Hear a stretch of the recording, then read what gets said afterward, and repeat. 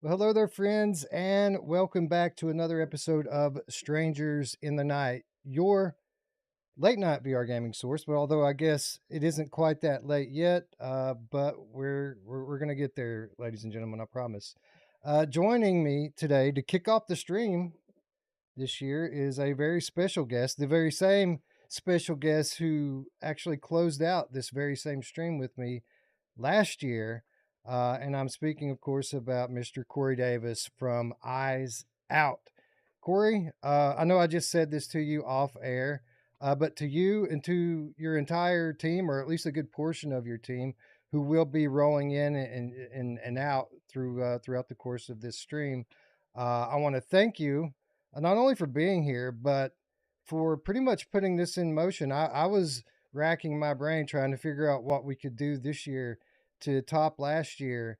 And then you guys just showed up in my DMs and just dropped it right in my pocket. So I want to thank you and thank everyone who's going to be participating just for being awesome dudes and helping Oh, us keep the tradition going here this year.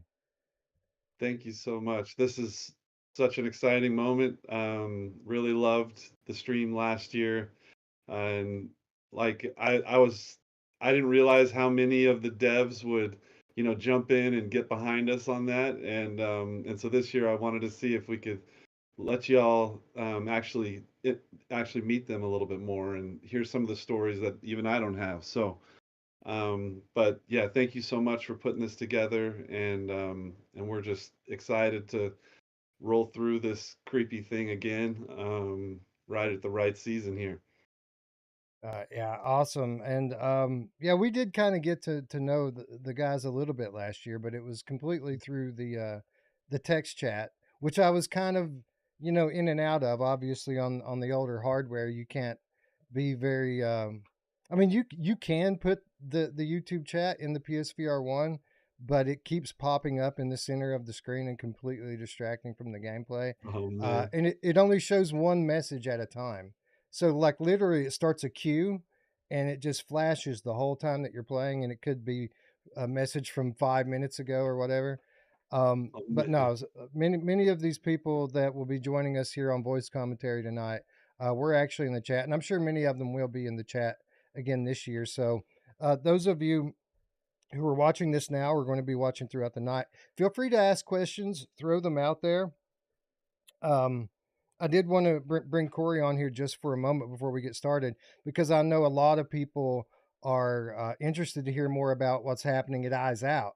Um, the studio I think was announced it was a little over 3 years ago, if I'm not mistaken, and Yeah.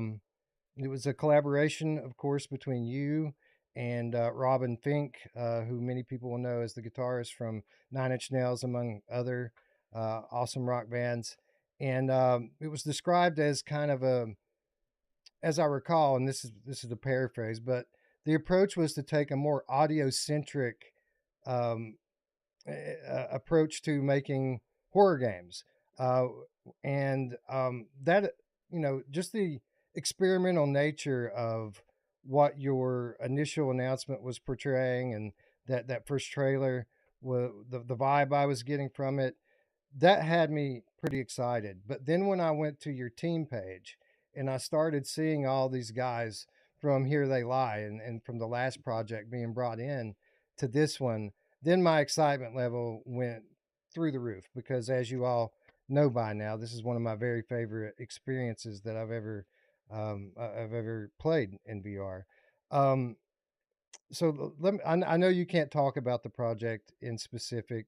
For those of you who are wondering, they have recently announced Sleep Awake, which is going to be their first project. Um, so let me ask you this: I know you can't really talk about when the game's coming or what kind of platforms it's going to support or any of that. All of that will come in due time. Um, I remember shortly after your studio got announced, um, you announced Epic Games as a publisher, Yeah. and now, as of this past Summer Games Fest, Bloomhouse has been announced as the primary publisher on Sleep Awake. So are they working together, or do you have more than one project going on right now? How is this all kind of shaping up? Yeah. For, yeah, if you wouldn't Yeah, mind. that's a great question. Yeah. Obviously, what I create is dark and twisted, and that's what I'm looking to gather this sort of same crew together to continue.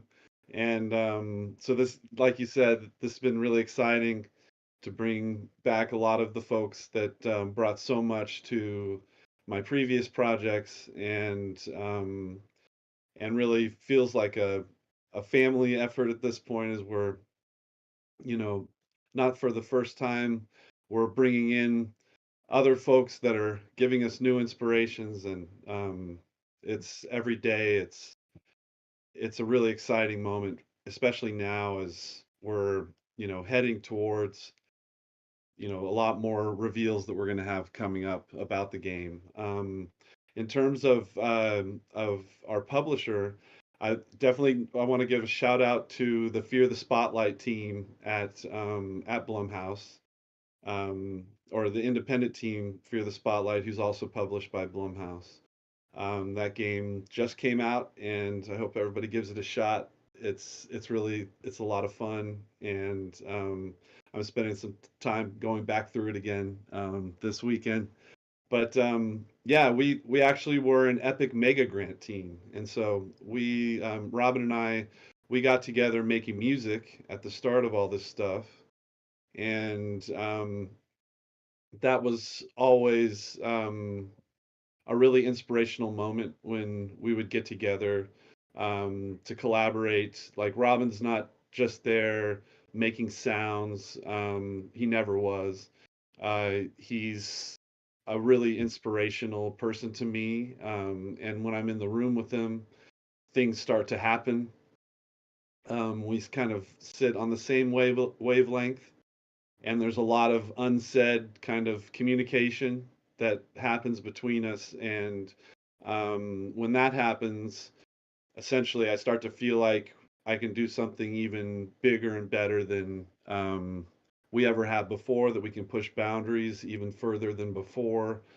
And that's really what I'm after, is um, to push this medium that I think is the most powerful one in the world, um, beyond what people have defined it as, and that's what we're doing as a team. But yeah, we had great experiences with Epic.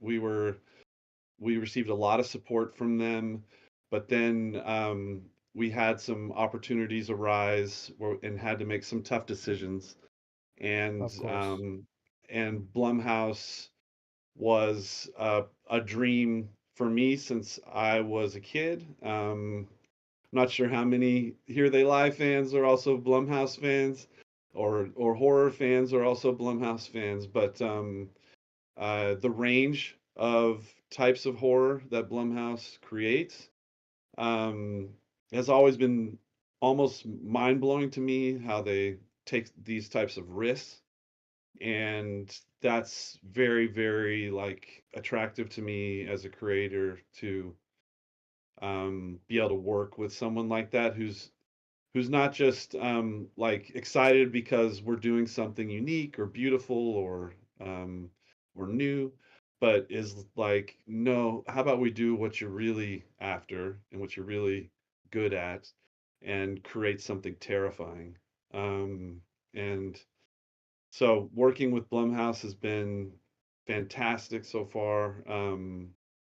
They've really, I'd say, put a lot of themselves into our project as well.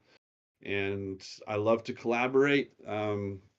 There's a lot of people on my team and also at Blumhouse who have a lot of input on what we do. And it really is a combination of, like, dark wizardry amongst strange, strange motherfuckers. And that's really what I'm after. And so I'm in a happy place right now, just because I know what's coming up, and with eyes out, feels like we've got a group that really understands what we're doing and sees, you know, the how tough it is to do to focus in enough and to break enough rules in the right ways to make these things happen. Yeah.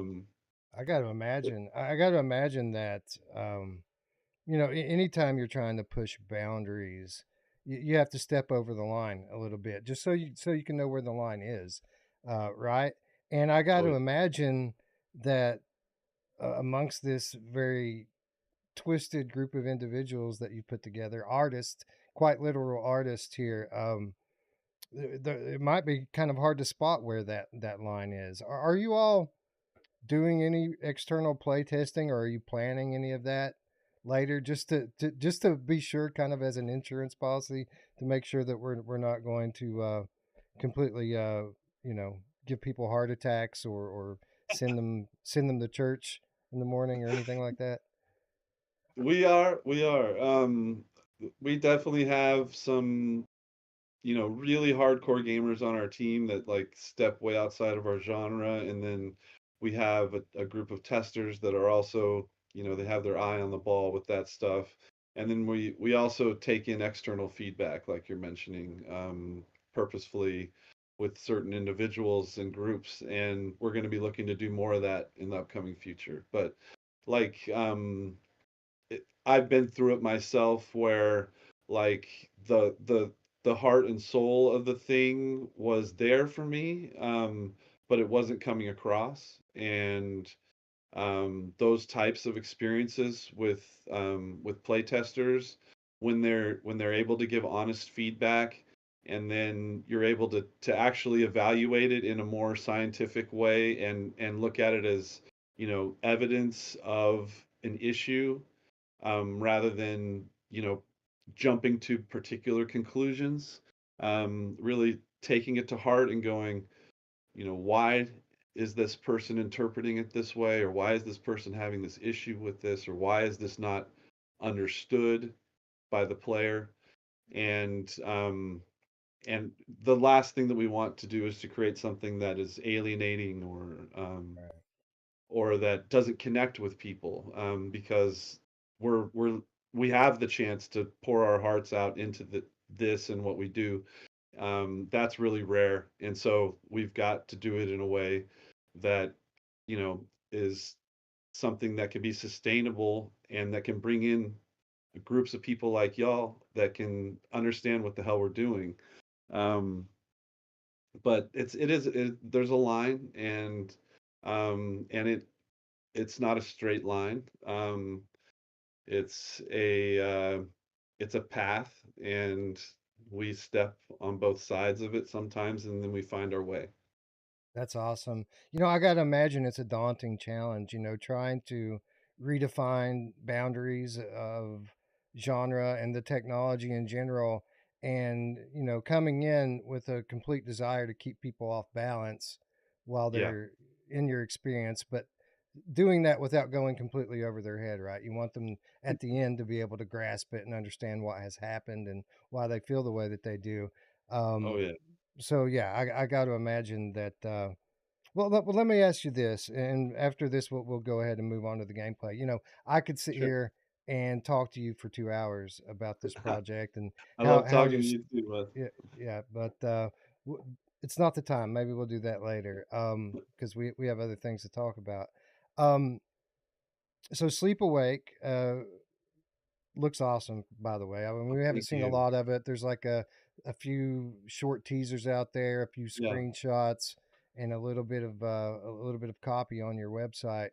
Um, how would you say that the game is shaping up versus your initial vision for your studio? Is this game and this concept that you're working on something that you had in mind from the beginning, or is it just kind of the evolution of what has come from a lot of experimentation over the initial time frame?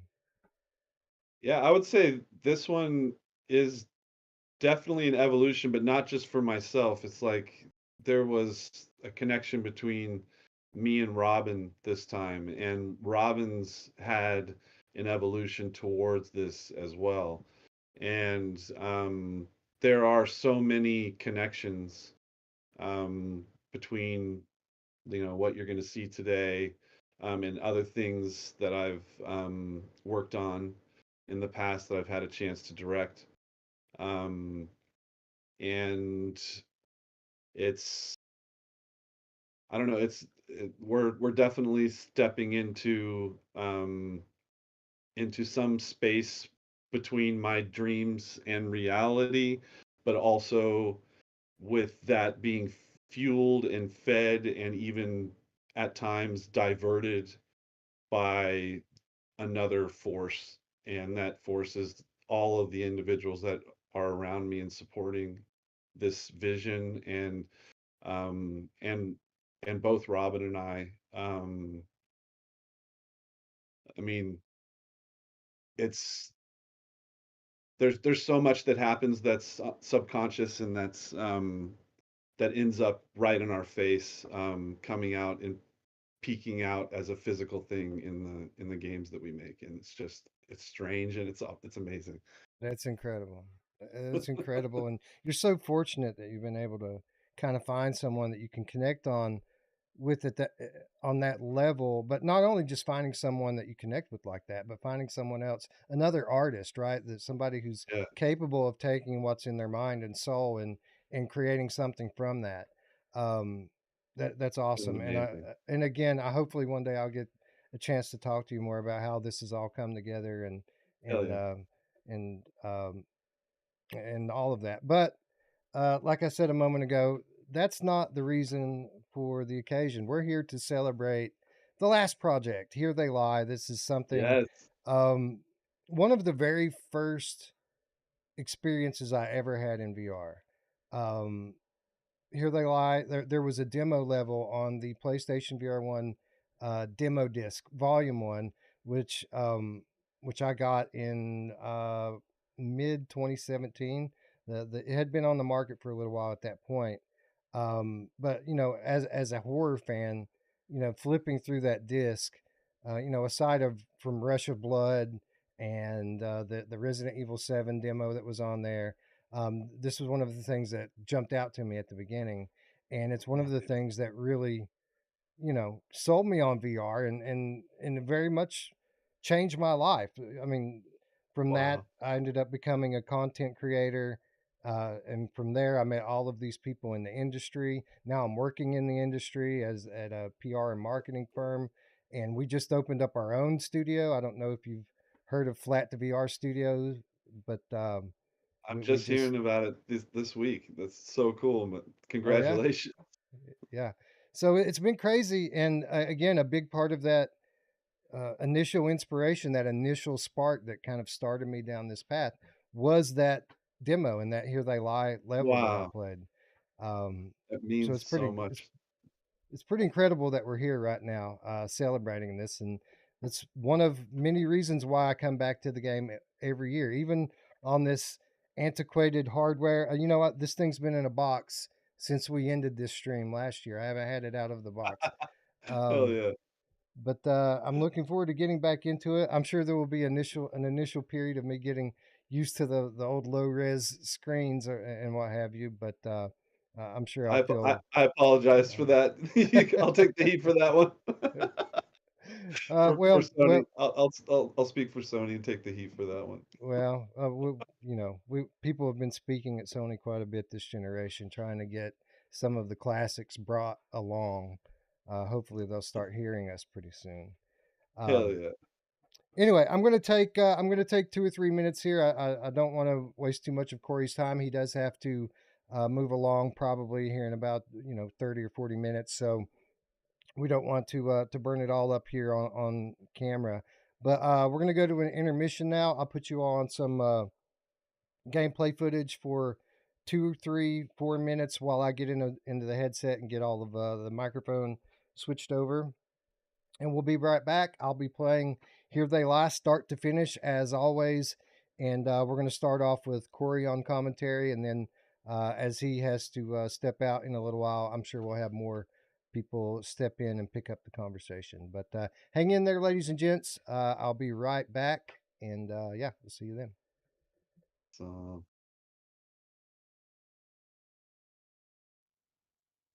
Water teleport off, at least for now, until I know what that means. Cool, thank you. That was awesome. Oh, wait a minute. Haptic shrink all the way up. Very good. Audio. Oh, okay. That's more than I'm used to seeing. Well, I guess this is a co-op game too. Subtitles. Fish UI size is huge. Damage number is normal. So all of this stuff we need to remember that we can adjust it if we don't like how it's set up. And then there's our license. All right. Profile 1. Profile 1, level 1. Okay. So you can just add more game saves, it looks like. That's cool. All right, let's go. We're right-handed. We like hybrid locomotion, smooth turn, and yeah, we'll leave the subtitles on in case the audio quality isn't that good for you all. Nice clear loading screens and menu screens, so looks good graphically so far. I have high expectations for this. Comes from a good studio. You awake, Mitch? We're almost there. Roger. I'll be out in a sec. Roger. I'll be out in a sec. Alright, let's see what we got here. Oh wow, the movement speed is fast. Cup of coffee to start your day? No thanks, Jonathan. A couple of frames drop right at the front, but everything seems to be smooth now. I think the turn speed could be up a little bit. Let's see. Let's go to settings. I'll turn that up to 300. And we'll turn off always sprint because sprinting is fucking fast, dude. Let's try that out and see how that feels. Okay, yeah, that's better. The walk speed feels like a typical game sprints, which is good. I like fast movement. And then, is it pushing the... Yeah, you push in the stick to sprint. Yeah, okay, good. You know, I could deal with a little more turn speed, even though that's pretty comfortable. I think 400 might be the way to go. Yeah, I can't really tell the difference between 400 and 300, to be honest. Not much. All right, cool. I think we're good to go. Good looking game so far. It's this pretty cool hybrid art style where it's not 100% realistic. It's got a like a comic booky art style, but I wouldn't call it like cel shaded. Like they're using a lot of like lighting and techniques and reflections and stuff that remind me of some of the stuff that they do in Red Matter. Although I mean, this is clearly faked lighting. It's not real time. The reflections look good though on these reflective surfaces. But pretty good looking game so far. Oh wow, I accidentally triggered that teleport a couple times. I didn't mean to.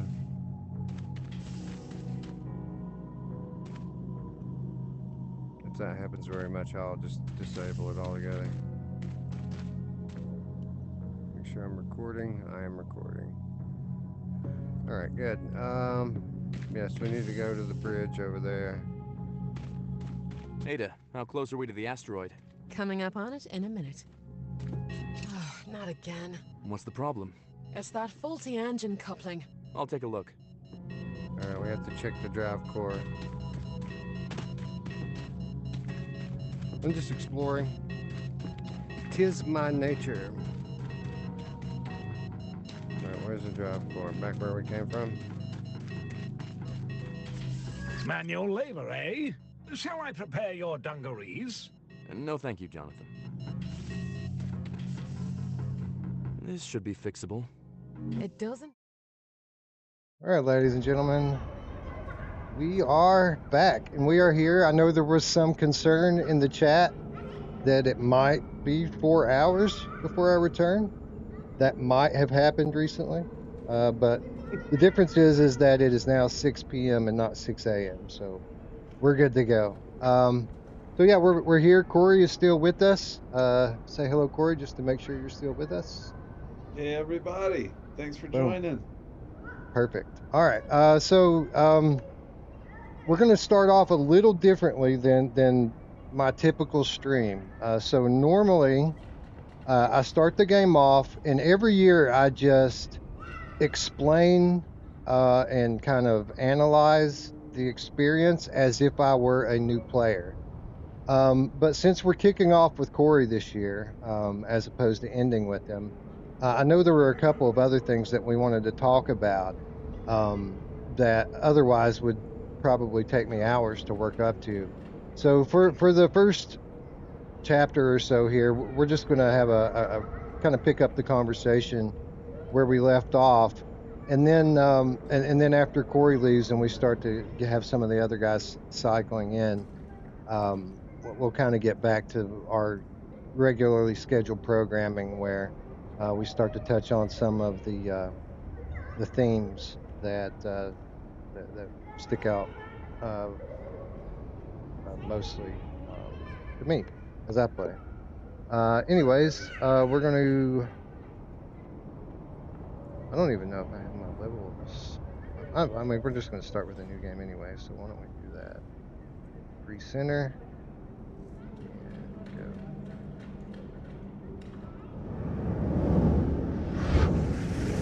Tick tock, 12 o'clock. Good. Time to go to bed.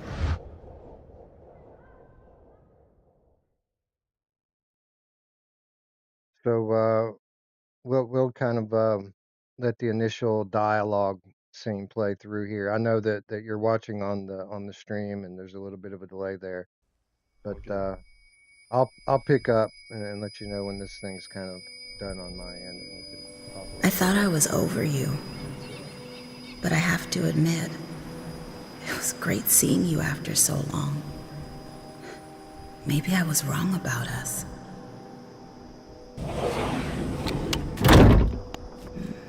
I don't know. It's a big decision. Come see me when you've made up your mind.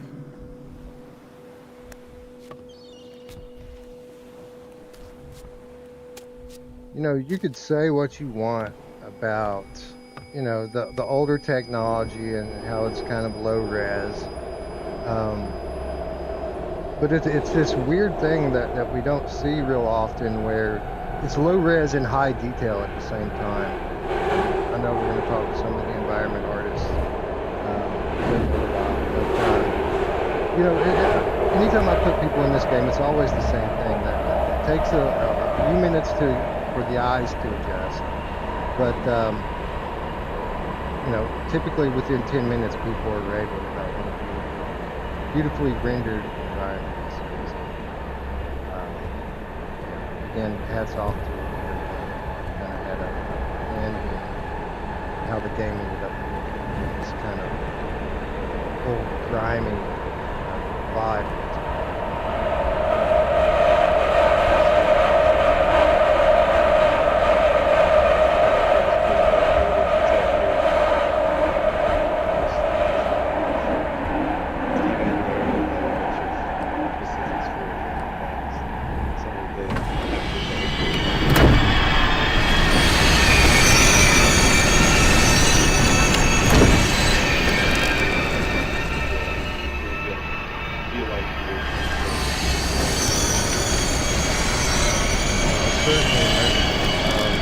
I guess why don't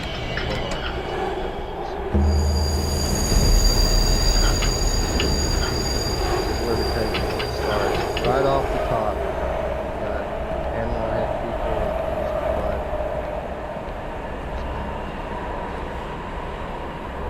Here, so immediately the player knows that we're not in Kansas anymore.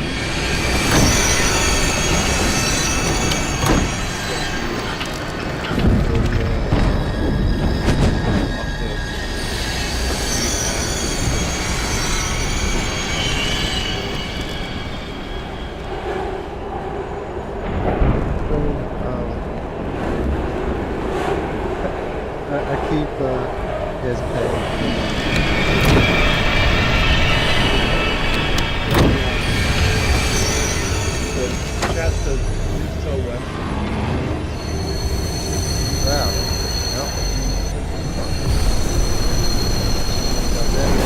Passing it on. Last year I had a co-host watching all of this stuff for me, but not good. this year. He's actually at a softball game with his daughter. He may be Oh, wow. he may be tagging in here in a little while. I So hope they win. apologies everyone on He's the coming for you. game audio. You have to hurry. All right, y'all let me know if that's any better. Hopefully it will be. All right, so I guess the first thing I want to know, and I may have asked you this year, so forgive me if I repeat questions from before. You're good. You know, your original vision for this game, did you always plan VR support from the very beginning on it, or is that something that kind of got added in later? This one that's always a really good question because the response isn't super direct because this one was being started right as I would say the kind of modern VR era began, and so we were um, just for the first time experiencing um, some of the early dev kits for the Oculus and things like that, and we were really into it, and we were really excited about it, and it definitely at that moment, I think it was inspiring me, like some of the things that I was seeing in the early VR demos that I was playing, like things to do with scale and things to do Yes. with synesthesia and audio, and just the thing that everyone wraps up into the word immersion, that really matches what I've always wanted to make since I was a little kid. Never dreamed we'd have even hardware like what you're experiencing right now. The fact that it's gone even further is really exciting.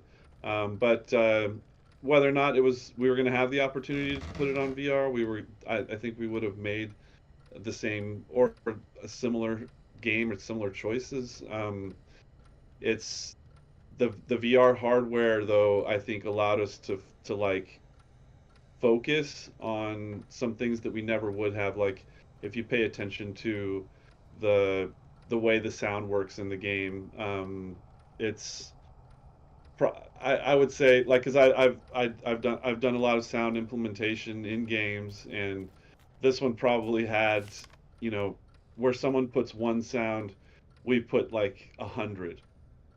That's the amount of effort that went into the audio in this game. It was crazy, and never would we have been able to convince people to put in that type of resource to that without actually hearing it on the headset and going, "Oh man, that's for real."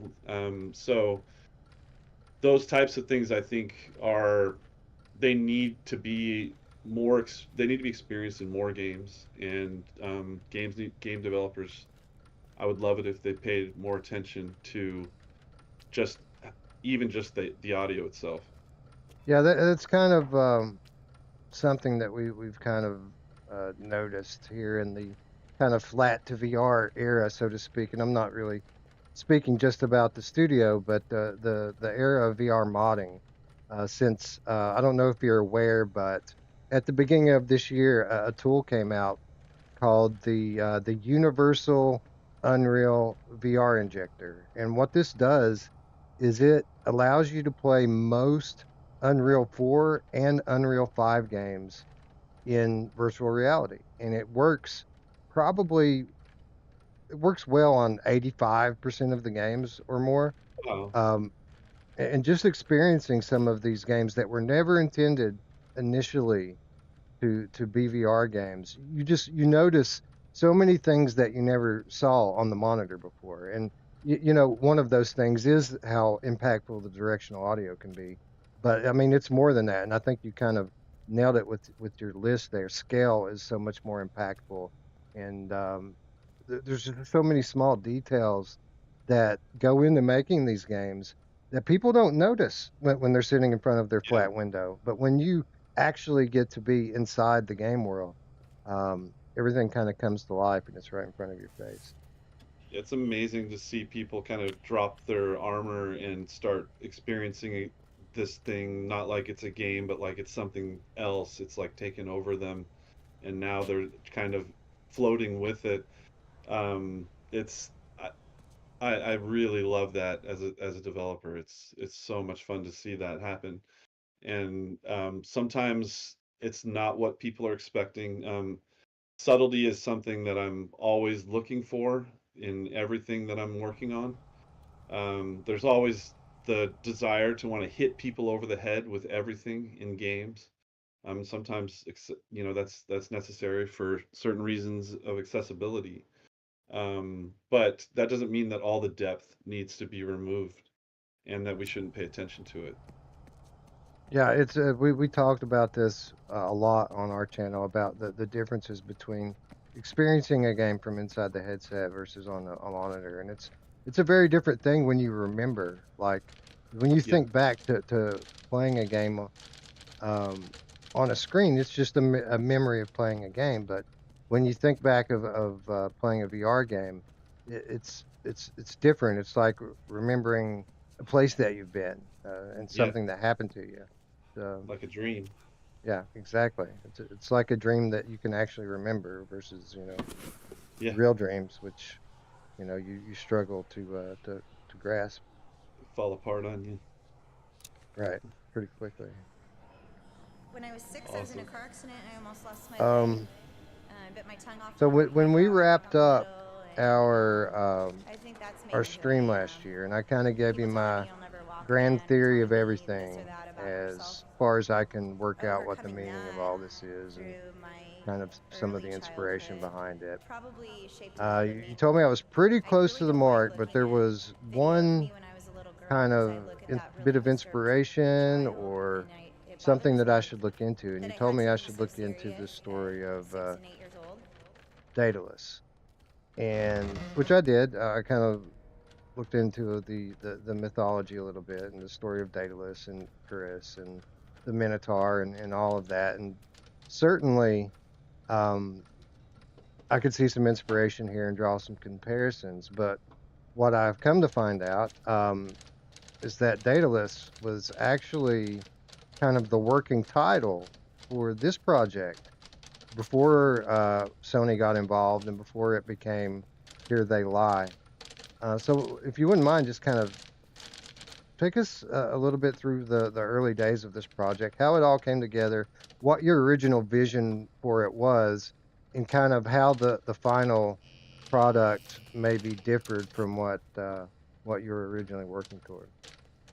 Yeah, it was interesting because we were having those experiences just like I was mentioning with seeing the immersive capabilities of the medium starting to expand, and it was definitely affecting my psyche beyond just like while I was playing the game, like you were saying. And at that time, we had just left a studio or a number of us had just left a studio named Spark Unlimited here in the San Fernando Valley near LA, and we had kind of a negative breakup with that studio at that moment. And we were sitting here in a garage um, all day long, thinking about what we want to do next. And I moved back to the U.S. to do this sort of stuff from Berlin, where I was working on Spec Ops: The Line. I moved back here because of games that were starting to come out from Sony Santa Monica, like Journey and Unfinished Swan and I saw an opportunity there to be in that zone, but to go darker and to and to do the thing that I really want to do with the scale I want to do. And so I was starting to I had a few uh, friends that were connected to some people at Sony Santa Monica, and I knew a fellow there named Nathan Gary. He invited me out a few times, and he actually ended up being the president of Annapurna Interactive later. But we were at this little bar here in Santa Monica called the Liquid Kitty, and I asked him, I was like, "Would y'all do a horror game?" And he was like, "Fuck yeah." He was like, "If you do your type of horror game, we'll do a horror game." And I was like, "Okay, that's that's the answer I wanted to hear." And so I could do nothing but think of this and what this needed to be, because I saw this chance to like I've been saying, you know do the thing that other publishers maybe wouldn't allow me to do. And um and so I was poring over everything um from the early works of horror, especially weird, strange horror from Lovecraft and Chambers. And I think that that's where one night spawned literally a dream for me, this vision of a labyrinth that contained a lot of the the tone and the specific things that we see in Here They Lie. And I didn't think that we would. And actually, Here They Lie to me it's one small path through a much larger place. So you're getting a glimpse of a place that started to come to life for me that night, and its name was Daedalus to me. And I came in the next morning into that garage, and we all were supposed to come up with, I think, three different ideas that night, and we each did, and this is the one that resonated with the group, and I was surprised. Um, when you're starting out a new studio with some people that you've worked on in a different type of role, worked within a different type of role, you never know how they're gonna react to your ideas, and it it was very exciting for me to be able to, like, it seemed to come together really really easily. And we started building in a new way. We started building these individual, like, 10 to 15 minute experiences where we're like, what can we experience from this world that will, like, it's not like a demo, it's like a little snippet that has like a start and it has an arc, and it has a conclusion, and but it all takes place within this short amount of time. And we worked on several of those, and some of them are where scenes from Here They Lie emerged. Some of the most impactful scenes in Here They Lie. Um, Other ones were not able to make the cut, and so there are some really interesting, very as polished as what you're seeing here in the game. Um, you know, Significant chunks of the game that did not come out, and that's unfortunate. I always felt like we'd be able to revisit this immediately, that we wouldn't even need to pause, that we'd be able to continue going. How But much? How yeah, go much ahead. content? How much content would you say got left on the cutting room floor? At least a couple of hours, I would say. Wow. And some of the stuff that I still, when I see the developers, we talk about, because there's one like that was called The Routine, for example, that was heavily inspired by Brazil in 1984. And but also in this world, it was in this world with these characters. And that was the place where the character, the auditor, first emerged, and that's the being that you encounter that's carrying the briefcase Right. here in Here They Lie. And and the character Buddy was the main character in that, or the player character in that, that experience called the routine, where you were trapped in, like, you were actually trapped in a tiny apartment within this world, and there you would have this strange routine, lights on the walls, and directions for things that you had to do in a specific order throughout the day, or there were consequences. And one of the things that would happen is you would be delivered a letter or a package each day through the front of the door in the apartment. And when you took that and you opened it, it would project onto the wall a story of a person, and you would see something from their life, and then you'd be forced to judge to either archive um, or delete that package essentially. And at night, you would have moments where you could sneak out of that place and start to realize that there were other people besides Buddy that were having this experience too, and that there was something larger going on, and the auditor emerged. And so that's one of them that I think of a lot. I love that apartment. I love that whole experience. I hope that someday we get to show people that stuff. This sounds like something that would work really well in like maybe like a compilation. I know typically people don't like doing episodic titles, right? But I think in certain genres and Yeah. certain situations that a good compilation with a collection of very diverse and different experiences could work, especially in VR. Yeah, I think so too. And that that kind of short but really almost heavy experience and story, like a short film, it can be very, very powerful in VR and kind of leave you with a lot to think about. Absolutely. Um, so yeah, It, again, I could rail on all day about how Sony needs to update this, but I mean, at this point, we're so far moved on from the technology of that day. I mean, as much as we would all love a remaster of this thing, I think that maybe the move would be to do just a full on remake. Would you be open to that? Like, I know that we talked a little bit last year about, if Sony would just allow it to happen, that maybe one day we could see a remaster of this.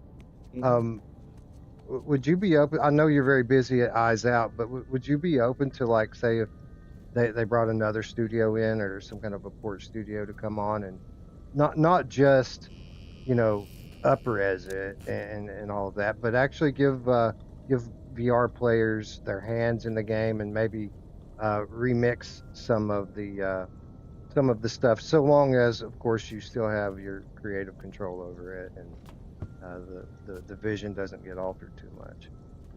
Oh, hell yeah. I mean, I'm there have been discussions, and I am still pushing, and I'm still Awesome. here for this. And this is an Unreal 4 game, and it is a shame that it's on one platform. Yeah, yeah, especially, I mean, again, it was a game I feel like that really didn't come. I mean, obviously, it's not. There's still tons of people out there that don't really know about this game or know anything about it. But I feel amongst the that generation and especially the PSVR community, this has gone on in recent years to become kind of a cult classic. And it seems like as each year goes by, more and more people hear about it, which is crazy because Yeah, not that many people are playing on this platform anymore. Um, totally.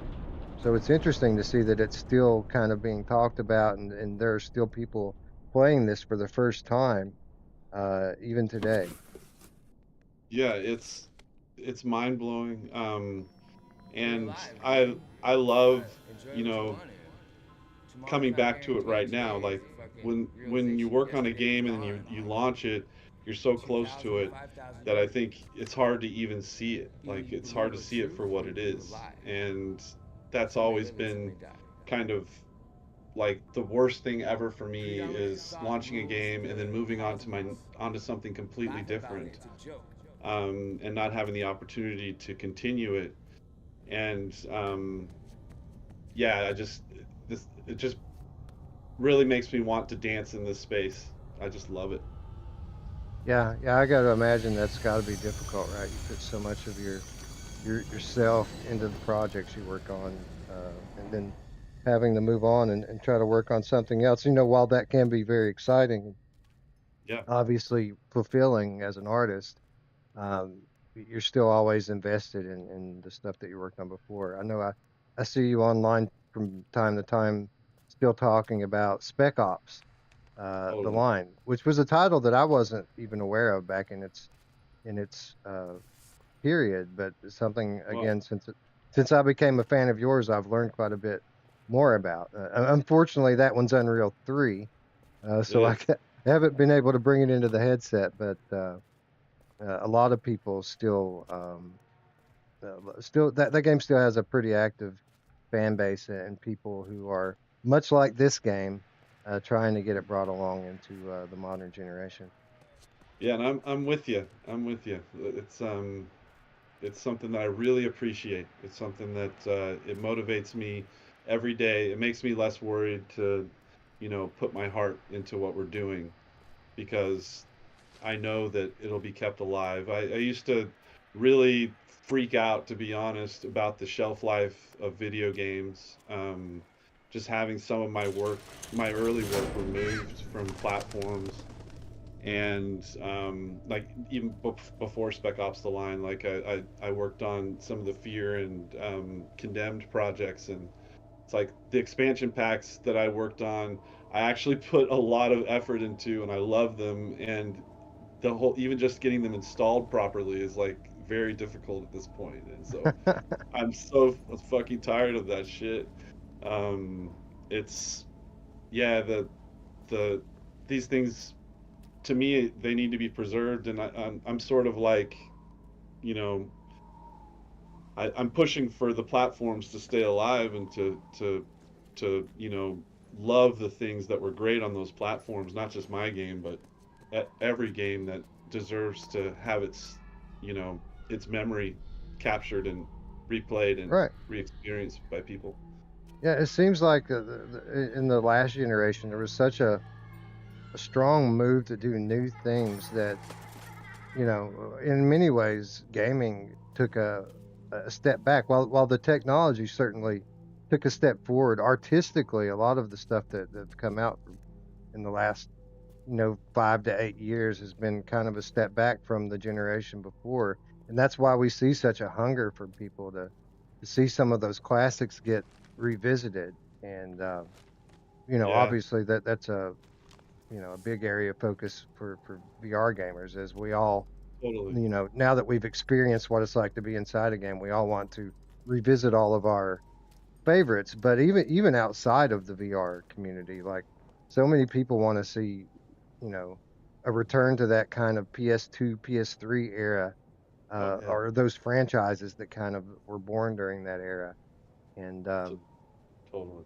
yeah, hopefully we see the industry recognize this and accommodate it.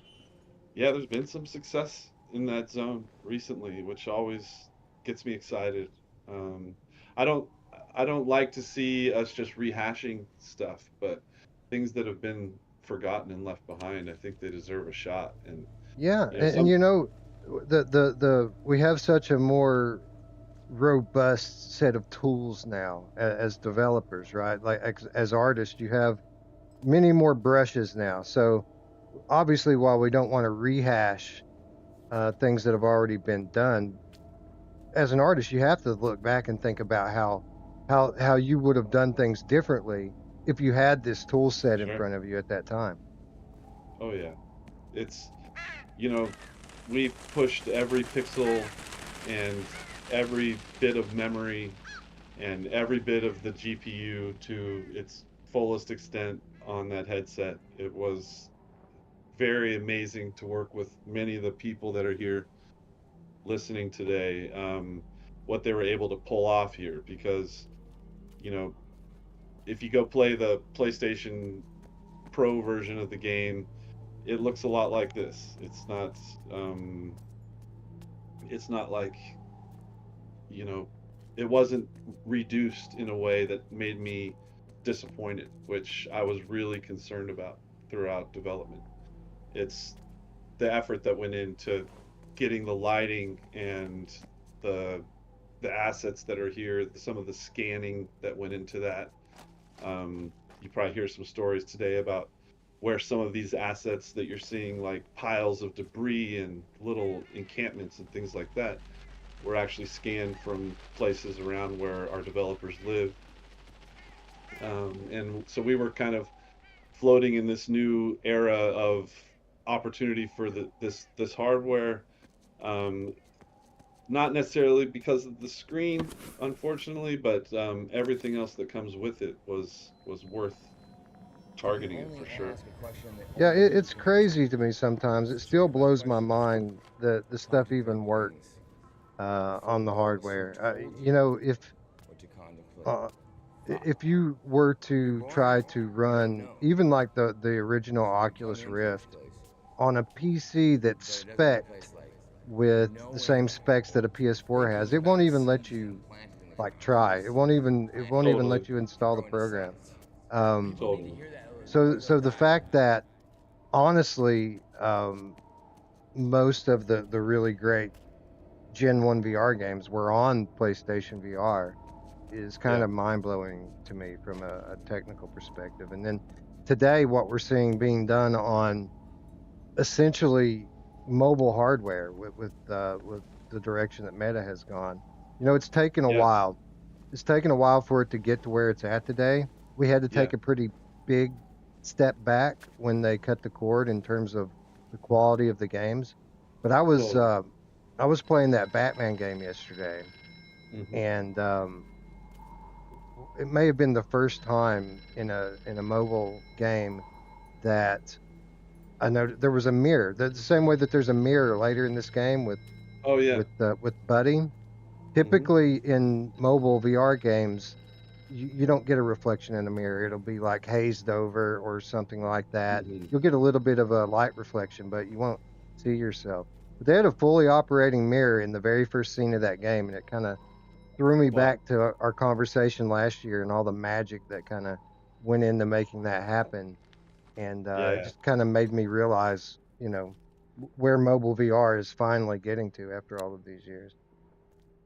Yeah, it's amazing to me, like what I'm seeing recently on the new hardware. It's very exciting. I think we've got a strong future ahead of us. I think people at the start of this era were a little bit competitive with one another, and that's a little bit of what you're seeing here is like Sony wanting this game to be on their headset only, and to have the best looking game that they could, because they didn't want anybody else to have it. They wanted people to buy this headset, obviously, and and so that was a big reason behind the funding push for titles like this. But now when I talk to people in VR pitches and things like that, they're more into, hey, when there's a successful title, it should be cross-platform, and people should be able to have the choice of the hardware they want to use, and we should keep these games moving along rather than letting them fall behind with older versions of hardware. And so I think that kind of change of mentality is a really positive sign for the future of immersive and VR experiences. I have seen a little bit of the funding start to pour away from the gaming side of VR, which I think Yeah, it's sometimes, unfortunate. yeah, I think sometimes VC investors get bored and games take longer than they'd like to make, unfortunately. And so they go looking for something that can pop off immediately, and that's definitely not your average gaming experience. So, Yeah, but it's there's an good things going interesting on. discussion. Obviously there's a lot of merit to the whole competitive structure of things from the last generation. People hate having to exclude other people from being able to play, but um, it seems like most of the really great games from the last generation were exclusives. I That's mean, true. there's been some great cross-plat games, but like the question arises like if you're not going to pay if the platform holder's not going to pay for that exclusivity, then where are we going to get the funding from for a really really great game? That's true. Um, so it's an interesting thing now because it kind of again we took a step back with the mobile hardware, and you know with 90% of the market now being on meta products, it kind of uh, it limits the quality of the games overall when you're Sure. talking about cross-platform stuff because everything's going to be optimized for mobile first now, Yeah. and then kind of brought over. Um, but Yeah, that exclusivity thing, it's really about the care that the investor is willing to put into the thing that the developers are making. And when it's exclusive, I think sometimes there's more care and there's more opportunity for the developer. There's opportunity for more funding when you need it, or the chance to maybe use the the God of War mocap studio, for example, like we right, did right. with this game. Um, there was many things that being a Sony could have chose not to be exclusive, but the way that they were so inclusive with us meant that they were able and willing to put the resources forward for us, which was crazy for something like this. How hands-on did they get with you in terms of the content of the game? Did they seem to vibe pretty good with what you were trying to pull off here, or did they ask for you to kind of like remove or change certain things about the game? There was a strong connection from the folks there, like people like Hector Sanchez and, like I mentioned, Nathan Gary um, and even Zach Wood, who I'm working with at Blumhouse now.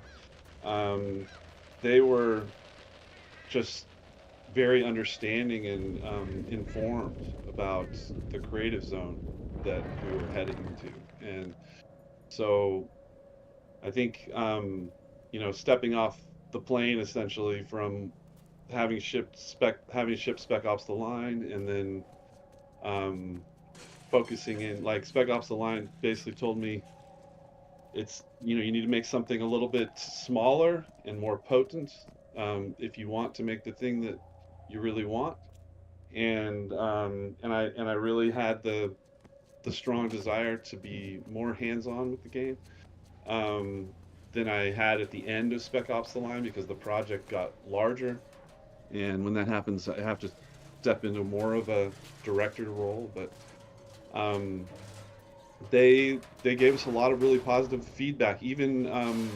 Shuhei, for example, um, he was really an inspiration of mine. And whenever we reviewed the game with him, he really loves super dark stuff. And he would look at it and say some of the things that you're saying and say, "Oh no, this one looks a lot better than a lot of the VR games that we're actually working on right now. This one has more potential," and he loved it. And so the just that support, it like what I'm experiencing now with Blumhouse, it's very rare. And there was a big group of people there at Sony, like Deborah Mars as well, um, uh, Mike Morishita. There were so many there that I'm still really close friends with, that um, pushed us and said, that thing that you sparked, it's worth something. Let's go further. Let's push it and let's do it. Yeah, Blumhouse seems like they're all in, man. Like they jumped in. It seems like there's no half steps with those guys, right? Like they Yep. come. This is largely a film studio, that decides that they're going to get into gaming, obviously horror focus, which is what they do. Um, but they don't come out with a title or two titles or three.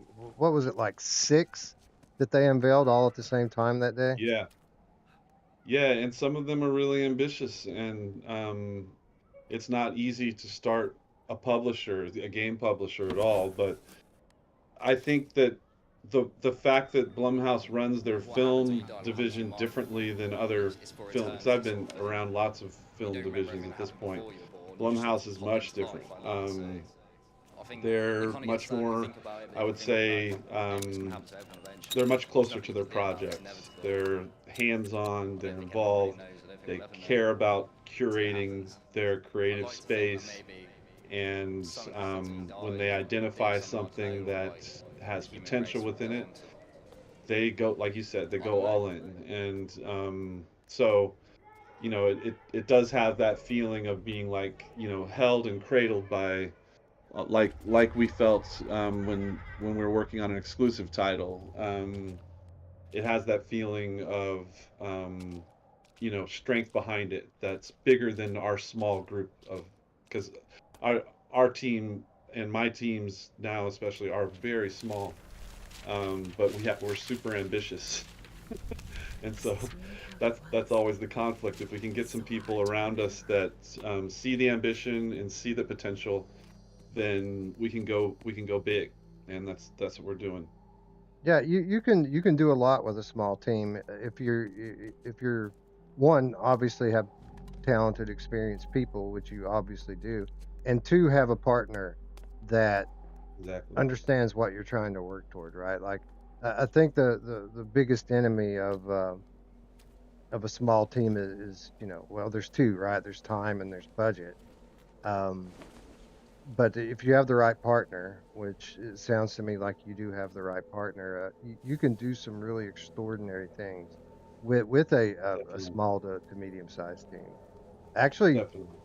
you this is kind of where the industry is going, and kind of the realization that people are having now is, in terms of investment, like AAA games just haven't been worth it lately. Like a lot of the like smaller projects have been the really ones that have innovated this generation, and I think we're starting to see this move away from, people spending tens of millions of dollars on these games, and seeing a lot more focus and investment in smaller teams and smaller projects. I love it. I love it. I love it. It's Hey there, yeah, buddy. it's that What? David Lynch Dana was effect. there. Like Just when now? you got people that Then why are you are on the phone talking to very me? closely Get going. connected to the thing that they're You're creating, gonna they're miss not your just chance. directing it from afar. It's different.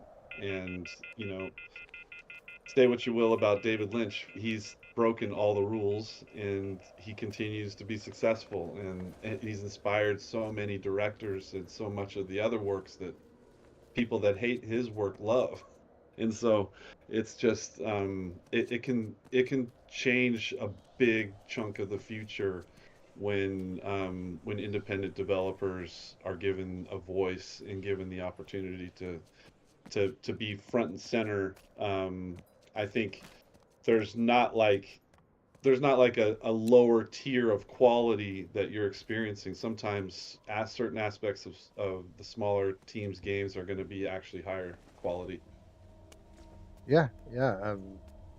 We've absolutely seen that, especially in the VR space. I mean, like, there are certain projects that are held as technical achievements that come from a team of like 5 dudes, 7 dudes. Oh Some yeah. of my favorite games were from one guy, Yeah, that just kind of brought in freelancers and exactly. uh, and kind of got it done. But working closely to a new small studio myself. Obviously, I'm not a game developer, but I can tell you that it's different going to work where I work at, because it isn't just a job for any of us. Like Wow. everyone is so attached to what we do, um, that people kind of give their all, and probably give a little too much of themselves at times.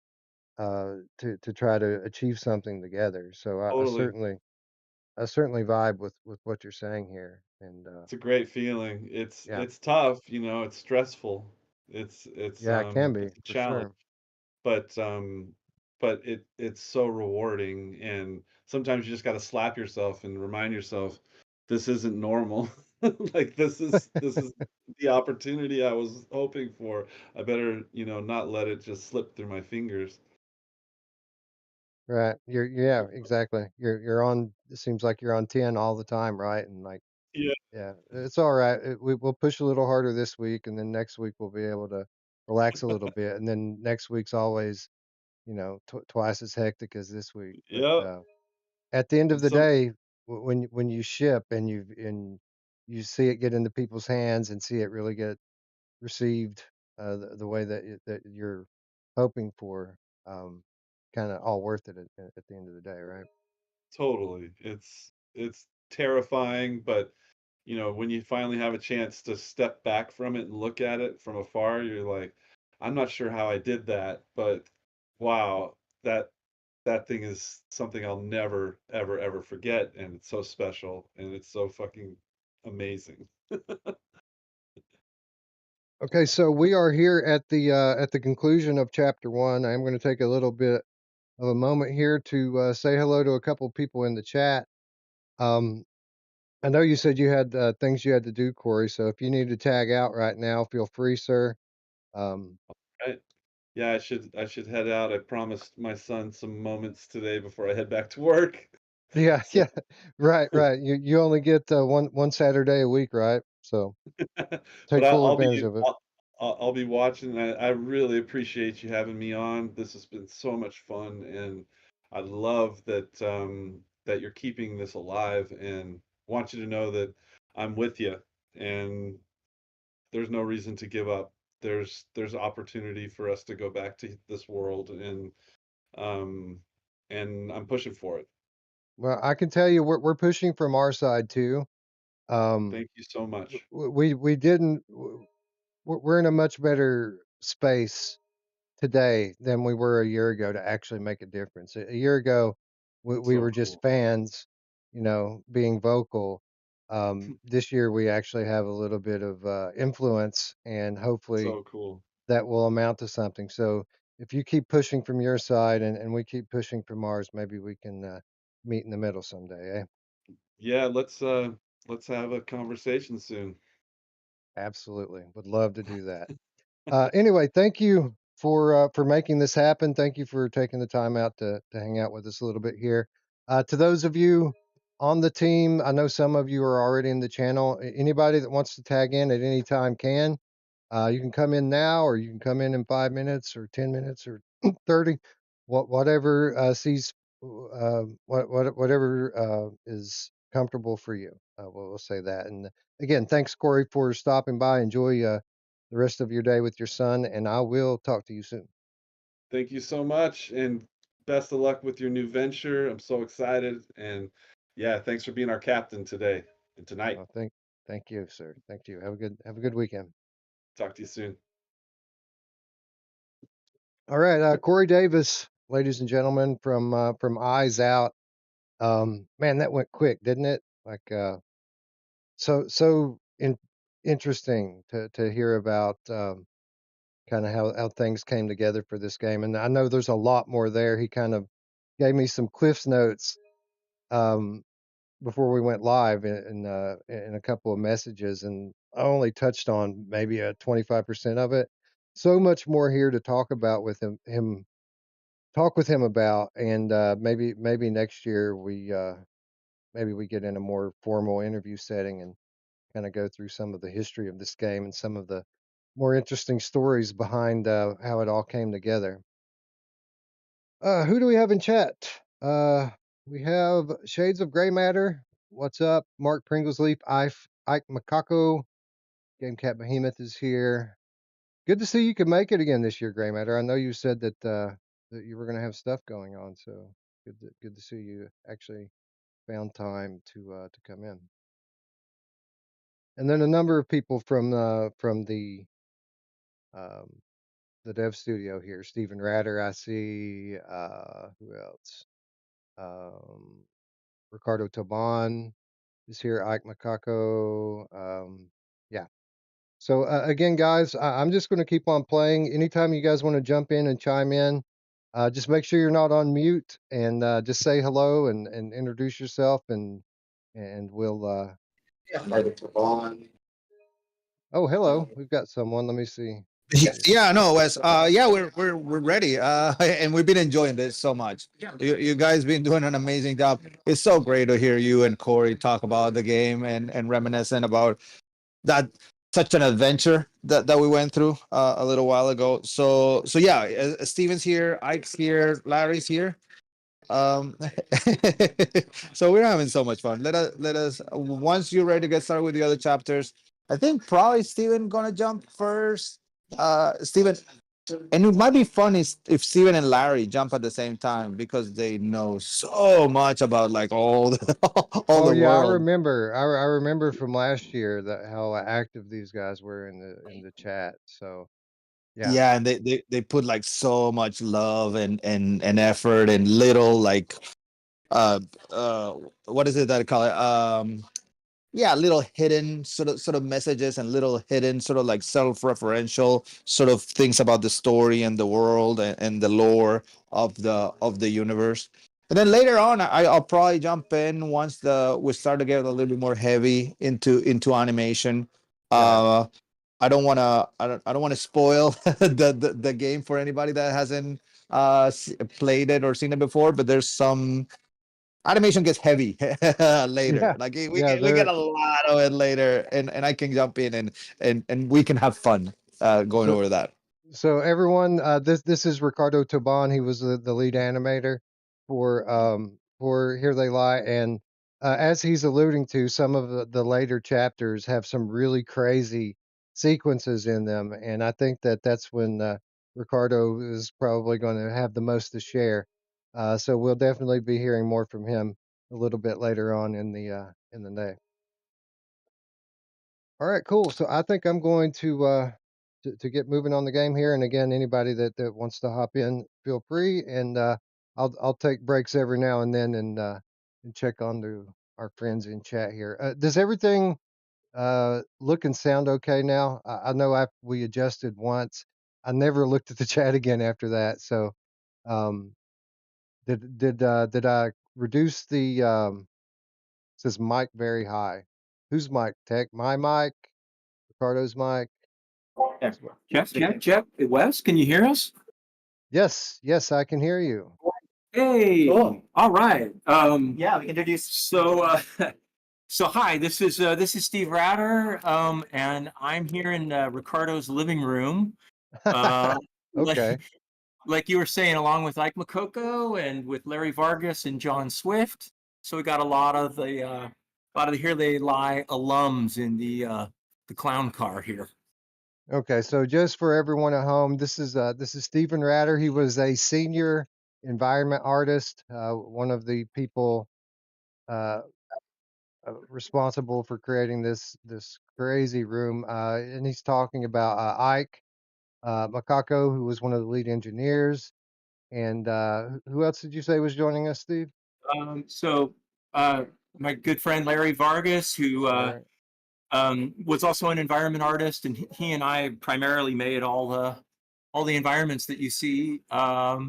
And John Swift, who originally started out as kind of a junior programmer, but is a very clever guy and picked up programming really fast. Yeah. Oh yeah. Uh, Yeah, he was a associate producer. Started as associate producer, theater background, and then he was just really good at coding. And we told him, you know, you have a knack for this. You should really be a programmer. yeah, he was a self-taught programmer who's We're talking about you, John. very. You should finish. He's a very So, very talented guy. so how common would you say that is in your business where you encounter how many self-taught people are in the space? Because my daughter, she's 17, she's seeing what we're doing here, and she wants to obviously get involved with the industry, and she's an artist, and I don't mean like a graphic Oh, artist like on computer yet, but she wants to be. I told her like all you have to do is get good. You don't have to. We'll send you to school if you want to go to school, but if you don't, you can teach yourself. And as long as you have work to point to in a portfolio and you can demonstrate that you know what you're doing, you can absolutely be a success in this industry. Um, so obviously you're much more experienced in the industry than I am, but this isn't unheard of, right? For people to kind of come in self-taught and end up Oh, no. establishing themselves in a number of studios. Yeah, I mean, especially well, I come, I'm old school. I come from the '80s and stuff. So back then, gaming there was no school for gaming. So everything you kind of have to learn on your own.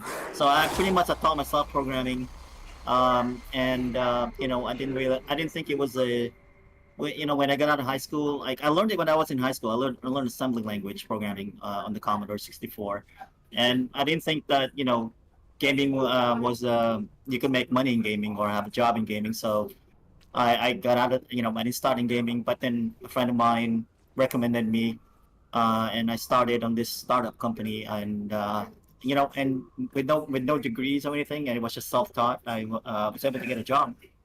But nowadays, I think there's a lot of schools that teaches game development.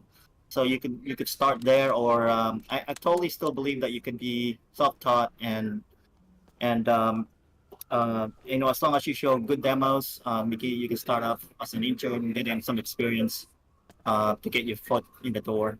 But that's more on the programming side. And Steve can probably talk more on the other side. Yeah, there's a lot of people here too, so if there's a lot of background noise, let us know, okay?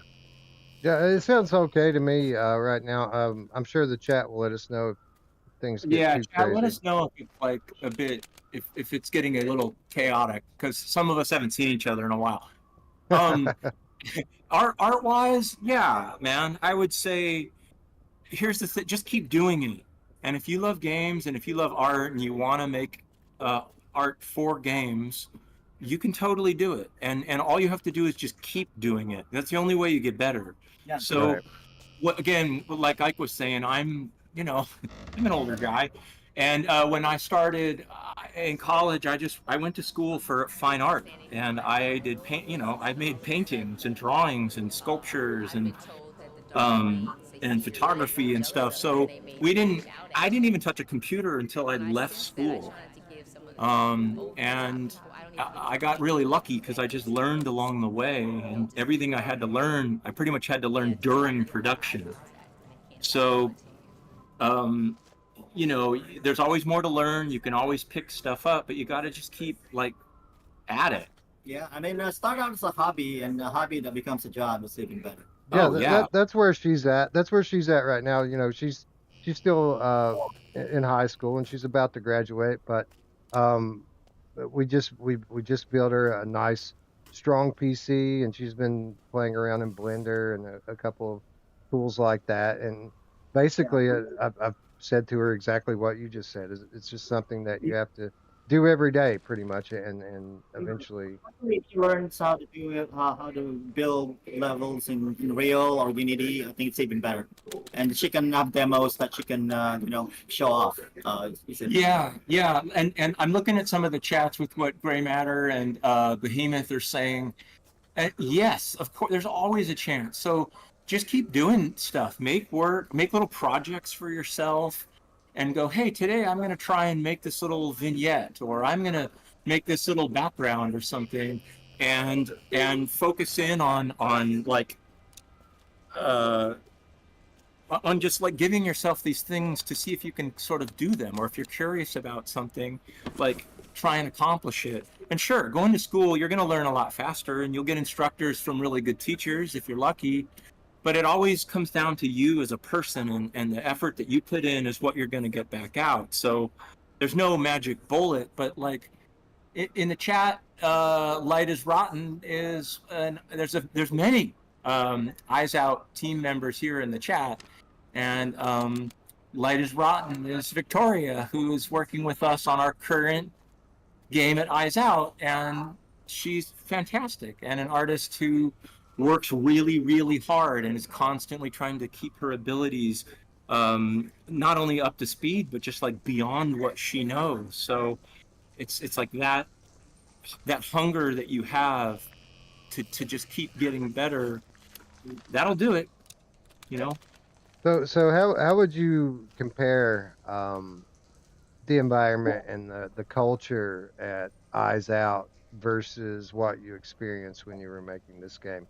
Does it feel similar, like you all are really working on together to build something that's really going to be a first of its kind, or is it a completely new experience compared to your previous work? I'd say there's definitely similarities, probably because there's some of the same people and some of the feelings there that we had with trying to make something different and pushing the envelope and just trying to like find something that's our own and discover something that we can really own as ours. But honestly, I do have to say that there, Here They Lie was such an incredible experience because, in a sense, I felt like the parents left the room at times, and we were just swinging for the fences. And at times in meetings, I would say, "Do they really know what we're doing, or did they?" We'd make something and go, Are they going to be okay with this?" And we would just do it anyway, and it would get in the game, and there was a real kind of wild quality to just having this kind of immediate feedback of putting something, having it be in the game, and just rolling with it. And I've worked for big, larger companies. I've worked under Activision, under EA, under Insomniac, teams that were huge in size. And you just don't have that kind of freedom to be able to make an individual impact in the game where you go, "Oh, I thought of this thing. I think it would be really neat. I just want to get it in." And you get it in and you kind of make a difference. And, if you're working on something like Call of Duty for Activision, for example, you're going to have to go through so many layers of having something approved and being okay, and the person above you has to be okay with it, and then the lead above them has to be okay with that. And it's like I try to give people freedom, who I work with, outsourcers and freelancers, to be able to express themselves within what we're trying to go for. But it did feel like it was a wild ride on this game, and I think it comes through, Yeah, working on those large projects, it seems to me like it would be like taking a great artist, a Picasso, and then having them work on travel brochures or something, right? Like, so you're completely disconnected from it, and you have no artistic freedom, and you're just kind of taking, some carbon copy stuff and kind of putting it down on whatever medium you're working on. Yeah, for sure. So it's tricky. It's like, and I'm not to say that those larger projects aren't satisfying in their own right or for their own reasons, but certainly you're kept in your lane a lot. And when you're given an assignment, you got to make that assignment to this very particular thing. So, and when something's that big, I mean, it's like it gets cut up into a million little pieces, and you just get your one little piece, right? Like your one little thing that you have to work on, while you don't really get to see how it all fits together so much, and for probably years in some cases, right? It's true. And when you're working on a team, like for example, look at like a Spider-Man team at Insomniac right now, where you've got 300 people, right? I mean, I have friends that are still there after all these years, and they'll say, "Yeah, I work in departments with other people who I've never even met," and there's definitely layers of like a company that has 20 people, how that feels in a company when there was maybe 60 people. There's these kind of benchmarks of how it feels. And when you know everyone's name and you kind of know who they are, that's a really incredible work environment. And then when you start to get around 80, 100 people, yeah, you kind of know everybody's names. Maybe you do, but you don't really know them personally. And then once you get over 120, 150 people, it's it's just impossible. But oh, here they lie. We were like 8 people or something like that.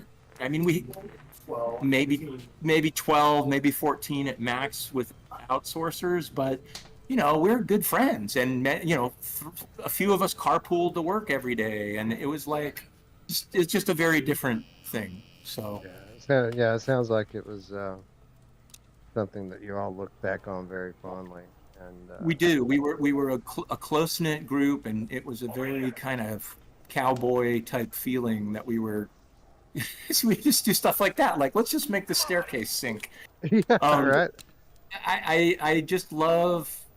I just love not only a lot of the surreal qualities, the dreamlike qualities that we wanted to put in here, but recursive ideas. I once read that somebody was saying, oh, they must have had a really small budget because they only have a couple props and they keep reusing them over and over. Well, first of all, that's part of making games, but another part is that there's a dream logic, or there's a recursiveness to a lot of what we're doing, where when you see something, I want to put it in there again in maybe a different context, just like in if you have reoccurring dreams, or even just themes in your life, Right.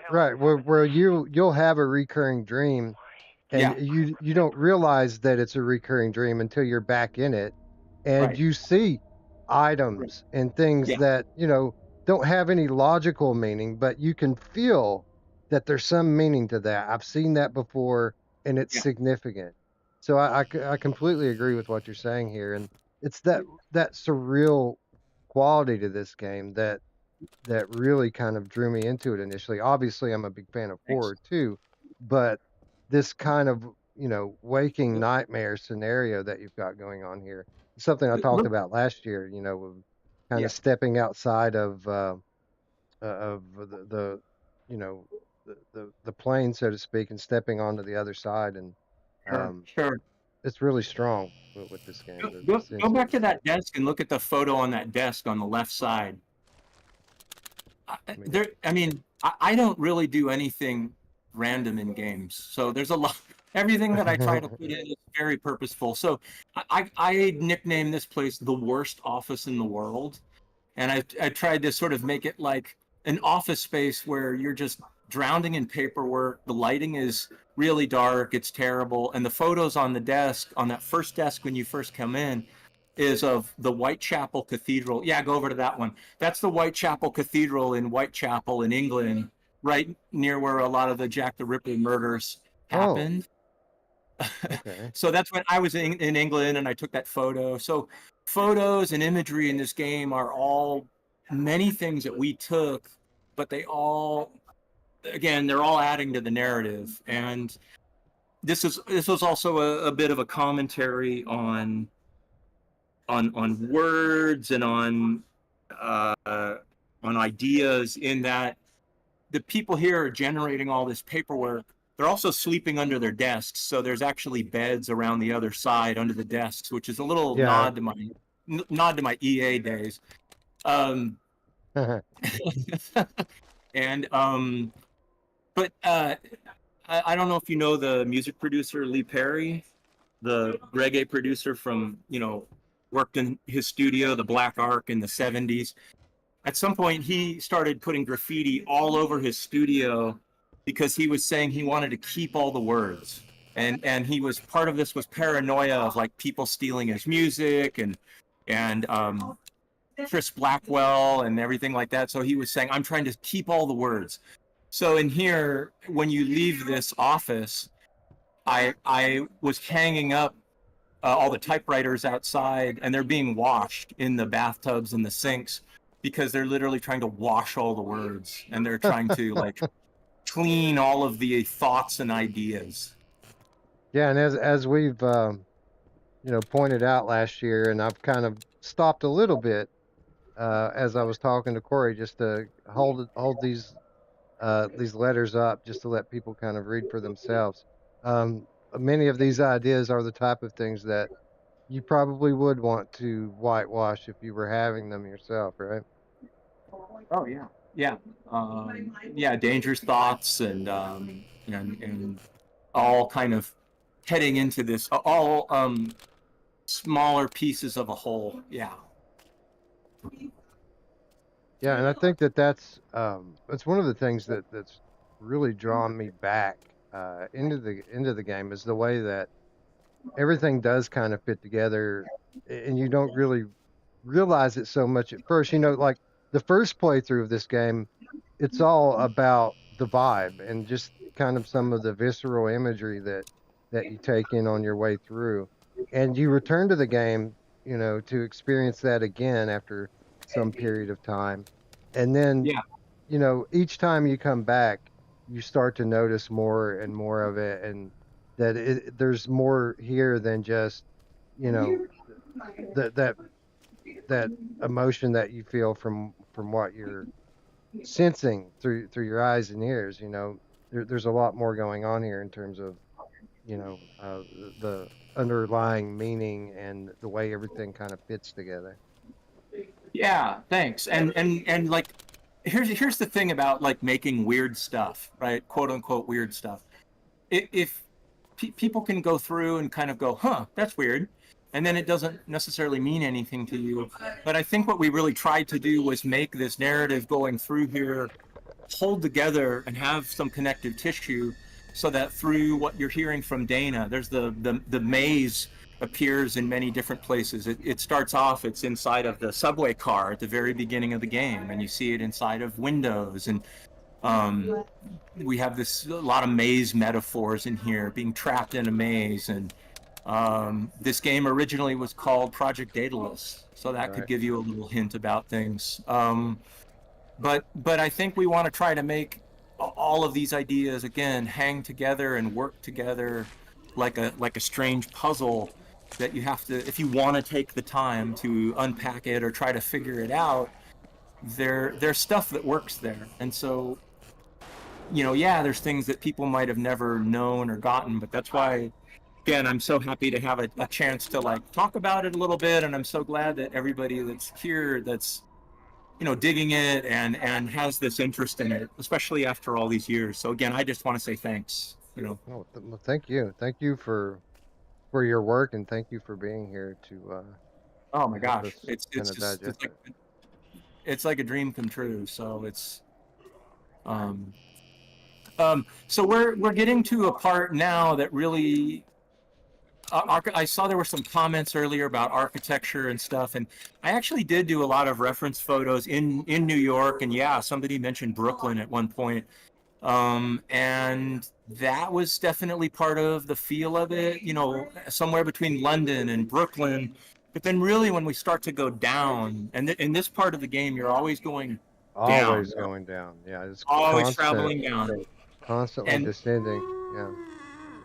Yeah, and we used obviously Kowloon City as a huge inspiration for being in a city where if you look over an edge, and in VR this is what's really powerful, and you look down, it just seems like it goes down forever, and if you look up at times it seems like it goes up forever. So really blurring the line between what is an interior space, what's an exterior space. Am I inside? Am I outside? Sometimes, yes, it's both at the same time. And claustrophobia certainly was a big thing. So, we started out in an open air market, but we also just came out of a subway. So really playing a lot with taking you inside of a small space, bringing you back out. Again,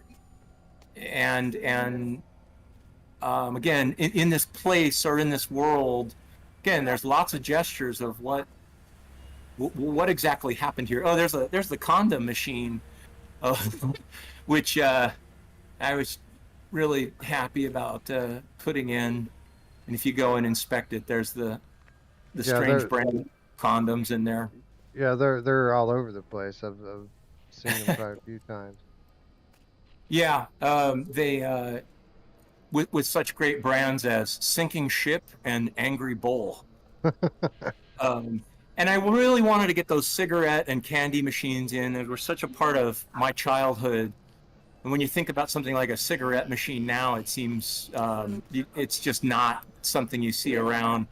So that was again something that I really connected with as well. Like obviously a lot of this technology and this architecture and stuff was a little before my time, but these were absolutely things that were still around when I was a kid, kind yeah, of lingering from the previous generation, cigarette machines and these old style radiators and oh yeah, telephones and the sense of nostalgia just being in these environments is a very strong thing, and again just something that's magnified times mm, 10 when you're inside the headset, right? yeah, yeah. Oh, and if you looked in that corner, you probably saw those strange little round things clustered over there. Yeah. So we started kind of flexing on sea anemones and some kind of sea growth life. So in certain areas in the game, when things were kind of getting strange or extra strange, or there were just gestures of types of growth or maybe beings that were there, I started putting in more of those around. So as we start to go down and down and down, you'll see more of those kind of, again, mollusky things and anemones, and they just start popping out and poking out from the rest of the trash and the detritus in the world. Yeah, they become very prominent not too long from now, if I'm not mistaken, as you start to get down to Yeah. where there's more I guess enemies you would call them, or other beings. Yeah. Oh boy, there's that guy. He's had a tough day. Yeah. I think this is where we start to introduce the character that we wanted to get in there as somebody that was someone that you first didn't really know who he was, then maybe you feared who he was, then maybe you ended up loathing who he was, and then at some point we kind of have you have a confrontation with him. So you have to have different sort of feelings about this character. About yeah, you don't really know how to take him, right? Like no. Sometimes you're scared, and then other times you pity him, and yeah, or you might just feel again just maybe disgusted or disgusted. Something. Yeah. So actually, sitting next to me right here is actually Larry Vargas, who's joining us. Hey, how's it going? Larry. Thank you for joining, Larry. Yeah, no worries. Yeah, I think right now you're actually getting to a portion of the game. I came on the project. The project was already going, so I think because I had worked with Steve in the past, he had introduced me, and they were searching for another artist to bring onto the project. And where you are at is kind of, I think, where I started. Like, it was one of the first things I helped lay out. Perfect. Yeah. So this area where you keep going down, and then it starts to kind of, it feels like the old city or the ruins or something. Like I think of it like, yeah, it's like some old city where they built on top, like Rome, where they kept building on top of the city, and so you start to see like the kind of structure of these giant pieces of pillars that just kind of hold up this whole monstrosity and stuff. I was just thinking through, because he's like, oh, I think this is the first stuff I worked on, and it was so surreal, which is kind of like the game. I mean, it is supposed to meant to be surreal, but it was kind of my first introduction into this crazy world. I bet this thing does look crazy, like if you were to zoom out and just look at the level from a distance. Like it feels so big and winding, right? Because you're going down through all of these different levels. And, obviously, it's pretty linear. It does branch here and there, but essentially you're always going to the same spot. But it feels just massive inside the headset. And it doesn't feel linear. It feels like you're about to get lost, or you could easily get lost in it. Yeah, I mean, we had that same problem too. I remember like trying to find a bug, some collision bug, and it's like, where is it? It's like, oh, it's down in the pit, and you're like, I'm gonna need some coordinates or something because it's really it was easy for us to get lost in here. And that's it's not why, but that's one of the reasons too to help us. Oh, Oh boy, yeah, you got. yeah, Yeah, I got, which is fine. Obviously when I'm new to the game, um, having these encounters and achieving the fail state is jarring and a little uncomfortable. But at this point, uh, I've gotten so used to it that honestly I kind of like dying every now and then because I love this scene here, the Yeah, kind of traveling back scene that you have going on here. This thing's pretty cool. yeah. We were trying to figure out a way to deal with danger and getting killed and stuff, but also not having it be too punishing. So there's little hidden doors all over the game where when you die, you kind of pop back out of and get you back into the action, or maybe just past like the spot where you died. Yeah, yeah. Eventually, you start to recognize them, and even though there's no like symbol that pops up like they do now that shows you that you're like auto saving or whatever, when you see Right. one of those doors, okay, well, if I die soon, this is where I'll Yeah. be. Yeah. Yeah. Um, It and seemed that, to me, it seems to me like there are certain parts of the game, or at least it seemed. I don't know if this is actually the case, but it seemed like there were parts of the game, maybe in the next level, that there's a certain part where you die, and it feels like it puts you on a different path than you were originally on. And obviously, I know that's not the case.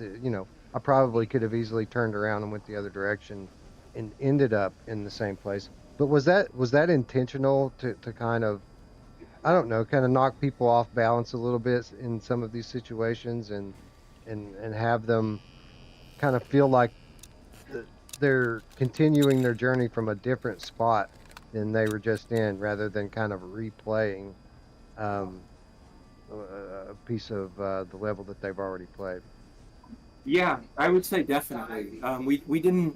I think the thing we wanted to avoid was if you died and then you came back, you wouldn't. It's like, okay, here we go again. I got to get past this guy and do the Right. thing and go around the corner, and so then it just becomes. I don't know. It just becomes like um, you're just back in the game and seeing it as a game and seeing like you're seeing all the zippers and all the constructs of it and just going, oh, okay. So I guess I'm not supposed to give the guy the thing. I'm supposed to go here instead or whatever. But in a way, by putting you in a different place and sort of keeping you off balance, yeah, you didn't even really know where you were down there, or but we were actually also trying to help players, so it wasn't just really frustrating. It's like you're continuing your journey rather than replaying it at all times, right? I Like, think I think so. Yeah. I mean, even where I'm at right now, like I'm in a completely different spot than I Yeah. was when I died. It doesn't feel like I've been here yet, which Yeah. is cool. Yeah, and this area was supposed to feel a little different down here with all of these wires, feeling a lot like, are they wires? Are they roots? Are they veins? Are they, getting, what we're also doing is getting a lot of curves in here and curvy shapes against all of the architecture, but also things to follow. So that's kind of like Yeah. your path that you're following, is all of wires. Yeah, I guess kind of in a way the wires are kind of like roots, right? Just a different type of organism attached to it. Yeah. You finally make it home and it's all fucked up. Someone's been in your place, touching your stuff, leaving shit that's not yours lying around, and the girl's door's like, "No, baby, no, it's cool. You just forgot. Please, baby." I love all these letters laying around everywhere. Some of them are hilarious and some of them are just Yeah. Terrifying.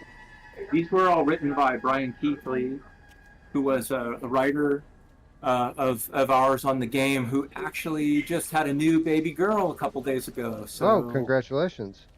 yeah, so big congrats to Brian and Alex, and we're still in close touch with those guys, and he did a great job with this. So are you guys all are we all parents here, or because No. what I'm curious about is when you work on something like this as a parent, and obviously your children get to a certain age where they're curious about the things that daddy does, right? Like, I'd be interested to know what it's like trying to balance something like this, because obviously there's stuff in here you don't want children to see until they get to a certain age. Um, I got to imagine that that's a difficult path to walk for some of the members on your team. Maybe less children and more your parents. Yeah. Yeah, I don't. Actually, I think a lot of us don't have kids. Actually, There's a few that do, but none of them are here. Ricardo's sitting on the couch with Larry and me here now too. Oh, hello, Ricardo. Welcome back. Oh, Wes, thank you. I was trying to connect by my Discord, which is connected, but it creates a loop. So I figured, like, let's join together, with Steve and Larry, and it'll be better. Well, again, I appreciate you guys being here, and kind of helping us to understand what I'm sure is quite confusing for a lot of the people that are watching, especially those that are watching for the first time. For those of you who are just joining, this is 2016's Here They Lie. This was a PlayStation VR 1 launch title. It is what we call today a hybrid title. It was a game that was actually a traditional game that was adapted to VR, but has kind of gone on. Well, I guess I should ask you this, because we all think of this as a VR title. Like, a lot of the times we forget that this game even supports traditional platforms. Would you say that this game was more well received from the VR community, or did you have just as strong a following amongst the traditional gamers out there that we might just not be aware of? I think there was not a lot of knowledge that this game was also on screens, or on flat screens. I think that this was happening when VR was coming out, right? This is PSVR 1, which is the first VR success story, commercially speaking, right? Like, Right. of course, there was the Oculus and so, and they were great platforms, but they because of their expense, not a lot of players. It was price restrictive to players, right? And PlayStation Well, VR was very much so, yeah. right? That makes it available for a wider audience. So I think that overshadowed the fact that this game was available on screens also, and they could play it also on a flat screen. And like what Corey was saying earlier, unfortunately, it kind of remains a game that it's only on the PlayStation ecosystem so far. Loving the PlayStation ecosystem, don't get me wrong. Like, love PlayStation. Oh, love of course. so on and so forth.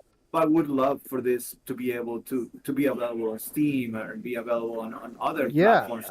I mean, even just a straight port to Steam would unlock so many possibilities for you, just in terms of the the options you get from the modular hardware, right? There's so many different upscaling and all of the different things that you could do just by default in Unreal Engine on Steam, versus the very kind of confined, restricted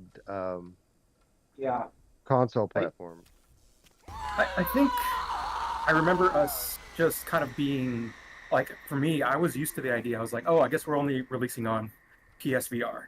And then getting the news that, oh, actually we can put out a flat screen version and feeling so excited because you're like, okay, great. Not everybody's going to buy PSVR, but the more people you want to experience your game, I'm sure that's what other developers who work on other VR platforms feel as well. It's like they want as many people playing what they made and however they can. And yeah, like in VR, this game sings, I think, more, but it still holds up. We've definitely known people who've said like, I played it just without PSVR, and I still got creeped out, and I still felt all these things that we wanted people to feel. Yeah, So it's definitely like more sharp. It's interesting because obviously you can get a little more resolution when you're not rendering this thing out for VR. So there are certain details and things that come through more clearly on the screen, but again, so much kind of goes over your head playing that way because you're not in the space, right? You're looking through a window. So I mean, I've toggled over a couple of times and tried to play it that way. Again, if this were on PC, what I would do is I would take the traditional version of the game and use the Unreal injector to put it in a VR headset. Like the Unreal 4 and Unreal 5 have the VR capability built right into the engine. You just have to enable it.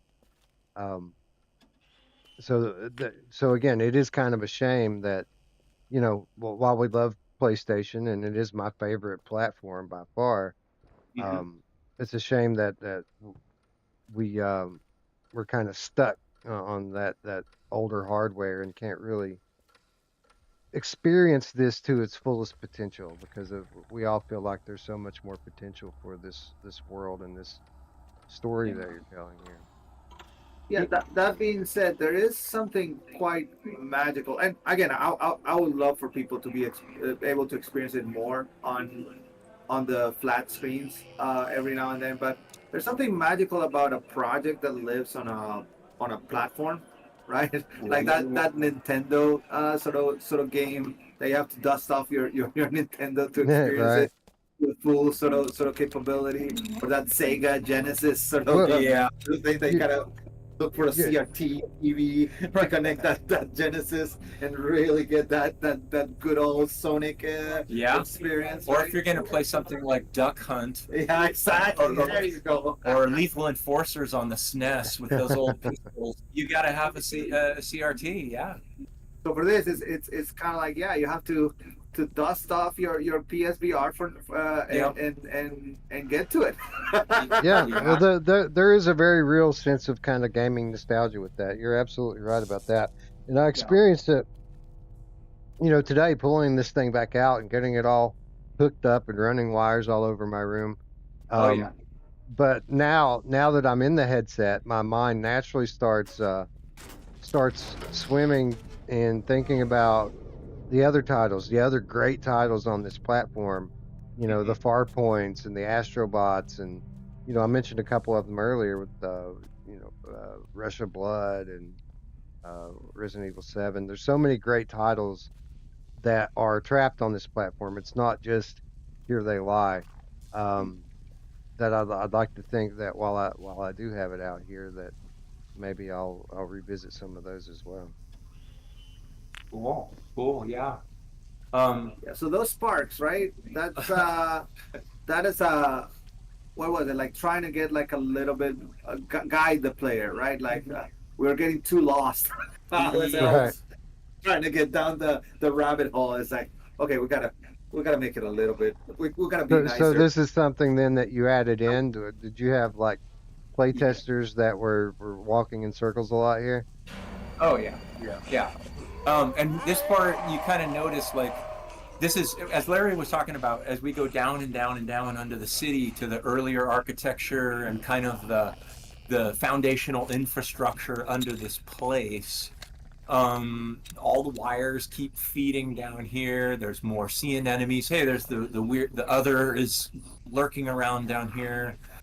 But also there's kind of this gigantic scale of just pipes and we really wanted to go very large on some of this stuff. So Yeah, yeah, it really kind of foreshadows where the next level is going to take you in terms of visually, right? yep, yeah, You really yeah, start to see it here in this kind of yeah. transition phase. Yeah, and there's little kind of encampments of the people that would be living down here that I made these little scenes and vignettes of little beds and places where they're sleeping, but there are also areas that I wanted to express kind of mania almost. So there's an area, I think to your right, where there's all this luggage piled all the way up very high. I think that's an arch of luggage. Yeah. And so I think I called this the like the baggage claim, and it's kind of the idea of like lost luggage, but lost what else? You know, lost souls, lost ideas, but things that are forgotten. And also, luggage is a great metaphor for traveling, moving from one Right. place to another. Oh, there's all the sea anemones again. And there's also the mail room down here too, where there's just lots and lots of mailboxes that are full of stuff. So some are full of letters, but some are full of eel pies. And it's again just a place of like a dead letter office of ideas and thoughts of people that are just stuck here forever. Yeah, you're here now in the mail room. So lots and lots of just mailboxes all around this area, and with all the giant pipes again too. So when I first played this, and I talk about this often in many of the different streams, as a player, you're trying to kind of figure out what's happening here, and your first clue is kind of the title of the game. Here they lie, it kind of alludes to that maybe you're finding yourself in the afterlife. Were you all aware when you were designing this level or this last couple of levels that this constant descent might lead the player to believe that they were like kind of going to hell? Because that's kind of what I thought initially was happening here, is that I'm going deeper and deeper into the abyss, right? Uh, and it seems to get darker and darker as you go. Were you aware of that when you were designing the levels, or was it just something completely that is in the eye of the beholder, so to speak? Well, I'll say that for big ideas like that, we did want to leave a lot of interpretation up to people. So I can't necessarily say there's a canon of right and wrong. And if you think that fits, and if that makes sense to you, or those are the impressions you're getting, then trust your judgment. Yeah, that was You kind of know? like the running sort of thread, and it's something that Corey will come back to over and over again. It's and for me, it's the open-endedness of the thing, right? Like how Yeah. the experiences need to be completed by the player. And from my point of view, like that's the beauty of games, right? Like games are the only or one of the few forms of entertainment that, well, at least of modern entertainment, that is so dependent on the player, right? Like a movie, it can play on its own, right? Like you can put it on the screen, and the movie can go on, and eventually it'll finish and the credits will roll. And same with TV, and even with a radio sort of scenario. A game, if the player's not there, it doesn't run, right? Right. If there's no interaction, the game doesn't evolve, doesn't develop, doesn't make what it needs to be. And for me, that's kind of like one of the joys and the pinnacles of game making as an art form, right? Is the fact that there's such a connection and such a conversation with the player that we really want to leave. We we have answers for the questions that you're saying, but we really want to leave it like you also we also want your answers to be the truth of the game, Yeah. right? So the game for you is different than the game for your neighbor, and they're both true versions of the game. But for every person, we want it to be a little different because of their particular set of experiences, the particularly life that they have lived, that the belief systems that they have created for themselves. I think that is the beauty of games, actually.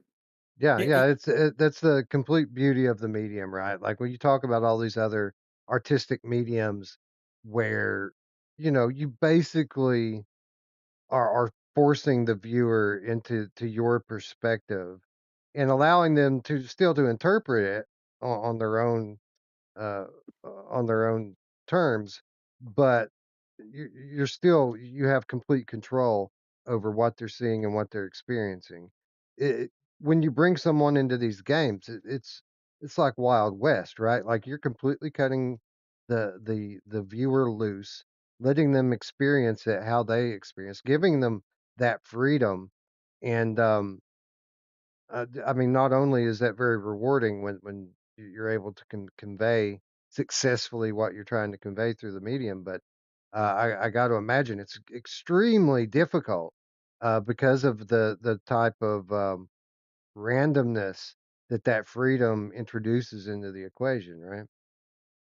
yeah, and I think if putting something in a game like this, we sort of got to know what the overarching feeling of it was, or the ideas that we were pushing forward. So with all the freedom of a small team to be able to just say, hey, what if we did this, and you put something in, there was a lot of trust between us that what you're putting in wouldn't just be something that would be completely out of place or would be so left field, or it just doesn't feel right. Like it kind of has to play in that same world with all the other elements. So that's part of it too, is like getting these elements that all feel cohesive in their um shared weirdness, for example. But um again, I just want to say I'm just glad that there's people out there that still care and that want to spend enough time to look at something to even think about this. Mm-hmm. So I've read a few things in the past. I certainly was so overjoyed at your playthrough last year that I went, wow, someone has actually thought about these things that we did so long ago and cares enough to, I don't know, hold it in a special place. So again, just want to say thanks to everybody out there. It's Yeah. Well, I mean, I uh, just love it. I like um it's such a unique title, and I know I sound like a broken record here, but there's so much of what I look for in an experience that's here and only here that it really does hold a special place for me. Like, um, it's a difficult thing as a game reviewer, right? To recommend something like this to someone because it is yeah. something that's so specifically me and my taste, and and I've seen it firsthand. This goes over a lot of people's heads. A lot of people don't even realize what's happening when they're in this. A lot of people enjoy it, um, just because of the art design and the animations and all. You guys did such a great job just building the vibe of this place. I feel like that kind of surface level stuff really appeals to a lot of people. But for me personally, it's kind of the devil's in the details with this. And um, like I, anytime I go into one of these like surreal horror games, really all I'm looking for is something else that's like this that kind of um, brings me into a similar experience. So it really is a special thing to me, and that's the whole reason why I constantly go back to it year after year after year, so that you know while there may only be a few other people out there that kind of enjoy stuff like this, I want to make sure that they all know about it. You know. Thanks. Yeah, and again, thanks to everyone else. I as much as I don't want to bask in like a back patting ceremony. Um, I'm happy at what we did, and it's also of all my coworkers that we came together to make something that we feel was very close to our hearts, and hopefully that people would have a reaction to or a response to. And yet when you get a comment and somebody's, I don't know, on a forum or a review, and someone says, hey, this is great, but where's the shotgun? um Right. that's okay. I mean, that's a different kind of person and it's a different kind of game. And sure, Right, and, walking. that's exactly what I'm alluding to. Like as a reviewer, it's hard to just go out and recommend it to everyone because I know that 7 out of 10 of them are going to wonder where the shotgun's at, right? Right. Yeah. So yeah, that's absolutely valid. Yeah. Yeah, and you almost have to be careful whenever you're putting like a weapon or something in a game like this. Like there's an axe in the game, or there's a sword or something, or a pistol. You almost have to make a statement to say, oh, but it's rusty and broken, or it's stuck in the side of this wall and you can't pull it out, or something, to kind of tell people, no, this is a gesture. This is not a, you're not going to be able to use this. So it's not that kind of game. That's not what you're doing here. Right. So yeah. Right. This is all about the experience and taking it in. Yeah. All right. So we are on a chapter break here. I am going to take the opportunity here to take a 5-minute intermission and get a drink, maybe use the bathroom, maybe let my eyes rest a little bit. Please. So we'll be back here in like 5, 6, 7 minutes, something like that. You guys can take the opportunity to take a break as well. You don't have to come back when I'm back, obviously, and just feel free to pop back in whenever. And on that note, we'll be right back. Yeah, treat yourself. It's later than you think. True. You want to mute that on?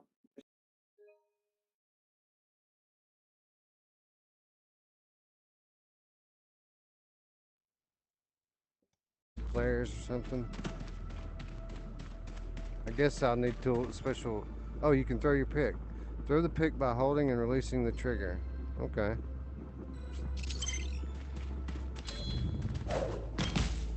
Okay.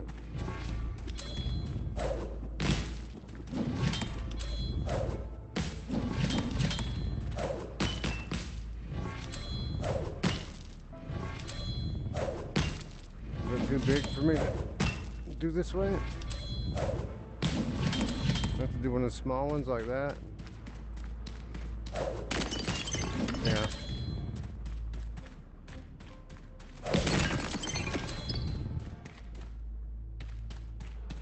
Well, there's lots of stuff up there.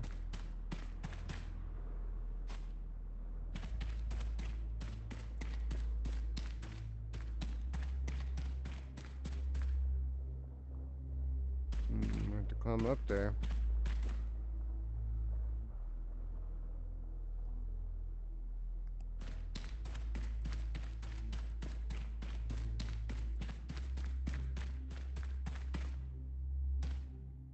Again, I'm assuming that. Oh, what the hell? Can I throw that stuff? I can. I don't know why it's just floating here, but we'll take it.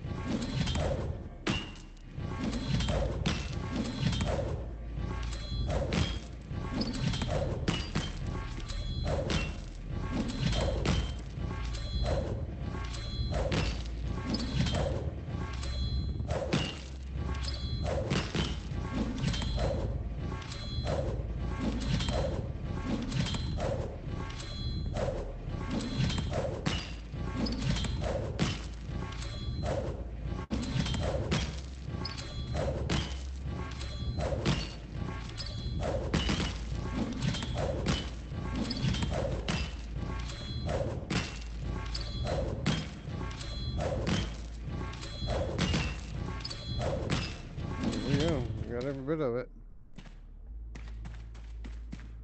Did we just make that hill disappear? We did. We walked inside. Can I go back in there?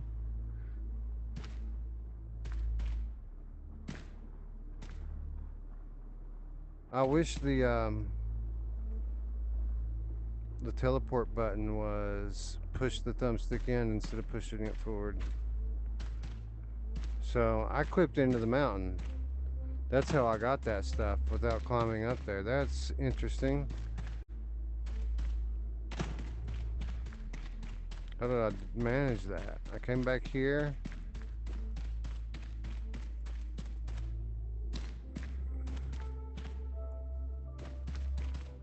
I don't even know if I can reproduce it.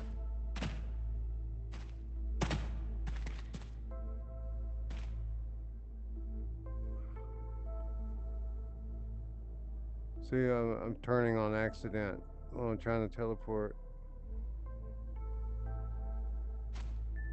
That was a happy mistake. Mushrooms. Finally, my area of Oh, you can bounce on expertise. mushrooms. You recognize the species? Well, no, but if you grab a few, I can whip you up a tasty risotto. I'll hold off on eating alien mushrooms for now, but this biomass should come in Hold handy. grip when you see the circle icon to use the whip. The whip can grab items, resources, and more. Okay. Circle icon is where? Oh, these mushrooms. Did I get the... Yeah, I got it.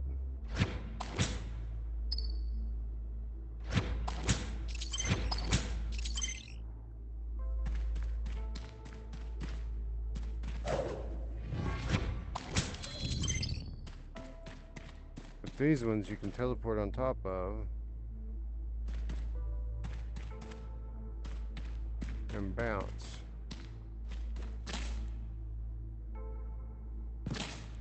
And that's might have something to do with how I'm supposed to get up there. Yeah, I bet that's it. I mean, I already got the stuff from up there, but that's how it's done.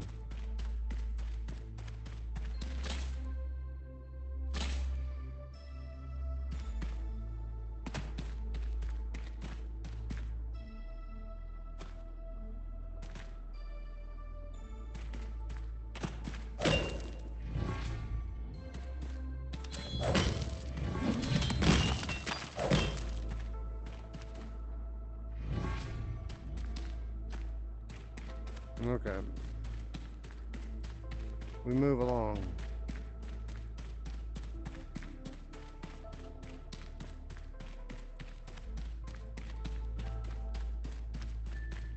I say, it's getting awfully dark in here. Does that torch go any brighter? Let me try a flare.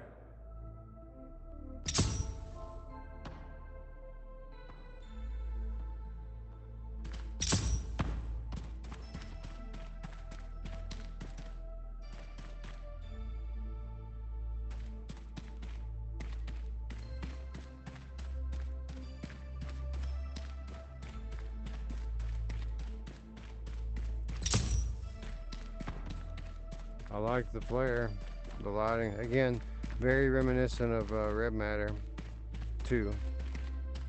Oh, we've got enemies or creatures. I don't know if they're enemies or not.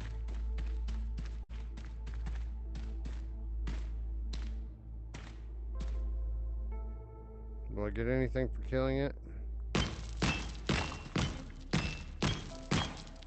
Can't kill it.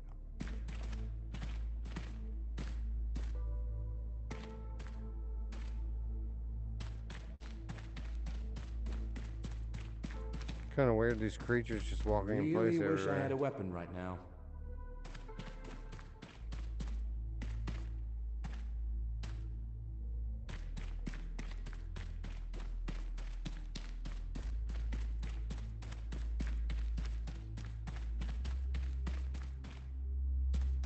Still looking for copper.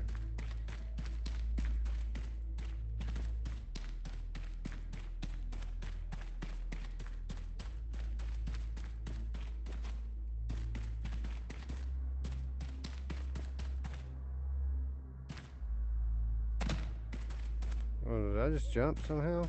Felt like I jumped.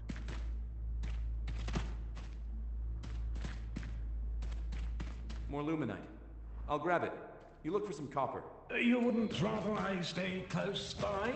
It's an empty cavern. There's nothing here that can hurt.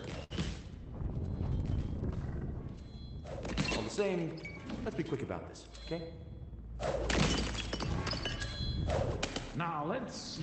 If I was some copper, where would I be? think I've found it. Back here, behind this large, skull-shaped rock.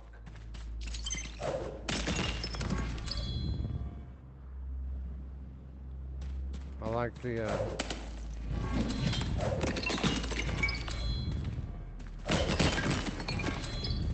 I like that the teleport will let you like really teleport far.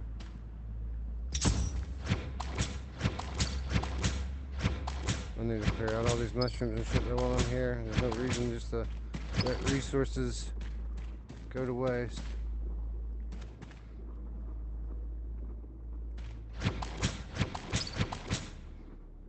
Clean it out, right? Get it off.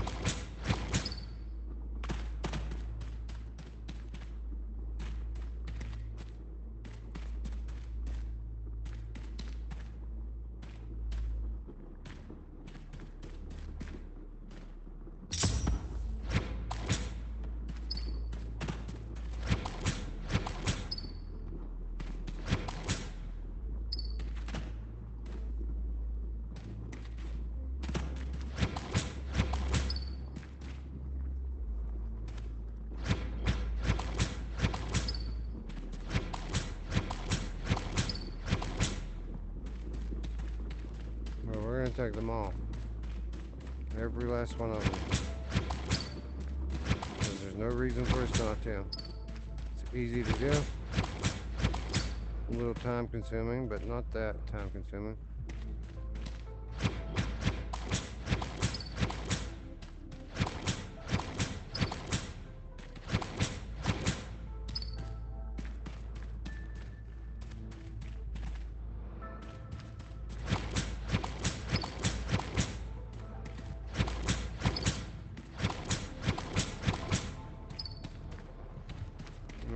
Clear it? No, there's one more up there.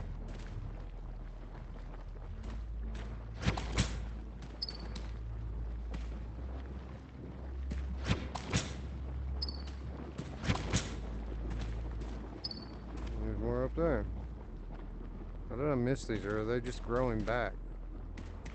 I think they might be growing back. Because I don't see how I could possibly missed all of those, you know? Yeah, see, there's another one.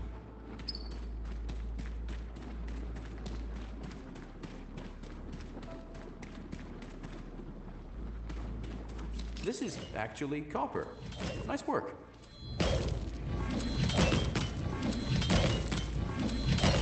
This should be enough to fix that power matrix. Just enough. What's The happening? cave is collapsing! Run! Relax. It's just seismic activity. I've been through worse.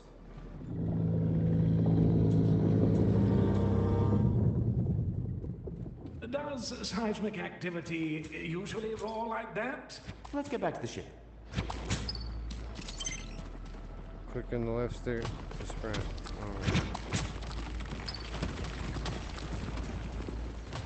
Oh, I think it's max my mushrooms out. It's not letting me grab anymore.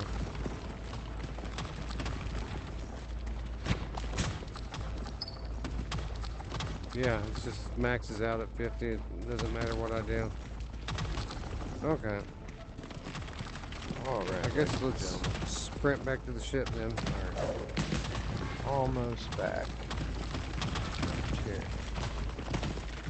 Yeah, for those of you wondering, you know, this title, for all of its you know, positives, it is not the most comfortable thing to play in VR, and it is important that those of you who do try to play this take breaks when the opportunity is given, especially if you're trying to play through the whole thing in one shot. If you don't take the breaks when the chapters come up, then by the time you get to the final chapter, you'll find yourself pushing through it a little too quickly and you're missing out on a lot of the details and things that happen in the game. Oh, I died. But anyway, I guess I should have ran like the thing told me, huh? let's get back over to it here. I believe that we're going to this one. And yeah, here we are. Let's see, who do we have in chat? Of course, Gray Matter still sticking with us. Mark Pringlesleaf still here. I Light is Rotten. I think they said her name was Victoria. Thank you for joining us. Yeah, thanks everyone for hanging out. What's up, old Dar? Thanks for joining. So we've just kind of ended our descent through the old city um, by falling through the floor and down what some appear to be some kind of giant sewage pipe or something, and we find ourselves at the bottom of a long fall right here. All right, let me get my volume back up because I can't really even hear the game. There we go. Right, so this is when really the scale of the environment really starts to become impressive. You noticed it, and we kind of talked about it a moment ago as we kind of made our descent through the transition area the last few minutes. You started to see things scaling up as you descended further and further down. Now you've fallen all this way, and then at the bottom, you can just see how massive these pipes have become. And then, as you see, we're going to make a little trip here, and by the time we get to the other side of this, it's really jaw-dropping, the scale of the outdoor environment. And this kind of goes back to what Stephen was saying a minute ago as well. Like, the game's constantly, putting you in a small claustrophobic space, and then taking you out of that and putting you into these absolutely massive outdoor areas. And really, the contrast between the two really kind of amplifies the effect, so to speak.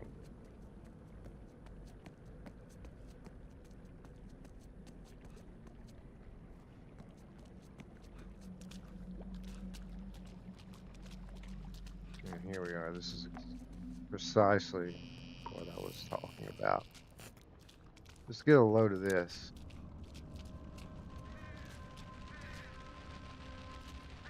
I'm sure it looks cool on the flat screen, but this is very visually impressive inside the headset.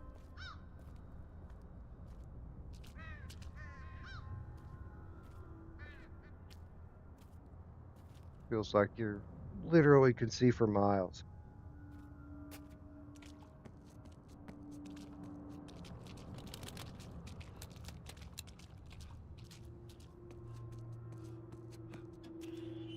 Take those batteries.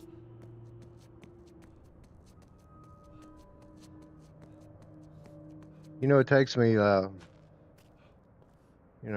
5, 6, sometimes even 7 hours to play through this game. A lot of people will run through it in like 3 hours. If you watch some of these playthroughs on YouTube, or people just literally running from one end of it to the other, and so much of the finer detail goes right over their head because they didn't take the time to really stop and look at what's here.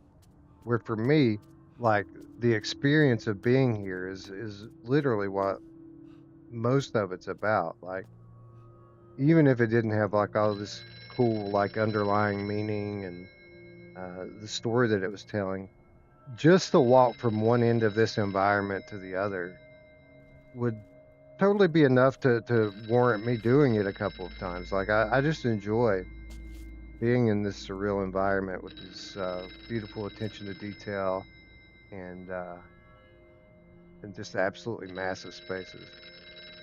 So I don't know if you guys have noticed that a number of times throughout the other chapters, I've been answering these telephone calls,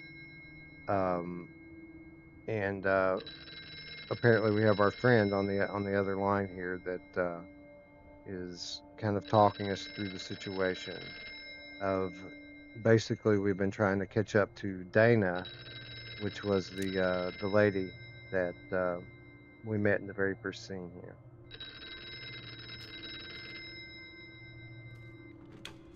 So, why'd you break up with Dana anyway? You two seemed made for each other, you know? Like the perfect pair. Can't imagine her with anyone else. But, hey, I mean, you were so busy back then. Hard to make time. Believe me, I know.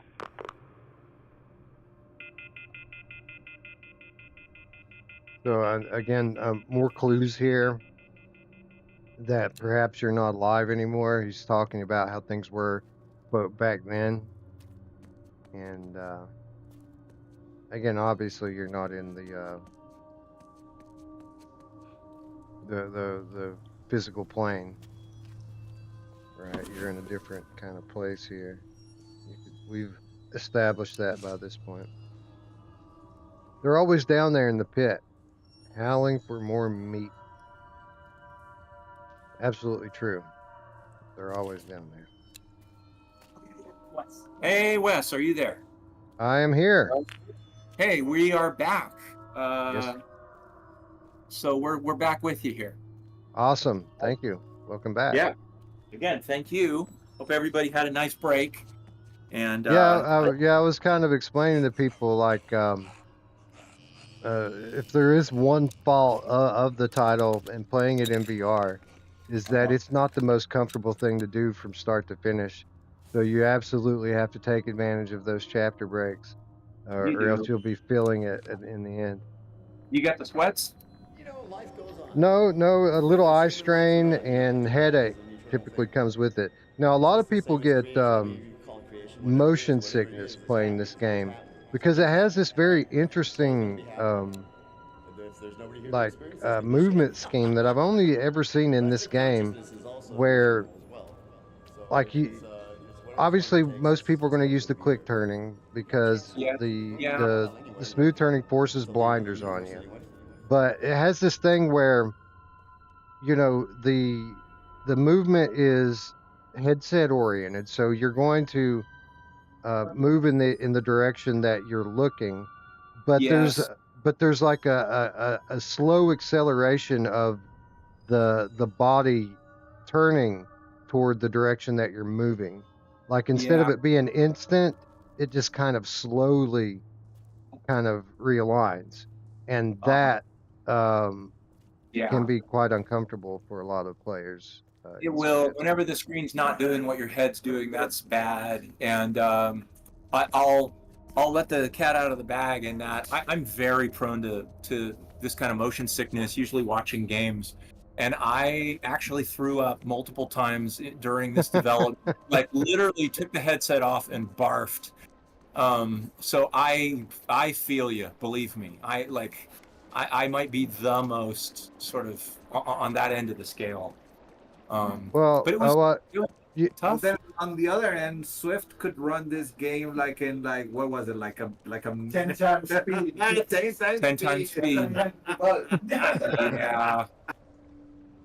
Yeah, imagine running in debug mode, running at 10 frames a second or something. Oh God.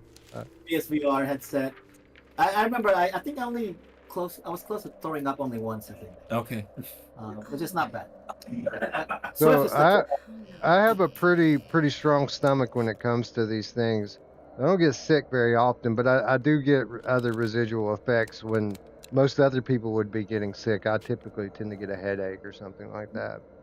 Right. But a lot of people do get sick in this game, especially when you don't take breaks. And it's a weird thing. It's kind of like eating your favorite food and getting food poison from it. Like even people that get sick in VR recognize how awesome it was, but after you experience that, you know, you it's quite some time before people want to come back in. So we always have to be really careful. Sure, that's classic Pavlov right there. By the way, Wes, are you playing on the PS4 Pro? I'm playing on PS5 actually. Oh, you're PS5. Oh, okay. I was wondering why there's dynamic shadows in the player. 'Cause I remember we had to turn that off because it was we couldn't afford it. But on the PS4 Pro, I enabled it and we were running fine. Oh. Okay. Just wondering. Yeah. So 5 pretty much runs the pro mode. Okay, that's why. Okay, that's why you're getting dynamic shadows. Makes sense. Oh, there's the guy. Oh. There's the follower. Yeah. When I saw this guy for the first time, I literally could not believe that this got through Sony. Like that some of the gestures this guy does are very suggestive. Oh yeah, we got all the ratings. All Yeah, we couldn't really the badges. We couldn't really believe it either, to be honest. But you know, we just threw stuff at them, and there were some things that were cut from the game that were even. At some point, there was a decision made whether you were going to cut your hand off, and then if you could, you would go the rest of the game without a left hand, and that was very problematic for a lot of ratings in some countries, and ultimately we decided to scrap that idea. But that was one of the things on the board. Yeah. And the scene, you have to eat your hand, right? Oh yeah, you had to eat your hand, I think. Oh no. Now that makes more sense. See, when you first said that, I thought, well, you know what, Resident Evil 7, they cut your hand off right in the first chapter. But they didn't feed it to you, so yeah, that makes a little more sense. Sure. I wanted to say in this area that that this was this was all of the doings of Larry's environment art. So I thought this was a good place for give Larry some props. Yeah, shout out Larry. Yeah, no, I was just speaking on this a moment ago before you all came back in, just how breathtaking the environments are here and how the scale really is incredible. It makes you feel like a tiny ant in relation. I mean, we were all, you know, we made this game living in LA, so we know freeways and pretty well, and I'm a big fan of movies that take place in LA, so there's a lot of inspiration here for like those classic you know, chases in the aqueducts and stuff like that. So definitely inspired by where we lived. And then the art director Rich, he was the one who's kind of pushing this kind of wide angle lens, like, you know, fisheye almost feel, and the you're seeing this massive city, you know, floating above you almost. But yeah, it's a really fun area to work in, and yeah, you know, we had typical challenges here of like, well, I think this was a new challenge because the follower, he had to kind of he didn't want to like lose you, right? Like there was navigation here, and we didn't want to have too many like get too far away from him or lose Dana. So there was a lot of back and forth here of like, you know, trying to dress the environment so you didn't lose track of either one of them for too long, and they could also path, you know, without looking like they're like interrupted by like the geometry. So that's why these areas maybe feel a little more bare than others, because as soon as you have characters running around spaces, we don't want them to bump into stuff or like look like they're silly or cutting through or anything. Yeah, we didn't want to show the strengths whenever we could. Yeah, we could hide the strengths of this being a game. We try to do that. Yeah. I'll say too that down here in the sewers. Oh, there he is. Oh, well, yeah. Like a lost puppy. Yeah. I'll say some inspiration for some of these sewers. I don't know how many times I've made sewers in games. I think these were maybe the 4th sewers that I did. I did sewers in Call of Duty. I did sewers in Medal of Honor. I did sewers in Resistance. But I always keep coming back to this movie called Canal. It's a Polish movie, black and white, about a group of people in Warsaw escaping the Nazis in the war who escaped by going through the sewer and it's all mostly shot in the sewers of Warsaw. Phenomenal movie, beautiful movie, hugely inspirational, as well as The Third Man, the Orson Welles film. I think I've used and probably ripped off certain parts of that movie and definitely certain rooms of those sewers, and that was down in Vienna, in many games as well. And you'll see the some of this stuff a little bit later on when we get to some of the choices in the sewers. And when I was in Vienna, I didn't take the sewer tour, which they have, but it's No, they actually have the tour of the sewers, huh? you can go down into the main areas where at the end of the movie where Orson Welles is being pursued. And so yeah, I wanted to call out those movies. And if you're a fan of film noir and you're a fan of games, go either look at Canal with a K, Canal, or The Third Man, and you'll go, wait a minute, that looks kind of familiar to me. So it's definitely served as inspiration. I love this part down here. You know, I miss this. I missed this part. Probably the first 3 or 4 times I played through this game, I never walked down here. And I think maybe the first time I streamed the game on this channel, or the second time, because I streamed it, the first few times I streamed on a different channel. It was like maybe the first or second time I streamed on this channel, I discovered this whole sequence down here. And it really blew my mind after all those years that something this profound and significant could completely just be hidden off the beaten path. Really makes you wonder what else is hiding. Yeah, I think this gesture too, with all of us living in LA, and like that we wanted to sort of show something about some cars in a few places of the game, and kind of what cars mean to us, and sort of traffic and automobiles and stuff in general. So this is a little bit of a nod toward kind of autos and the end times and all that kind of stuff.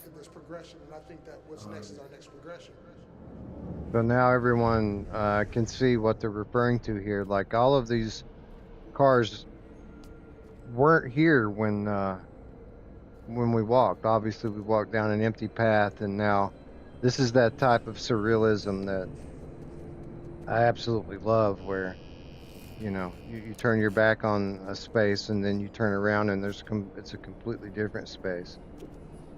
And and I love the detail here where a lot of the photos that Dana had remorsefully tossed off the bridge earlier are all laying down here in the at the bottom. Yeah.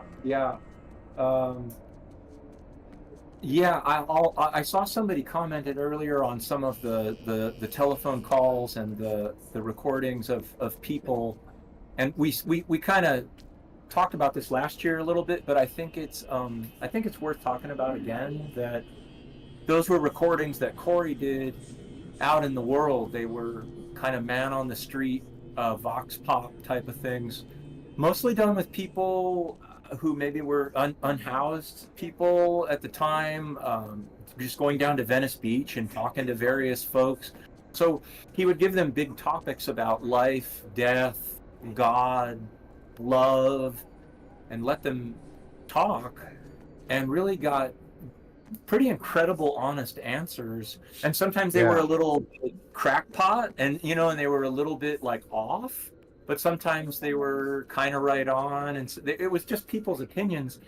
And I think there's an honesty there, and there's an immediacy there of just people, which in the game, to me, kind of came out as memories of just people, of almost like ghostly remembrances of what people thought. And if you were taking this as history and as people trapped in time, perhaps, or trapped in a particular place, and what they thought, like, you could never have gotten those kind of performances from just 15 random voice actors. No, I always knew that wasn't scripted. You could tell it, that these are honest reactions, just because anyone who has an open mind and have kind of contemplated the larger questions, right? You're familiar with a lot of these philosophies, so you know that this is real people saying what they think and putting their own spin. Now, I had no idea until last year that these were just random, man on the street interview type deals. I always assumed that that you guys had thrown some sort of a party and there was a bunch of people sitting around a bonfire, probably consuming some kind of chemicals to loosen up their grip on their mind a little bit and just kind of letting it flow. So it really is remarkable that these are all complete strangers, and a lot of what they're saying kind of ties in, and um, in many cases, while some of them are very different, some of them are quite similar in the philosophy that they subscribe to. For sure. This was an interesting environment here, the rotunda that we made. That there was actually a level in here at one point that you went in and you got to walk around. Oh, yeah. There were some there were very interesting rooms that you went in here and you got to observe some of the other characters in the game later, some of the ones with animal heads, almost as if you were like a scientist observing them. And on some of them, there were some very strange angles, as if you would look at a wall, but it's as if you were looking down the ceiling at people below you, but they were 90 degrees to your sight. Yeah, like you're looking at another universe. Yeah. Yeah, like you're looking at like a different angle on life. Yeah. Yeah. That was so fun. Yeah. But you cannot have everything that you want on a game. You have to make decisions for the game to ship, and you have to make cuts. Yeah. Yeah. But it was but you do see that at the beginning when the subway car pulls into that area. That's the rotunda. And the rotunda, again, was just sort of like a grand palace on the scale of like, Italian architecture taken to the nth degree. And it was this very beautiful place, but we still got to use it as kind of a neat background there for Dana and Buddy to have a conversation. Oh yeah, it was it absolutely beautiful, and I love the touch of having the the labyrinth, the maze at the top of the dome. Yeah. Oh, thanks for noticing. You guys are killing me though, by the way, letting me know that there's all this lost content out there that I'll never get to play. It hurts my soul. We're gonna have to get a director's cut made one day. Oh, that sounds fantastic. Oh my God, that was great. Oh, I'm there. How do you determine what's Well, somebody's Well, Pringle Leaf. Yeah, that's a good question about how do you know it gets cut. Usually stuff that's not working, and you kind of have to make a decision about he's getting up close and personal. yeah, real personal. Back it up. I guess it's something that's either an environment or a vignette or an area of the game that's just not working, and you have to make a call about the resources that you have, the people that are making it. Time. Yeah. Can you just make it? Like, is it going to be worth it, or in the end, can you cut it and no one is going to care? Sometimes you have to kill your darlings, and you feel very strongly about something, but you have to just give things up. It's always like that. Yeah, and sometimes it was also this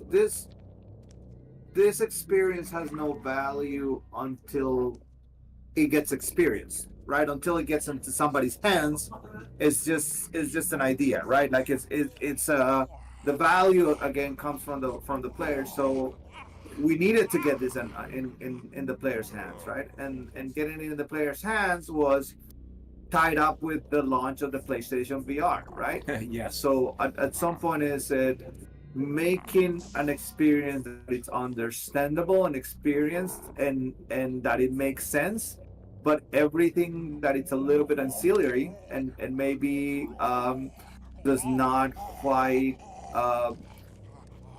it is not absolutely key to the experience. It kind of gets the chopping block, especially if it's it regularly those kind of things get kind of like not worked on for a while too, right? Like, oh, this is not so important, so we're gonna work on something else, and then we'll come back to this again, and then many months later, you turn out it's like, okay, we haven't come back to this, and we're not gonna have time to come back to this, so it kind of just has to go away, and then sometimes cutting something forced to actually add like another thing, like a little bit of explanation somewhere else in order to make the whole thing kind of click.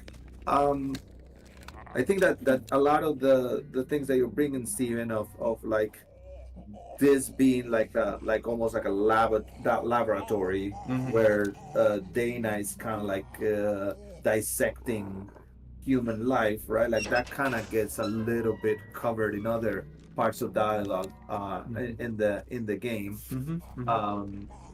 So yeah, I mean that is the thing, right? Like at some point it needs to get in the hands of players, right? We need that other side of the conversation. We need that other side of the experience. And if we don't force ourselves to do it, it just never comes out. Right. It's one of these situations that I was kind of talking to Corey about earlier, about how as a small team, you have these restraints, right? You have, obviously time being the most, hard and fast one, but budget and funding as well plays into that, because essentially that does amount to time. So at a certain point, in late stage development, or at least mid to late stage, you're faced with having to make hard decisions, right? And decide what pieces of content are central to the picture that you're trying to paint, and what kind of stuff is just peripheral that aren't maybe necessary and can be kind of cut away. So I get what you're saying there. And in a perfect world, we would have had 2 more years to work on the project, and all of the content would have made it in. But unfortunately, that's not how it works sometimes. No, and you're never going to be able to make the perfect thing. There's it's something like a great piece of art is never finished. It's just stopped at some point. Right.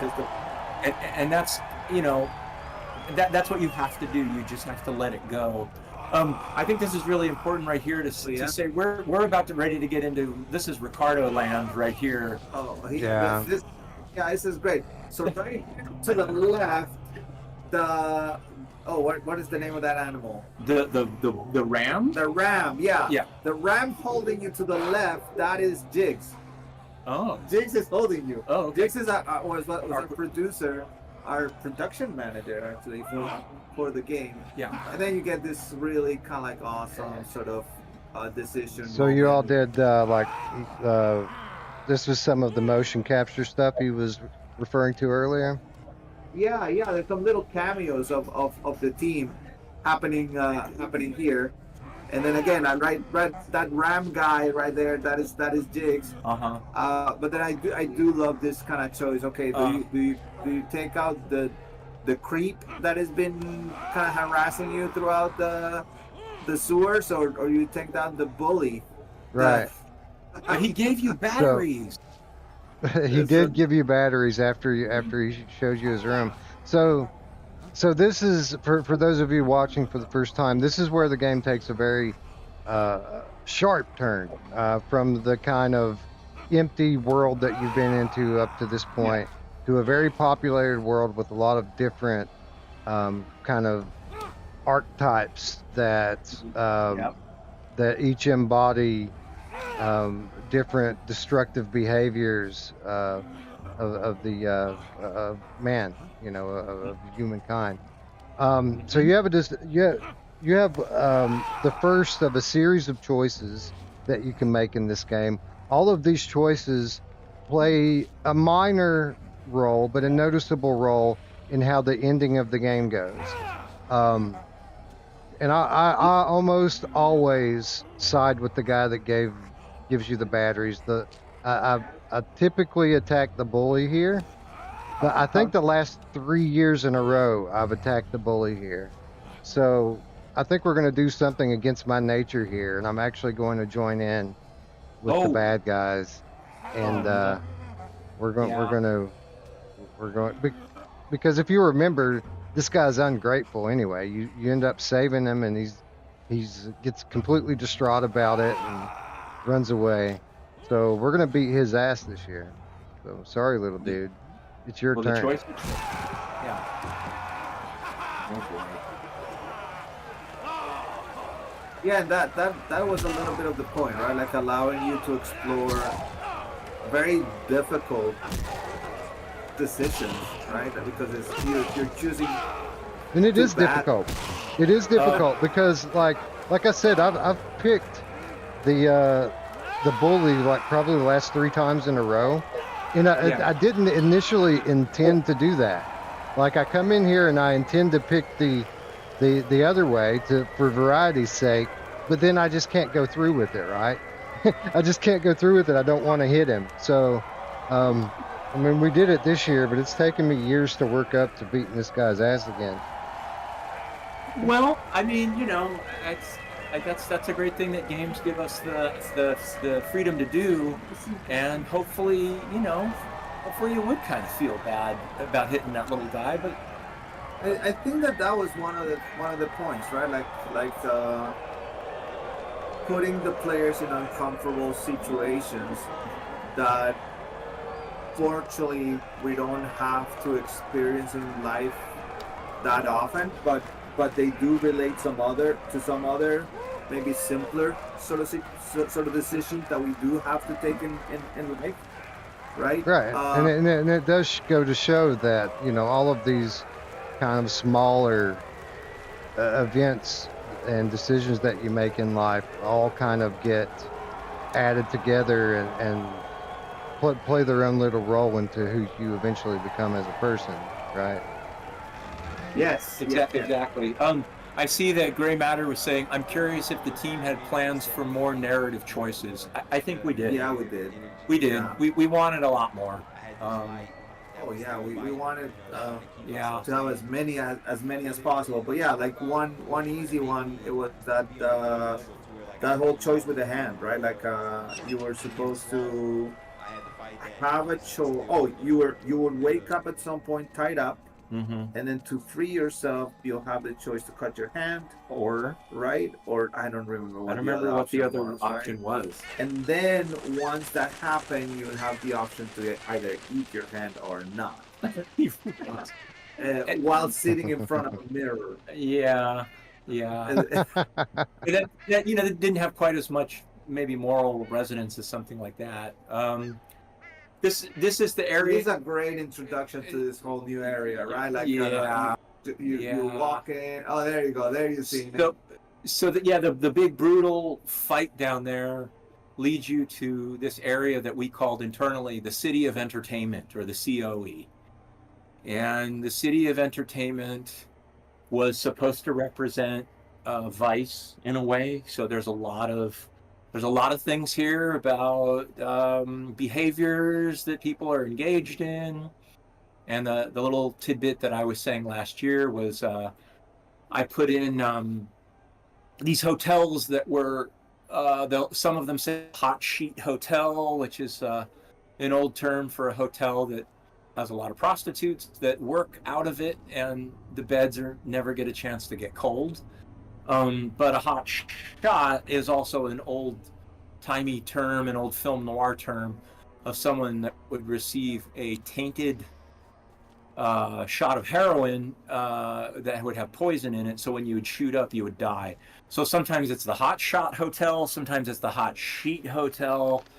Kind of played with that bit a lot in here, but there's lots of places for people to engage in activities. Yeah, this is absolutely, I believe, my favorite level of the game in terms of the environment, in terms of all of the different destructive behavior that you're witnessing in here, and the way that it's, you know, while some of it's quite direct in what you're looking at, other things are very, you know, implied, and you kind of dance around it expertly.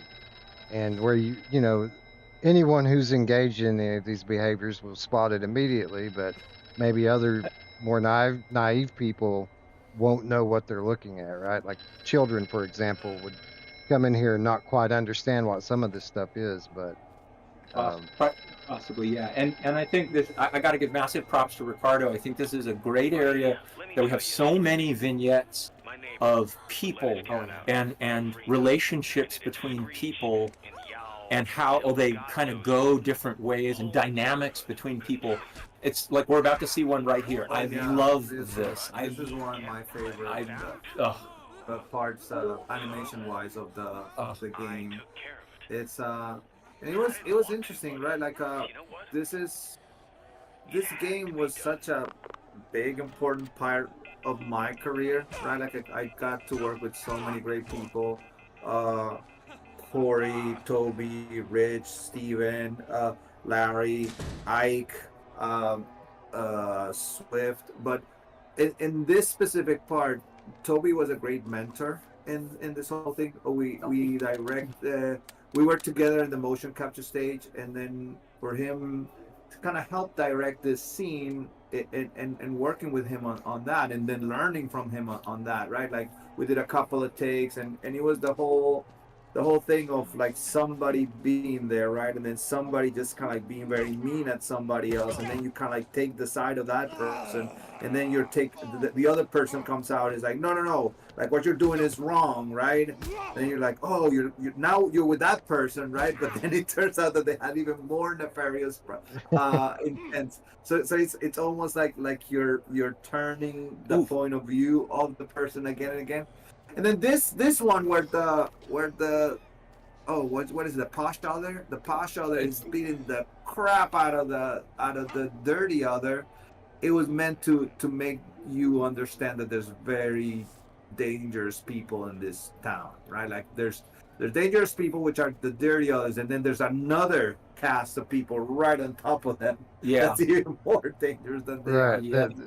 Like they seem like they're the authorities here, like they're the ones running the town, and everyone else is kind of under their thumb.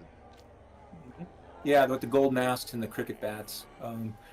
And I, as I said last year, at the risk of repeating myself, these symbols that you see in neon around the town all relate back to hobo symbols, like above this arch. Yeah, I remember you saying that. Yeah. And those all have specific meanings from people who are vagrant and who are homeless and on the road back during the Depression.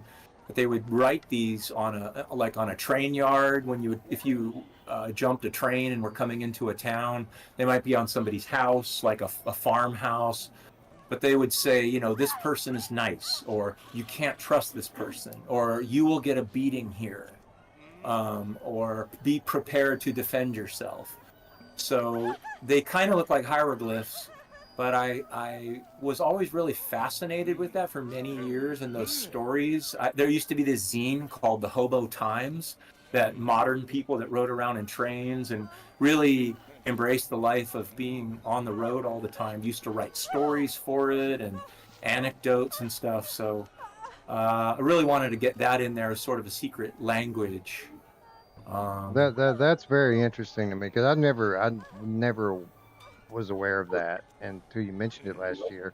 Although I did grow up in kind of a railroad area. There was when I was very young, there was a big train station in the middle of town, and it's a coal mining area, so I mean that's all still there, and it's just moving coal now. But when I was little, there were passenger trains, and it was a pretty big part of the culture in the area I grew up in. And there were absolutely people that would hobo those trains and come in and out of town on the regular, hitching a ride. But I had no idea that they had their own little graphical language that they were using to communicate with one another. That's interesting.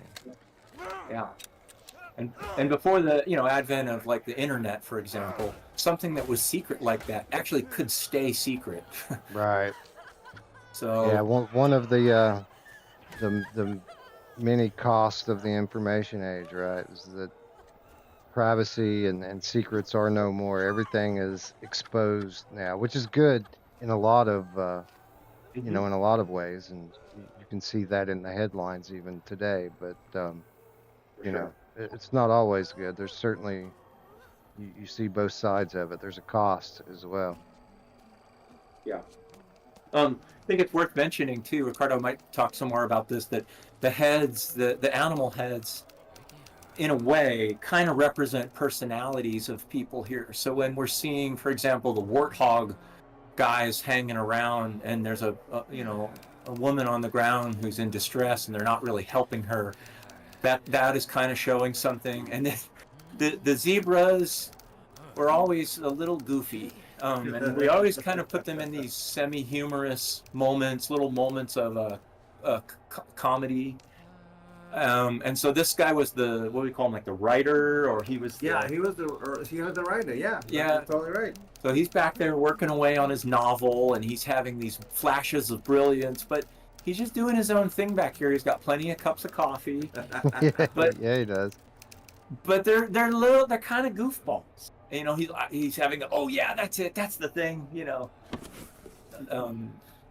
so they kind of gave you a little hint at what these kind of archetypes were. Yeah, and it's that's great. Yeah, and I think that it was you, Steven, that it kind of like started to kind of like pinpoint those different behaviors on the animation, started marking them with, okay, so this is a zebra guy, and then this is a warthog guy, and then this is a a hyena type of guy. What we try to do with the idols is I really like really long idols, so you cannot tell when the thing begins and when the thing ends. And what ended up happening is each one of those has like a little story on its own. Exactly like Steven was saying, right? Like he's in a fever typing sort of thing, right? And then all of a sudden writer's block. And then he's like, oh my God. And then he's like, and then the muse comes in. Yeah, there's no paper in the typewriter. So, hey, So- Ike, there's a question. The bad robo question. Yeah. Well, yeah. Well, earlier I was asking Wes what he was playing on, and the reason was, I was seeing dynamic shadows in the characters, and so he said he was playing in a PS5, so that's the reason why there's dynamic shadows. On a normal PS4, you won't see dynamic shadows on characters, especially on flashlights, because it was definitely a technical limitation. There's just no room for it on the normal PS4. But in PS4 Pro, dynamic shadows, that was we were able to do that. The Pro was really a profound update for VR gamers on PlayStation. It was I feel like kind of a half step for traditional gamers, but for those of us who were playing exclusively in VR, the difference was like immediate and very, very obvious. And while it was true that the studios had to go in and patch the games for it, it seemed like just about everyone that had a significant title on the platform immediately went and updated it for the Pro. So, Nice. So this is a great part. I think. Are you going for the zebra guy comes in and pushes Yep. the guy? yeah. Oh, this is my favorite part. This is one of And the. then you get the choice. Yeah. Like, do I do the same? Yeah, he's like, wait a second, just wait a second, hold on, watch this. Yeah, and this is a part that I never can help myself with. Like I was talking a moment ago, like how I try to make different decisions each time, but sometimes I just can't. And I never can resist the urge to just toss this dude over. It's so funny. Because he's sitting here like celebrating, tossing the dude over that obviously deserved it. But yeah, see you, zebra dude. Yeah, I just love the way that how the animation's so great here and how it plays out with your arms. It feels so right, It just Yeah, it and then feels you so- watch the guy fall and he's bouncing off all the pipes like a pinball. It's hilarious. Well, so that speaks to what you were saying, the difference between the screen and There we go. the VR. You cannot see that on the screen. the system would not allow you to peek over Yeah. the rail. Yeah. I mean, it's only on VR that you can peek over the rail and see him bounce. But since this was a PlayStation VR launch game, Yeah. we made sure that you will see exactly what you're saying. Yeah. Bounce around the pipes as it's falling down. You know, if we do a remake of this, I'll put more pipes down there so he bangs around on more things. Yeah. I'm sorry, I should have put more down. Yeah. Well, no, you don't need more pipes and things for him to bang on. What you need is like he needs to leave a mark. Like you should see blood on the pipes when he bounces off of them. Maybe some red mist spraying through the air. Yeah, Dynamic limbs sense. coming off. Oh. Even be as gross as that reminds me a lot of Mellow. Yeah. Well, it's a xylophone song as he hits each pipe. Oh yeah. Yeah. Makes sense. The crazy thing here, actually, that I can't believe that we did, is how all this is still loaded in. Like, why didn't we unload all that stuff down below? This whole city is loaded in all in one load. I think it's so that you can look up and down and see everything, but boy, there's a lot of stuff loaded in here. So that was just madness. Yeah. Yeah, for a PS4, it's full of madness and stuff. I don't know how the PS4 is looking. Yeah. So we're coming now into the red light district. Which was jaw dropping. A couple of the moments that you experience making your way through this. But it's funny because we move. Yep. You talk about the animal heads first of all. I always took that as symbolic of people who were really kind of more a slave to their instinctual sides, right? People who can't control their lust or their tendencies toward violence or what have you. And we come straight out of like extreme violence into a place that's just full of love. People who are obviously high out of their minds and just feeling great. And this whole area of the city is all about feeling good. And as we make our way out of this part of the city, you see what the consequences are eventually of staying too long in this type of a lifestyle. Yeah. And once again, the zebra, he's working. I mean, he's got an honest job. He's just running the theater. But I gotta say, some of these booths, the ideas of what was going on in each of these booths was just wonderful to show. And many of these ideas were Toby's. I think Larry, some of these ideas were yours. And there's some of my favorite moments in games of voyeurism and a comment on voyeurism. And if you've ever been to Amsterdam, our version of Amsterdam, I had a lot of fun. Like we all did, like making this part. This has a big payoff a little later on the game. Yeah. But it does have a couple of more things. What you're saying, right? Like this is so. And I saw you play like that, Wes. If you look at some of the hyena ladies that are actually like outside experiencing it at the little rooms, they would look back at you, and that feels very strange, right? Like when you're looking at a voyeur sort of scene, and then you have somebody the look turned back onto you. You get a very, very strange sort of feel for it. Yeah, you can tell she's good to go, man. Like she's ready. Yeah. Oh yeah. I'm sure we've all met a few hyena ladies in our time, right? For sure. Especially you guys, like living in Los Angeles. I imagine there's quite a few more of them than there are here in Kentucky. Coyotes, yes, yes, all over.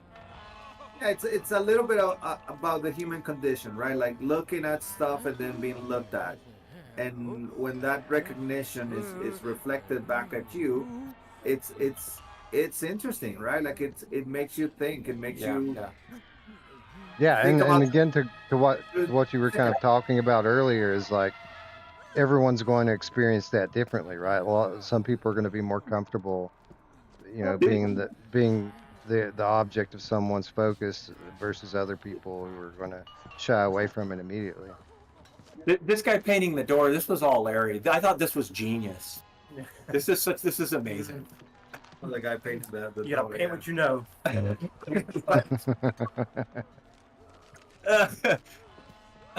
What you see. Yeah. Now, one of my favorite things in this little area here is what you witness up in these windows here, where the kind of this struggle to touch the light, which I think kind of represents, innocence. They're cradling it like it's a baby, and but still they're very much slaves to their selfish tendencies, right? They don't want to pass it along and share it like it's all mine, right? Such a great scene. Just so great. Yeah, and that is a thing, right? And I will have to give like a lot of props to Toby on that, because these were major cinematics and major efforts on animation that were chosen to be hidden. Yeah. And experience a little bit like an Easter egg, right? Like the first one that we talked about, where you pick up the phone and then they tell you a story about the cat, and then you see this like super detailed cinematic that we spent like lots and lots of time working on, and it's just down. You can totally miss it. Like if you don't pick up the phone, you can totally miss it. And then you can well, that's what makes it great, right? On subsequent playthroughs, like if you're someone who's gripped enough with the first impression of the game to come back and actually experience it again. Like, again, I've said it every year that I always notice something new when I play, even now. And that's, it's a brave choice to make as a studio to put that type of investment in to something that people may never even notice. But it absolutely is one of the things that makes the title special, right? And I'll say that every game I've ever worked on, every studio I've ever worked for, that very discussion of putting something in that players might not see, that's like, people want to avoid that at all costs. Devs, that's like kryptonite to devs. Like, wait, why are we spending all this time doing this? Someone might not come down here and see it. So in a way, it's a luxury to put that in games. But I think with an experience like this that you could replay in under 6 hours, 5 hours, it makes me happy that you could see this later, or someone else could go, oh wow, I never went down this alley. But it's rare. No producer wants to okay that. Thanks, Luke, by the way. Thanks for hanging out. Catch you later. Appreciate your time with us. So I'm catching. I was Luke. Thank you for stopping by. I appreciate all of you. So I'm getting echoes here from my last playthrough, and it seems like there was something around here that if you take a certain vantage point, it lines up perfectly. Oh yeah. Yeah. I'll tell you when you get there. There's Okay. a few little things like that. I don't remember exactly what it was, but there was something really cool. No, your memory's really good. So you just go a little further. I'll tell you when you get there. All right, cool. You keep in mind though that we are you are seeing about 10 seconds in my past. Oh, I think I see one right here. It's the heart. So if you back up against the wall, you can make the arrow pierce the heart. Yeah, that's it. I knew it when I saw it. I recognized it when I saw it. Yeah, as you go up the stairs, the arrow will penetrate the heart there, and I don't know. There's a few little things like that. I like doing little spatial tricks here and there where I can. That if things line up or cast a shadow or things like that. Probably no one has ever saw this, so that's why I told you. So So did you all? I know that probably not, but did anyone have physical, like neon signs made of any of this stuff? Because some of these things look really cool. Like the owl, for example. Like I would totally put that on my wall. Thanks. Yeah, I had to get an owl in there, just as like you know, nighttime, night owls, some of the Oh mythology. yeah, one of the Owl. most common Sure. symbols that you'll find everywhere. Sure, there we go. And the batteries that you pick up are actually, I believe they're called Night Owl. That's the brand of the batteries. Oh yeah, I never noticed that. Yeah, the guy. Yeah, This- the guy that he free up. This is the guy that you let out is genius. Yeah, and again, Yeah. it kind of plays like, okay, so now Now- what do I Now do? what? Right. You got people you got your people wish. yeah, Wish. people are so used to not having any choice, and when you don't have any choice, you're not accountable for your actions.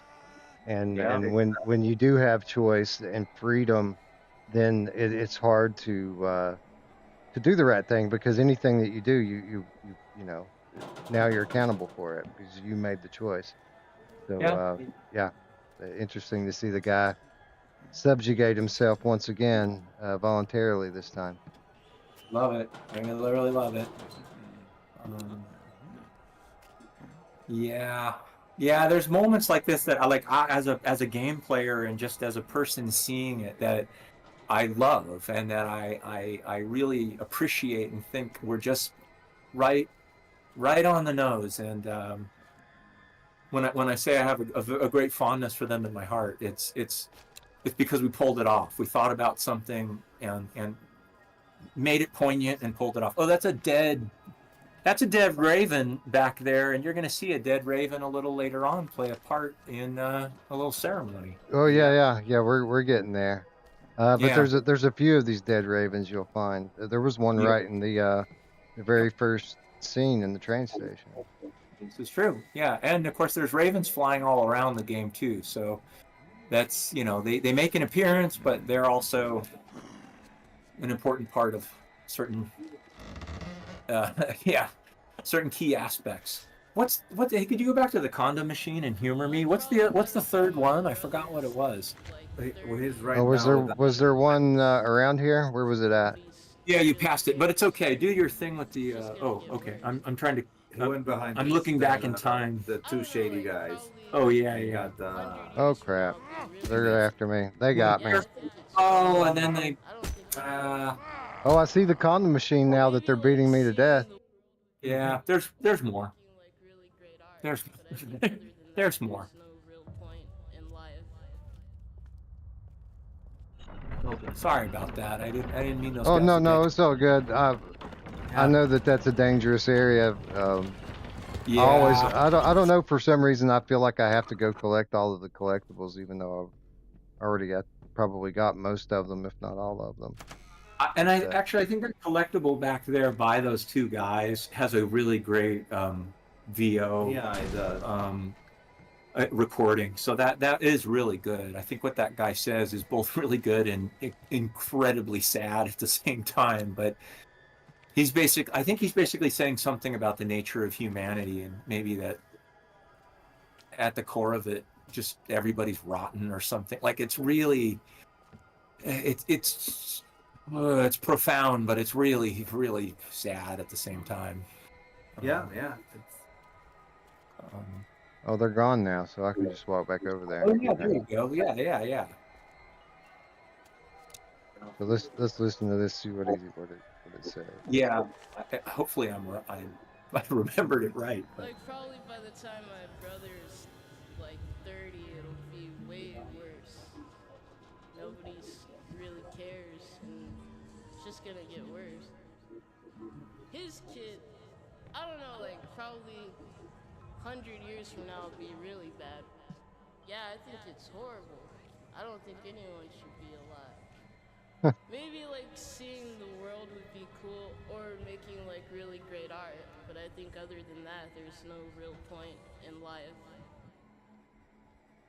Yeah, no, that's a sad outlook. I feel sorry for that kid, because you can tell that's a very young person, and just he's got 45-year-old cynicism, and you could tell the kid's probably 16 or younger, and he's already just, life is pointless, and and it's only going to get worse. Like, it makes me wonder where that guy is now and if he's in a better place or not.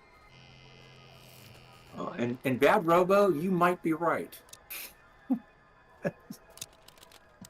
All right, let's see here. We've got our condom machine now. We've got, looks like there's a shipwreck.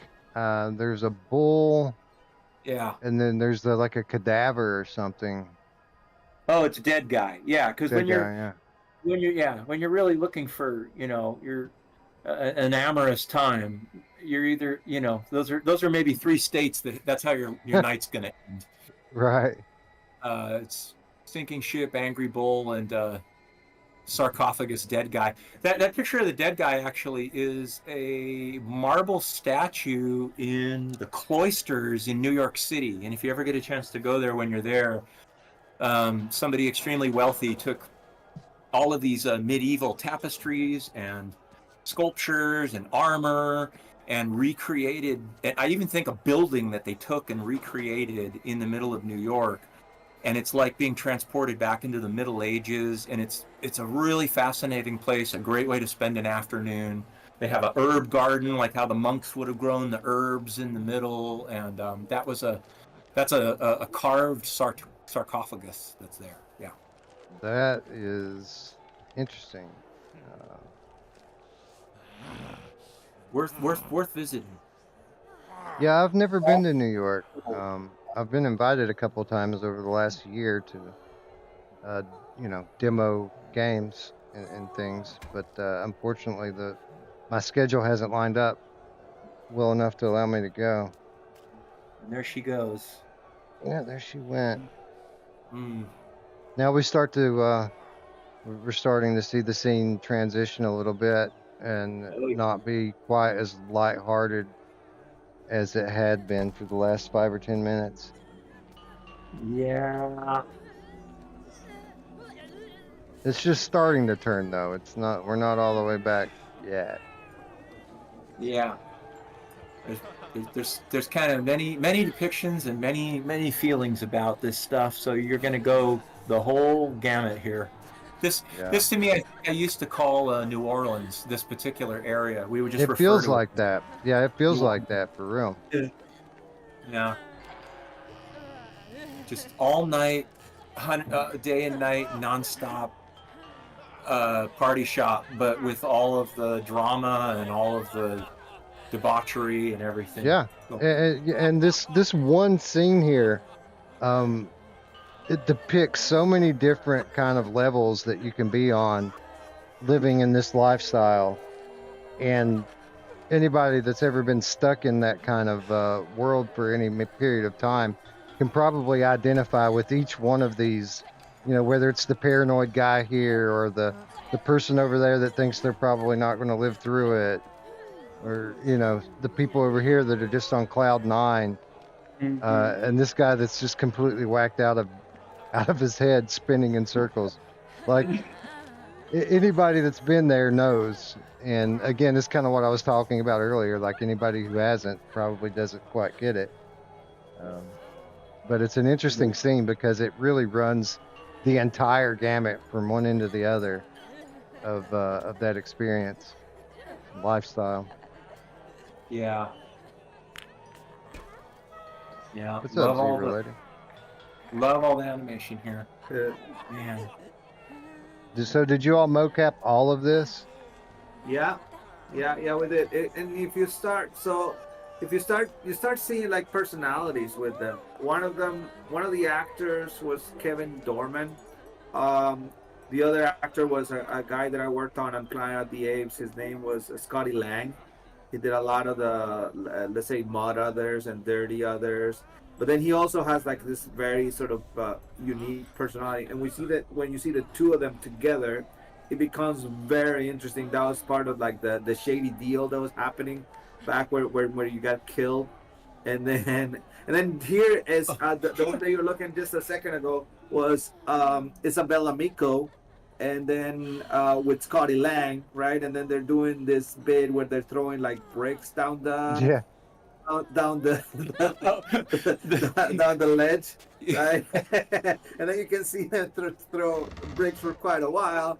But then after a while, you get invited to participate, right? And then it's your choice that are you going to participate in that? And they look like they're having their time of their lives, right? They're throwing bricks outside. You don't know what's going on, right? It's just Yeah, and then you see what they're doing, and they're actually bigoted against the zebra people.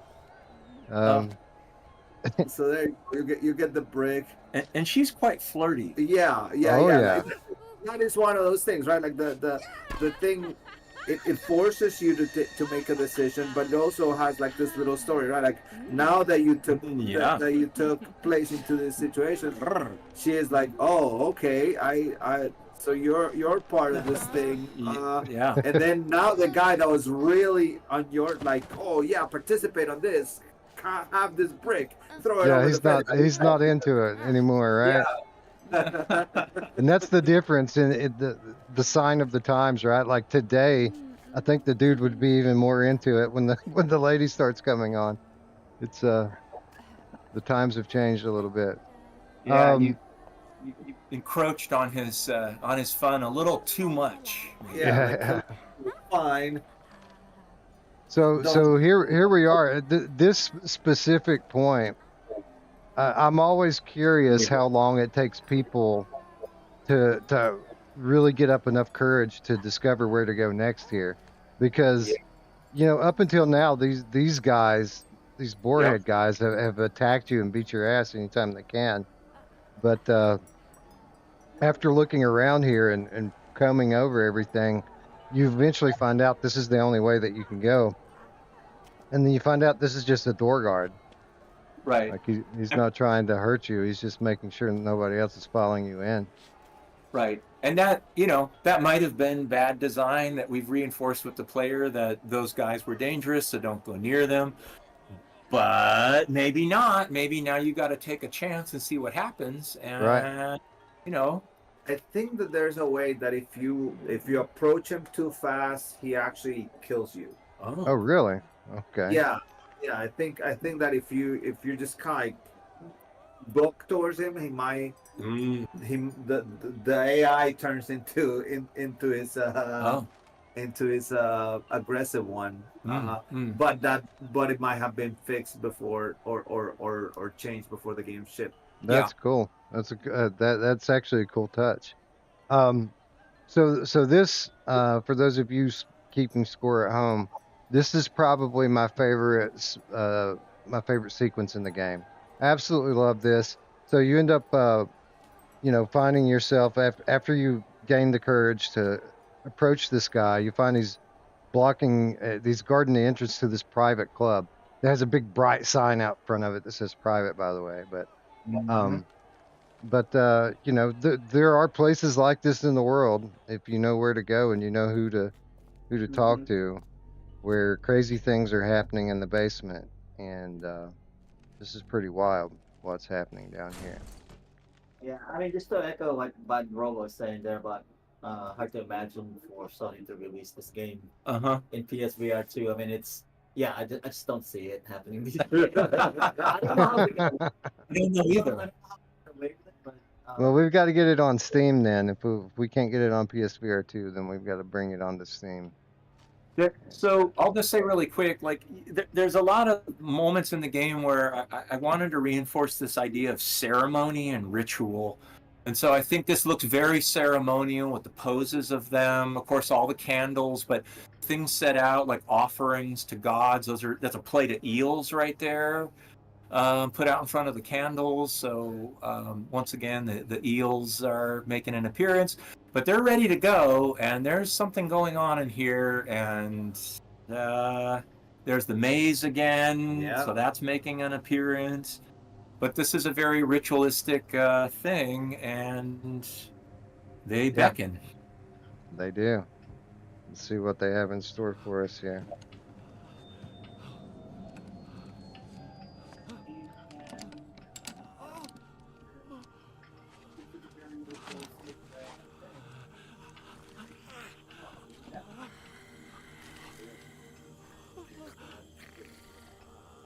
There you go. So that's the Dirty Other? This is the shaman. Oh, the shaman. Other sort of lady that sent you on this. If this wasn't a trip enough. There's the Raven. Oof. There you go. And then I'm so happy we did this because on a horror game, we got to give a really visual treat, like a like an extravaganza in animation and visuals and And I got to imagine the way that you experience this sequence is very different in VR. Being able to have the freedom to look around and really take in the entire environment and notice all the little details. And the stereoscopic, and then we go into slow motion sort of sequence. And the whole town is just erupting. And you have these streamers like on everything, like just heavy god rays off every source of light. Oh yeah. Yeah, and that's a great point, right? Like there's this super like complex choreographed fight going on, and then as a player you can either choose to look at it or you can choose to look at some other areas of the scene, which is the freedom of the player, right? Like that's one of the things that I enjoy a lot about video games. And then after all that sort of crazy, this guy just says, "Okay, yeah, come on in." Come on in, right? We find another private club, right? The people.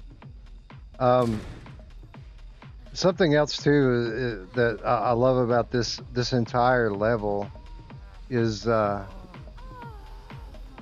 wait a minute, hold on. Okay, is the way that you gradually work color into what has been a entirely black and white experience so far, and you get it in small doses at the beginning of the level, and it just continues to more and more color bleeds in as you ascend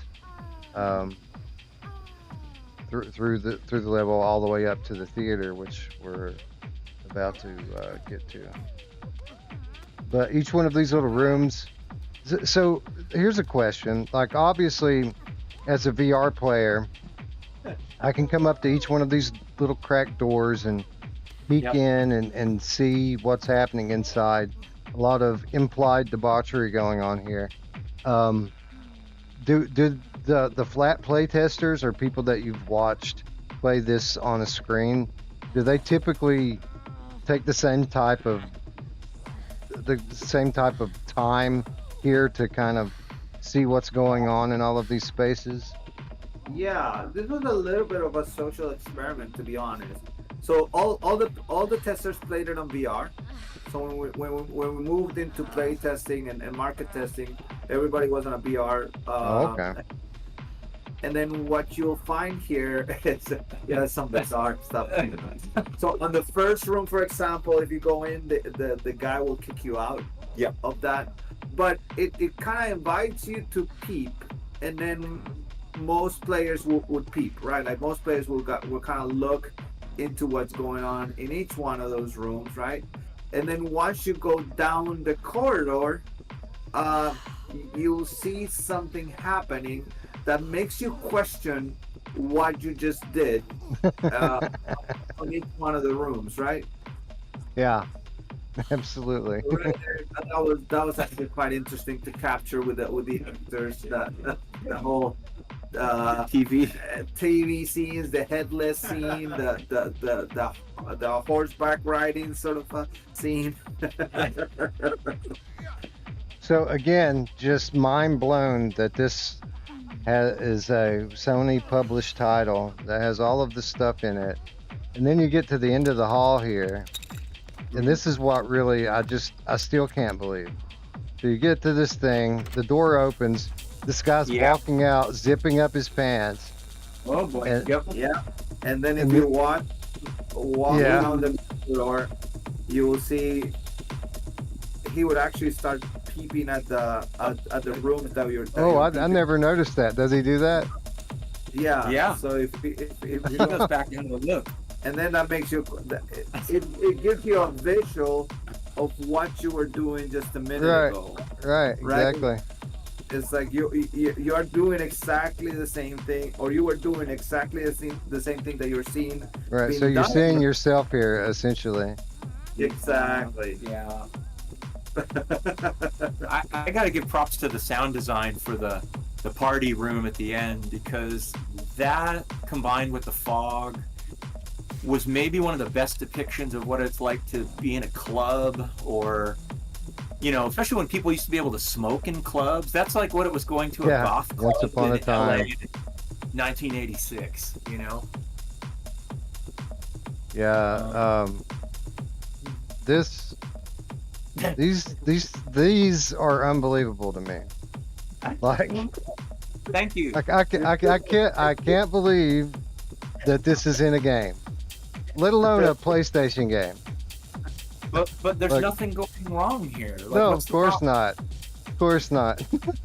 And the holes are so dirty. That's the part that always gets me. Is like, the way the paint fades and runs down the wall.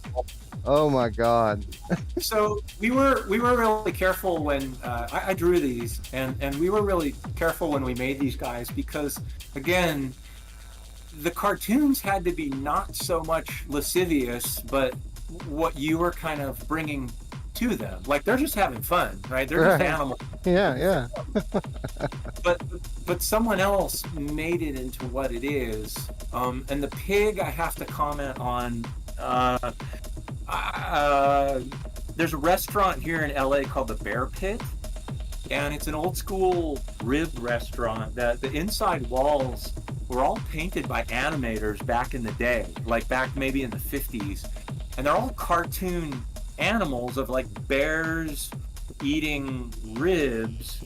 But then there's also chickens that are eating there, there's pigs that are eating there, and the message starts to get really weird as to who is really eating who, and it's kind of like when you've seen a logo of a chicken at a chicken restaurant that has a napkin on and they're like ready to roll.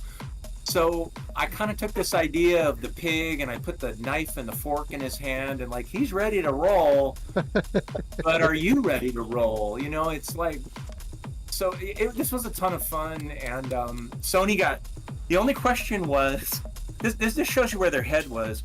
The only question that Sony had here was licensing, and they said, well, are those characters licensed? Like, we're not going to get sued over this. Where are they from? Where did you take those from? Were those Disney things? And I said, no, I drew those for the game, so those are ours. They do look like a nod to the old school anime. Oh yeah. Oh, for sure. Cuphead, yeah. Cuphead. And Corey and I have joked about getting tattoos of these guys over the years. I still have I have the 2D drawings of them, so maybe one day we'll actually go and... You should totally get one of these on your stomach, right around your belly button. Belly button, genius. That's the call. That's the call. But yeah, so those guys were really fun. And again, if we did a remastered version, I think if you went up to one of the holes, we should really have had a payoff of what you could see. I wanted to have like an eyeball or someone looking at you or something. So this is definitely something that you're going to want to do is, if you're remaking the game, obviously you're going to want to put 6 Degrees of Freedom hand track motion controllers in, so people have their own eyes. And you also want to add a crouch feature, because that's one of the things I really miss in this game, is that I can't really like crouch down and look at things. Definitely want to add that in. If I think a crouch feature would be really good there, and maybe we could have an eel come out of one of those holes right after. Yeah, like a little jump scare or something. Yeah, for sure. Yeah, see, Gray Matter was thinking about that too, so, but weren't we all? So we get a phone call here from Buddy. I think. Buddy, yeah. Yeah, and Buddy hears the music popping in the background too, right? Yeah. And that was you were talking about some cuts. That was one of the things that was cut. You actually had more contact with Buddy originally. There were a couple of mirror scenes before the two major ones that you would actually have like a little talk with Buddy, and those were really hard as an animator to see them go because the animation was really good and it was like Well, let me ask you this though. I mean, without spoiling it for people who may be watching the first time, you know, the moment with Buddy that you come into with the mirror scene later, like that's a pretty big reveal. Do you think that maybe if you had had some of those extended interactions with him that got cut out, that maybe it might have that reveal might not have been as profound as it turned out to be? It would have shifted a little bit. So here, and I'll come back to that. But here we're coming to the full circle that I was talking about when we first started the section, right? So now you're one of those rooms, and now you're the entertainment for the people on the city, and it's great how into it they are, right? Like you are actually one of those little entertainment acts inside of the room. And now you're the center of attention. But yeah, to go back to it, what would have happened with the body interaction is the reveal would have happened earlier, and then you would have started developing a relationship with this person in the mirror. I see. That would have evolved into that culmination of the thing. So we actually kind of had to condense that reveal and sort of like. Big heavy moment, which makes it very punchy. You're totally right. It does makes it very, very intense. I really like when you kind of had this buddy that you talk to from time to time, because the phone calls are great, but if we would have had the time to create that to extend on that relationship a little more, I think it would have been. Yeah, I see it. It could have potentially been just as profound midway through the game as it is at the end, but you're right, it would completely change the relationship, having that extra time to kind of develop it. So yeah, I can see that for sure. I thought it was really important. I think we added that last booth after we put the rest of the stuff in, like, okay, well, where do we go now? We go back up to the street level. And then there was sort of this flash of like, wait a minute, no. You have to go up and be on the other side of the glass. Like you have to be the object of desire, but also kind of performing for people and see what that feels like. So right. And at the same time, kind of like, again, another similar situation to the guy in the hallway that was peeping, where you're looking out and seeing yourself, from 20 minutes earlier on the other side of the glass. For sure, yeah. I think so. This room was supposed to be like a little bit like a heroin den or just a flop house with some That's stalls. what it looks like. It looks like Thailand. You watch these undercover videos from these people that go to Thailand to do illegal shit. It looks a lot like this. Yeah, that's kind of good stuff. I think, so the photo around the corner, by the way, I've got to give a shout out to our cat, is an x-ray of our cat after we found out she had, when she was much younger, had been shot by somebody, and when we took her in for a checkup, the x-ray revealed that there was actually a lead BB that had been stuck in her all these years. So they removed it. We still have it in a little test tube. But that skeleton on the wall as you're leaving is a x-ray of our cat's belly with the BB in it. All right, let me see if I can find and that's a sinking ship right there. But that's her. That's Panonica's stomach, and that circle is the BB. So I see. Okay. Yeah. Okay, that's cool because most of these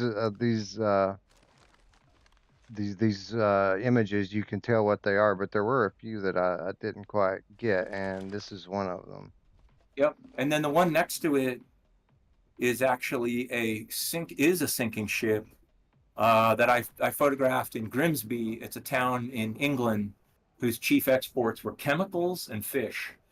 And That's a I was very English thing. A very English thing to say. Chemicals yeah, and fish. and just walking around the harbor, taking photos, actually for reference for Resistance back in Insomniac. And there's just this ship in the harbor that's, it's just kind of half sunk, just there. But it was just such a really kind of beautiful thing that I took that shot and kind of saved it all these years and was like, yep, that's going in there. So one of my very favorite things about this game on a surface level is this effect that you get anytime that you stop and take a moment to stare at any of the images. Yeah. It's a very familiar effect to people who may have experimented with psychedelic drugs and psychoactive substances, where the colors kind of move and bleed into one another as the longer you stare at them, the more intensified the effect gets. And it's such an accurate like representation of that in the game. It just makes me wonder, how difficult was this to pull off, and is the inspiration behind this effect basically what I just said, because it's really spot on to be a coincidence. Well, I think anytime you can get movement in a game is always a plus, right? So anytime you can get cables moving or flags flapping or anything in any game I've ever worked on, everyone always is like, we got to get more movement in here. So again, being a game that is about observing things and not about, hey, where's the shotgun? You're right. Like, players could have run by these and never even noticed this. But if you sit here and stare at it, it is like a moment when you're under the influence of something, or when you rub your eyes, with your eyelids closed. And it almost brings the photograph to life. I think we did this as a shader trick. Yeah, I mean, I didn't do the effect, so I don't know the details. But if I were to do it, it would be it's a really simple shader effect. So it's pretty easy. Yeah, I think what we're doing is we're just scrolling a range of colors through all of the black in the image. So as you see all the black here, we're just bringing you through literally like a loop of colors from light to dark. But since it's going through the dark parts of the image, it eventually makes the dark part light. Right. But it is neat because it's almost like someone's passing a light over the image, the 2D image itself. Yeah, it's the type of thing that happens when your eyes dilate to a crazy amount, and you have you process the light differently, and you can kind of notice that movement in it and the difference in saturation. It's one of my favorite effects in the whole game. One of the first things that I noticed, and like my early playthroughs, if you go back and watch those, I'm literally just sitting with my nose to the wall for like unhealthy amounts of time, staring at these things. Thank you for noticing. And I would say Corey probably did a lot of research in that area. And I think when we decided we were putting a lot of these posters and things in there, that we really we wanted them to be something more like, the more you look, the more you see. That's one of my mantras for games is, if I can do that wherever possible, I will.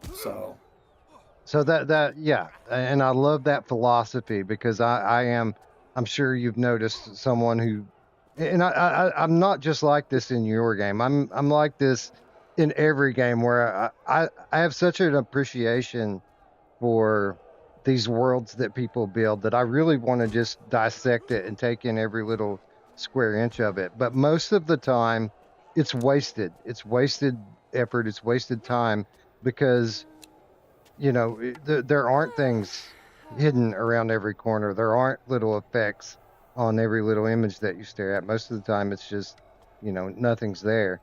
But the fact that there's always something to find here is just, it's perfect for people like me who really appreciate that kind of attention to detail. So yeah, thanks. And it's sometimes you feel like it's there we go. I'm dead.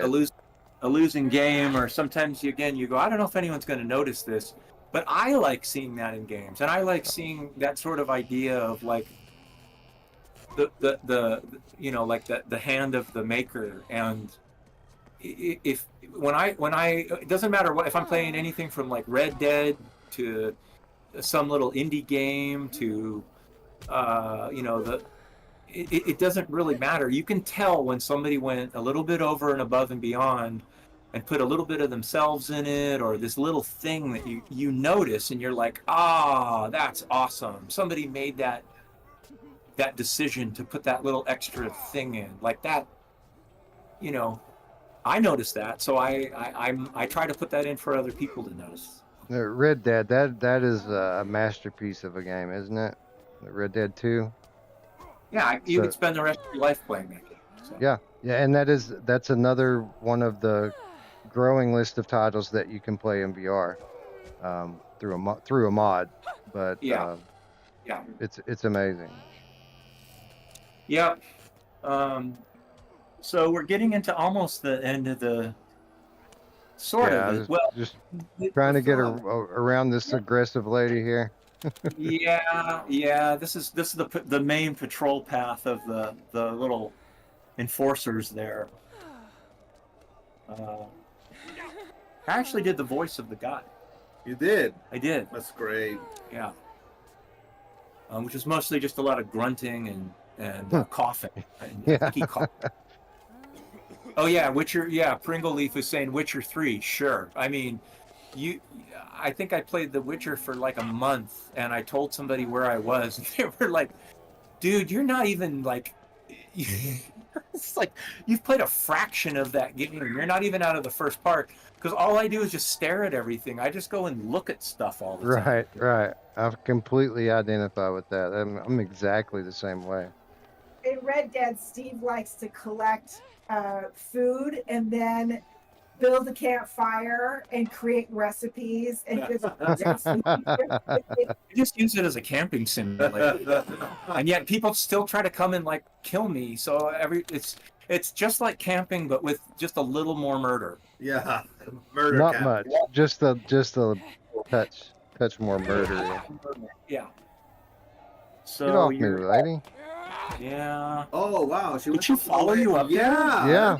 Apparently. I didn't know the AI could do that. That's amazing. Wow, I didn't either. See, you notice something different every time, eh? Even when you made the game. Yeah, I thought this was completely safe up here. Yeah, I did too. I was completely taken off guard. Yeah.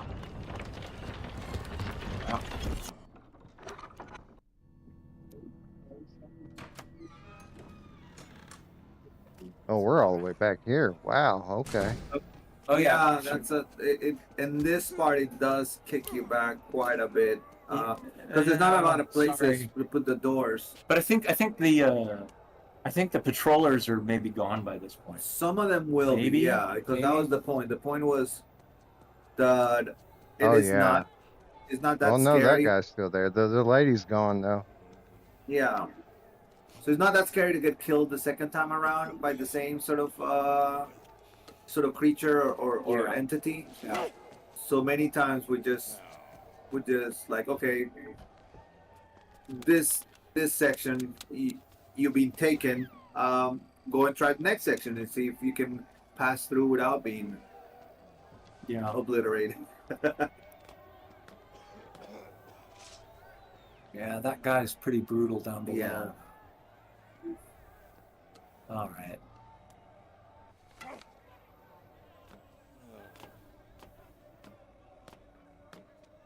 Always like this vantage point up here. Right, it's pretty fun. Yeah, you get a pretty good view there of the city. So. Yeah, and it's just still just massive. Yeah. Yeah, no, I think you all were absolutely right in keeping this the way it is, so that you always have this sense of how far you've gone, whether you're ascending or descending. The fact that you can look up forever and look down forever really kind of drives that home.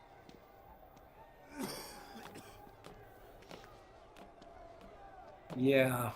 Well, in VR, it's even like with the stereoscopic, it's a very impressive sort of feeling. Yeah. What's up, guy? Yeah, he's like, hey. Yeah, that guy's great. He's just hanging out, you know, tired. Oh, he's got one of the pies too. Oh, these might be the. He does. Yeah. And the next room you're about to enter is what I call the kitchen, and it's where somebody is actually making, in their mind, is making pies. So they're rolling it out on the tables over there, and then when they put them in the pie tins, they're putting them in filing cabinets because they believe that the filing cabinets will actually bake the pies. Okay. Instead of ovens. So it's like someone is going through this routine over and over, like caught in this endless loop of doing the things that maybe you would have done in a waking life or for your job, like the routine of the job over and over and over. But like this person's literally thinking they can bake pies inside of furniture and filing cabinets. Yeah, somebody's on autopilot down here, huh? And, yeah. Which is sad because when you think about what type of person would be sitting here baking pies, like it's sad to think that they would end up in a place like this. Well, people got to eat, you know. Yeah, true that. So there's So he's weighing the eels, making the dough there. Yeah. I let on their P for pie. Yeah. Oh, jeez. Oh boy. Wait, look straight up there. Wait. Oh yeah. There's some place where, like, if you go back in one of these alleys and look straight up, there's something that's like way far above. I don't remember where. It's right around here. I don't remember exactly where though. But, Well, I'll keep that in mind. Yeah. Oh yeah. You might stumble into it.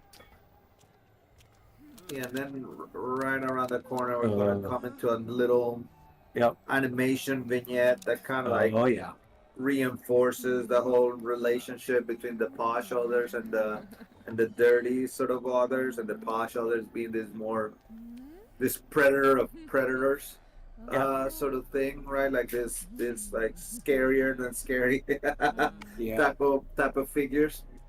Yeah, kind of powered sort of reversal of a power dynamic here. Yeah, because that is a hughead, right? Like it's one of the danger guys that kind of like beats you up and kills you, right? Yeah. And then this Pasho there. Yeah, just reinforces the pecking order in this place, right? You see who's on top. Yeah. Yeah, she's teaching him a lesson there. Had to get the moonshine jug in. That was a little classic. Oh, you can see the outside of the. I know. The fact that we're still drawing that at this point is insane. Like, I'm just saying that as a. Yeah, like, and one of the crazy things is like you never, like when you're in that area of the game, you're never freely outside of it. Like the animation takes you through the door, and I don't think you can get back outside of it. So to find yourself over here now, and that it totally looks like a place you could walk to, but I don't think that you actually can. Jeez. I guess a lot. So you probably can see that this game is what, 8 years old. Mm-hmm. It's going to be about 10. Yeah. Next year is going to be the 10-year anniversary. So you can tell that a lot of the geometry is pretty simple in comparison to something that's now in modern day, and that there's a simple quality to some parts of it. But I think that's what allowed us to get away with so much, was that we were just trying to be super economical with how we built things. And there's hard polygonal edges on stuff, and there's aspects to it that are low poly and last gen and all that kind of stuff. But we're trying to be very, very economical and had to build a lot of stuff in a very short amount of time with very few people. Yeah. Well, I mean, it's absolutely a feat what you've pulled off here. And I know maybe to traditional gamers that this might seem kind of low poly, but given the fact where the VR space has been over the last 5 years, taking that step back, moving to mobile hardware, in many ways, this is still kind of ahead of where VR has been. Like the peak in terms of like quality of production for VR games was in 2016, 2017, 2018. And then it went backwards when standalone came along, and we're only just now kind of starting to get back to 2016 again. Yeah. So yeah, I still have Well, it's I a think good a lot looking of this. game. Thanks. I mean, I think a lot of this too, in the fact that it was black and white, was we were dealing with silhouettes a lot. So if we could get strong silhouettes and strong compositions in there, that would kind of be the order of the day or win out over anything else. I love that you're seeing the barbecue and the barbecues there. It's pretty Yeah, good. yeah. Pretty great. Was it always the plan to make this like mostly black and white the way it is, or is this something you kind of worked into?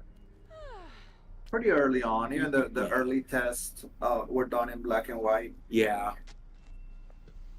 Yeah. And I gotta say, it's really freeing to work in black and white. It's wonderful. Well, it really complements the vibe of the game you're going here. I mean, obviously there's this subconscious connection that people have to older things through watching the old black and white television and movies and stuff. So the fact that a lot of the the architecture and the technology that's in these spaces is that older stuff, it kind of fits right with the black and white. Yeah, and that was purposeful.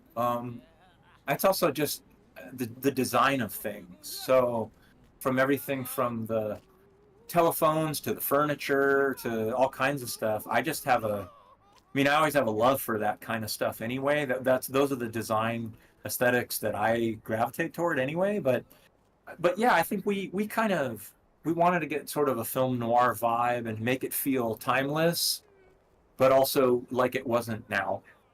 Yeah, I mean, what I have to give the art team, Rich, Steven, Larry, is even though this is a black and white game, it's never burnt, right? Like one of the things that I see sometimes with black and white games is the whites get very bright, and you get like a really high contrast between blacks and whites, but never get the midtones in.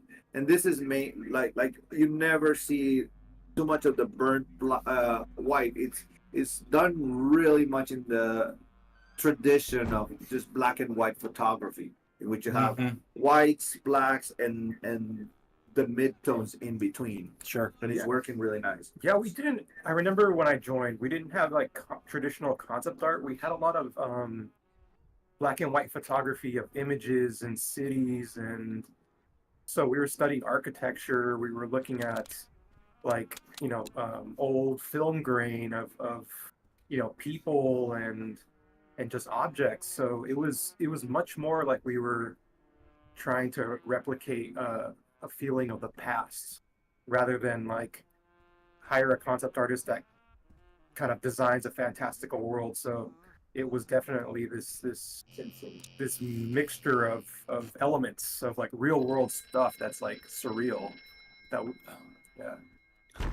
in this part, this was going to be one of the parts where you were actually going to talk to the mirror, but it got cut down. But that in VR is so cool that you can actually look at the mirror, and that kind of like your head movement is the character movement. It's really good. Yeah. You really pulled it off really well. Wow. Good night, Victoria. Sleep well. And Arno. Good night, Victoria. Thank you for hanging out and talking with us a bit. So you said the way you kind of pulled this off was that this is actually not a mirror, it's a window, right, to a different space and a different character model that's mimicking what you're doing. Yeah. Am I right about that? Yeah, so this is exactly. So it's like it's a mirror of the player, and it's playing the animations in reverse. And this was Roberto. Was it Roberto? Or was it you, Ike? That or it was it was probably a team effort between the two of you. Or So Swift. and Swift. So they took the animations that the players is doing, and in real time they're mirroring it on the other side. So there can never be a mirror that doesn't have enough space on the other side. Yeah. To put the same amount of things in the room. Oh, I remember now. Yeah. So it's a room with the same amount of things that they're all just Right. mirrored out, and the animation's being mirrored in real time Yes. for that mirror scene. I remember. Yeah, it was all a trick. Yeah, it's not actual reflection. It works really well. Oh, it's clever. Yeah, I like that. I gotta say that the candy counter, by the way, I probably said this last year, but I think it's worth repeating. The candy counter was, that's the candy counter at Philippe's restaurant in downtown LA. And it's usually full of all kinds of great candy, but that's the restaurant that they said the French dip sandwich was born in. And they have this original gorgeous wooden candy counter with the cage that the cashier still sits behind. So I've always loved that thing and wanted to put it into a game. And again, that the zebra is kind of like in a cage, sort of in a zoo, they're working behind. And then, of course, the counter is just full of rotten peaches and eels again. Right. And so when we had the outsourcers made them, I think I had them make both good ones and rotten ones. And it was a thing for a while to give them reference to say, no, I want you to make what looks like a whole bunch of rotten peaches. So they're selling pies in there too. Yeah, they are. So one of the things that's really prominent about moving through here is that really loud tone, that tritone that just played.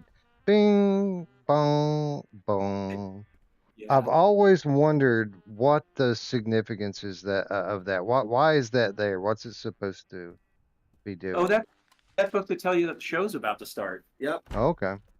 You kind of get those tones still like on opera houses and things of that nature, right? Like when you're in the intermission, you get like a little bum bum bum, and it just tells everybody to go from the bar back into their chairs. Okay, 100%. Cool. I guess I need to get out there and become a little more cultured. I had no idea. But it's also done in a very ominous type of way, right? Like what I kind of always equated it to is that kind of like mind control, Clockwork Orange programming type things, where they play these sounds and then they show an image with it, and because it sounds like that sort of tone. Yeah, I mean it's not wrong, right? Like it's getting people, is getting for people to go from place A to place B, right? Without having somebody kind of like usher them in, right? Like so it is kind of like one of those things, like almost like the recess bell, right? That makes everybody back into their classes, right? And it happens automatically, and it's a little bit like they're being remote control without their knowledge even. Yeah. Well, geez, this is one of the showpieces of the game here. Just so much great stuff here. I mean, yes, absolutely love it, and the way that this whole scene plays out is quite profound, actually. In the context of what we've just kind of went through to get here, and where it all ends up. It's kind of perfect, actually. Yeah, you made the theater, right, Larry? Yeah, I think this definitely, like, I think this back half was maybe like laid out by me, and I think that the theater was one of those things. I was trying to remember the tree, whose idea that was, because it's so difficult to remember, because ideas came, I felt like, from everyone. Mm-hmm. And a lot of these scenes evolved from iteration of like blocking it in and started differently. And then we realized, it's like, oh no, it's like there's no impact here. We need something. Yeah. And I think the tree came in later, and it makes such a difference. The tree is very striking. The way it looks and the way the shadow comes off of it, it grabs your attention as soon as you walk in here. And this environment in general is very immersive. Just from the old style theater seats to when you walk up to the stage and the old weathered wooden planks on the floor. This all Yeah. feels very real, right? It feels like a real space I remember the reference for these theater seats. Giving it to I gave these to the outsourcers to make, and it was really, really specific how I wanted them. They had to really look, like an old theater, ones that I've been in. And this theater actually, it looks a lot like the silent movie theater here in LA. But it's just so particular with like the leather that was tearing, but they're wooden and so yeah, it's like brass. Yeah, we had facet. one of these places in the town I grew up into. It was called the Cinderella Theater, and they used to do live shows there. The stage wasn't quite this big. I'd say it was probably about half as deep as this one, but they kept that place open forever. They eventually ended up making it into a movie theater, putting a screen up behind the stage. But this is it reminds me a lot of that old Cinderella theater, because my parents were musicians, so I ended up going to a lot of these places with them. Kind of throws me back to be in this environment. Yeah, how did we fit all those characters in the audience? We did. I remember the scene having frame rate issues, but I don't remember if we cut number of characters. Were there cheap versions of them or something?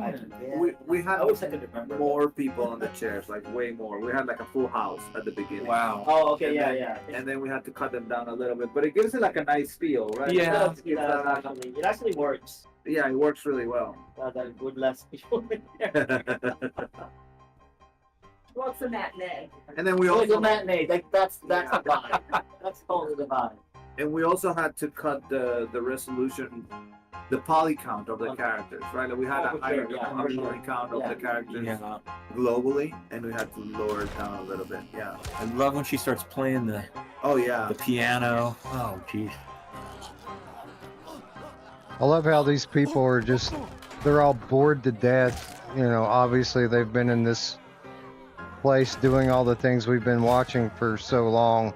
You get up here, they're all bored to death, but then when people start dropping from the hanging tree, they all pop for it, right? Oh yeah, that's entertainment. And the piano player starts to get excited. And then the audience is cheering. Oh, they're a little version of the Roman Coliseum. Yeah, they're going nuts in here. And you sit here, right, as the the good person trying to be the hero and save these people like they're captives, and no matter how hard you try, you just start to realize that it's futile. You save one and two drops, and then I love what happens when you leave the room here. We'll go ahead and let these people expire.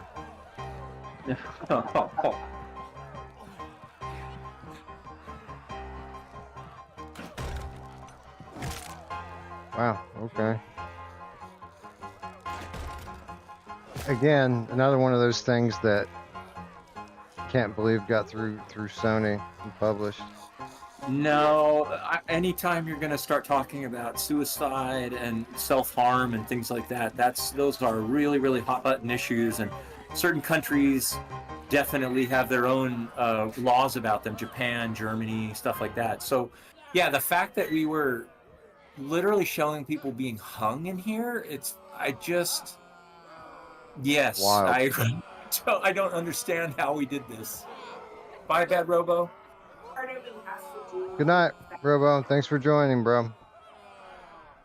That they're not human, that they have animal heads. Yeah. So it's similar to the BoJack Horseman effect. Where in a lot of cartoons, you can talk about really, really adult themes and get away with a level of violence or sexuality that you wouldn't be able to get away with live action. Yeah. All right, Pringle Leaf. Good night. Thanks for hanging out with us. Yeah, it was interesting. But No, I was just telling Mark good night. Oh yeah. So what's also interesting here is how simple those rigs for the hanging ropes were. They're basically just two bones, one at the top of the rope and then one at the end of the rope. But the motion happens so fast that it feels like it's a higher detail sort of rope. It feels like it's a higher fidelity type of hanging. And of course, there's the animation of the threshing and the trying to gasp for air, and that kind of completes the illusion. But at the end of the day, it was something very simple. Yeah, well, it's very effective, certainly. So you walk out the back door here. This was the one thing that blew my mind about this whole scene is how it ends up. And you find out that you weren't really saving people after all, that they're all in line waiting to hang themselves in there. And it says a lot. It says a lot about it wraps up the chapter with a bow, because you see all these people that are living for the moment and just giving in to their worst nature. And then you kind of see where living like that ends up, with people who are completely depressed. And when the shine wears off of that lifestyle, what's left? There's nothing but empty people that don't have any love or respect for themselves. So, yeah, profound meaning I found here in this, whether it was intended or not. Yeah. If you go down the line, you'll see how desperate they are to get in. How desperate they are for their moment on the spotlight. Mm-hmm. It's liberating. It's every shade of the rainbow. It's light. It can be dark. Love is totally necessary. I mean, it's the quest, right? Aren't we all looking for love and hungry for love? Now they're all so nervous about it. It's like, is that line moving at all? Like, yeah, this dog lady in the back, she's not having it. She's ready to go. Like, why didn't I show up an hour earlier? It's always like this. And it's a little bit, without getting like too, overarching about it. It's a little bit of like, sometimes you can't save people from themselves. Right. Right. And then there's the whole question: should you? I mean, is it your right to kind of step in on people like that? And we assume that people that are in that depressed state of mind are not thinking clearly, but no, there is no one size fits all answer as to how people think and understand their own their own situation, their own experience. Mm-hmm. All right, so the game is getting ready to take a very dark turn now, back to kind of where we started, and fun time is very much over.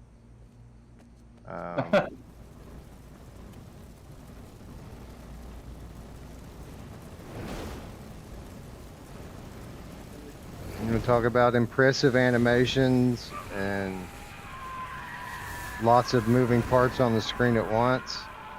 Here it is. Oh, here's our guy. Here's his first appearance, right? Yeah, and it took us a while to figure out like his body language. Oh yeah. We wanted something that was scary but also strange and not quite seen as often. So that kind of like jittery type of motion was something that we landed upon after many tests. Something that will make it feel like unnatural. And yeah, like I like the. I mean, it's pretty interesting. He goes in and he just burns the entire place, right? And then like, yeah, what's that a metaphor for, right? It's a little bit of the overarching arc of the whole game, right? But yeah, he was a blast to work on. The motions for the auditor were done by an actor named Jason Chu. He was also one of the actors that I worked with on Planet of the Apes. And then he was fantastic on getting the physicality. And then we run it through an animation process. That's become quite popular nowadays with the Spider-Verse. But we kind of run that on twos, and then we flatten those twos. So every frame is kind of held up for twice it's frozen for 2 frames, and then goes onto the next 2 frames. Like step printing. Exactly. A little bit of stop motion callback there too. Oh, so you're duplicating frames in that section is what you're saying. Yeah, regularly in 2D animation we animate on twos because we don't want to draw every single frame. So we draw a frame and then we photograph it twice. But on 3D animation, since we're not photographing anything, keyframes are cheap. We basically end up with keyframes pretty much every single frame. But here we went back to the 2D concept or the stop motion concept, in which every pose, so to speak, was held up twice the amount. So basically 2 frames that they're being held for. And then they jump another frame. So that's what we kind of did different. Like, let's say Spider-Verse, we don't go to the next logical pose. We jump a couple of poses and then we hold those for 2 frames. And then we jump a couple of poses. So we're kind of like jumping in time, but then also freezing time as we jump in time.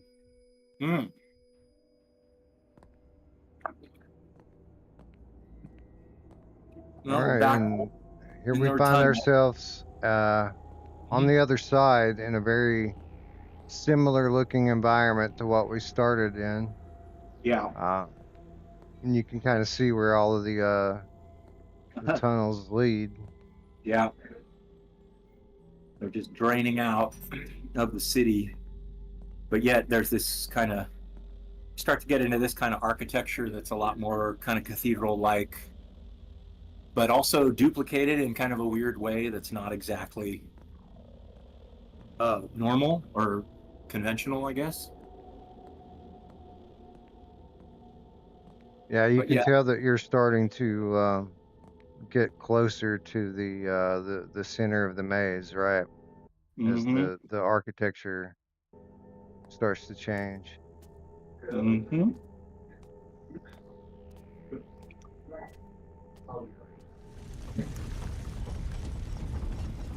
Yeah, and back to clean stuff. So everything's dirty, right? Everything's dirty and rusty and grimy.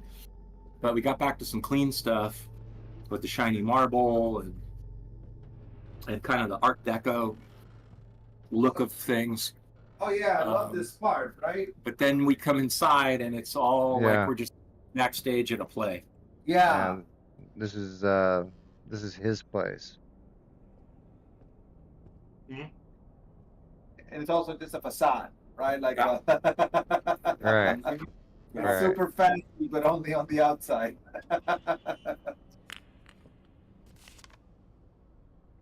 You invite him home and oh, he's good. And then you roll over to coax another session and his skin is coming off like wet tissue paper. All black and rotted underneath.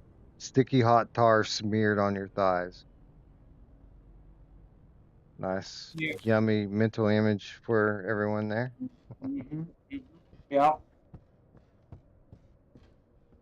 So again, I love this little sequence here where you see the open back of the room kind of staring out into the distance.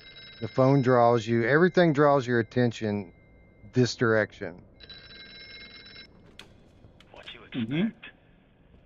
It just goes and goes. Then you hear the tone of the conversation on the phone is a very different tone.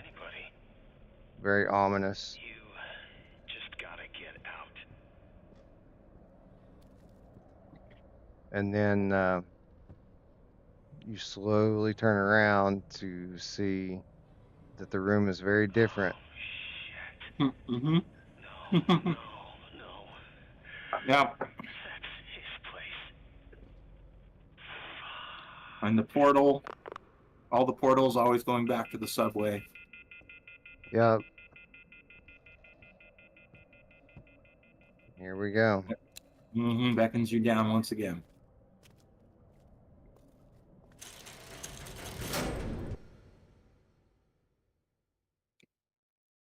That is chapter 3. I think I'm gonna do one more. I could take a break here, but I'm feeling pretty good, so we're gonna keep on plugging on.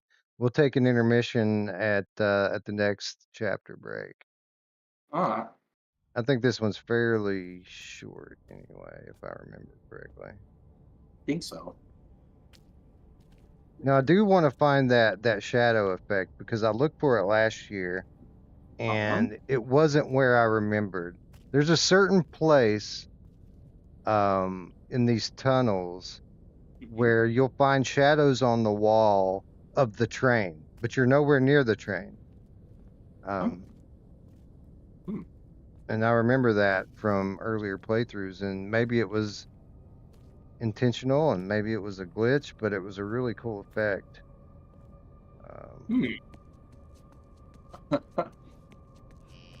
I'm not sure about that. I'd like to see it. But I looked for it last year where I remember it being, and it wasn't there. So that that leads me to believe that maybe maybe it's something specific. Maybe it's a bug or something on like the older consoles, and that maybe it's not showing up on PS5 or something. But yeah, there was a place in one of these subway tunnels that if you look at the shadows that are being cast on the wall, it's literally the shadow of the train cars. Oh, interesting. Okay. And there's no train cars around. Okay, Right. I'd like to see. Should we go west or west? Yeah. Well, you know, if you go west long enough, you go east. That's right. But that guy's been kind of probably had a run-in with the auditor.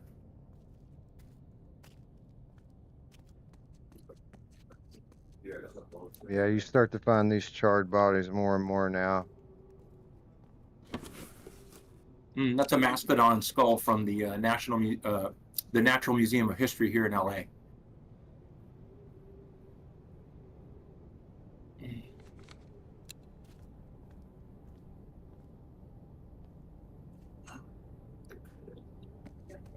Let's go west.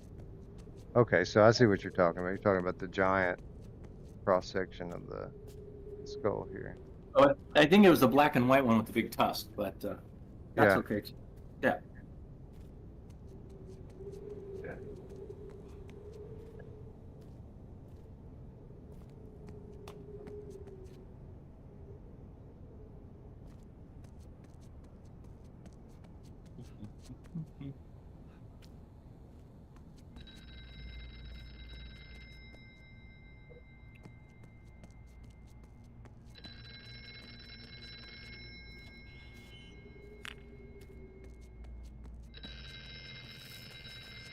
I love this section, these tunnels down here.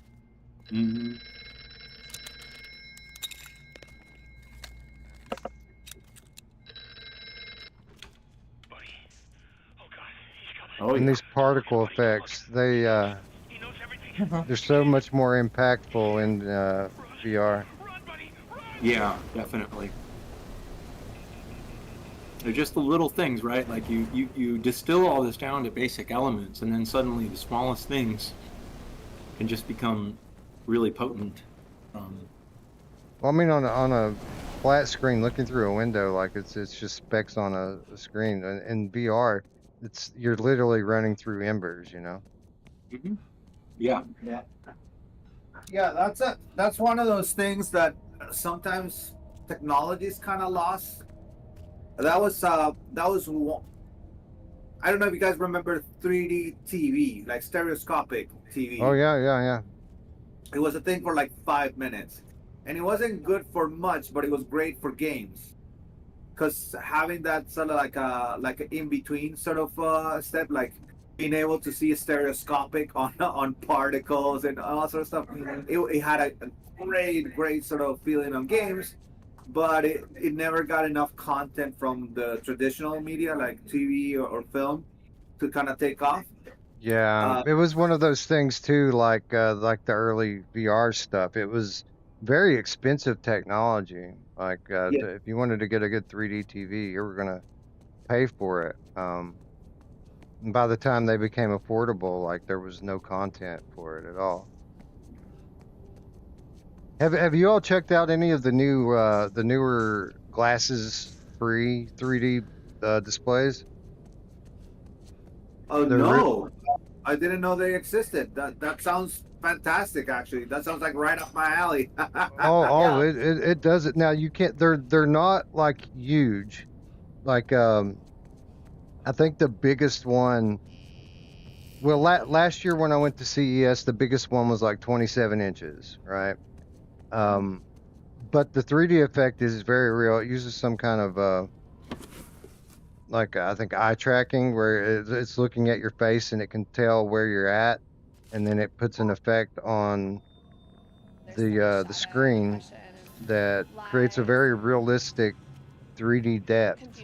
No glasses whatsoever, and they're using this technology now, not just on like computer monitors, but there are laptops that use it now. There are tablets, computers that use it now, and the cool thing is, I'm buying them.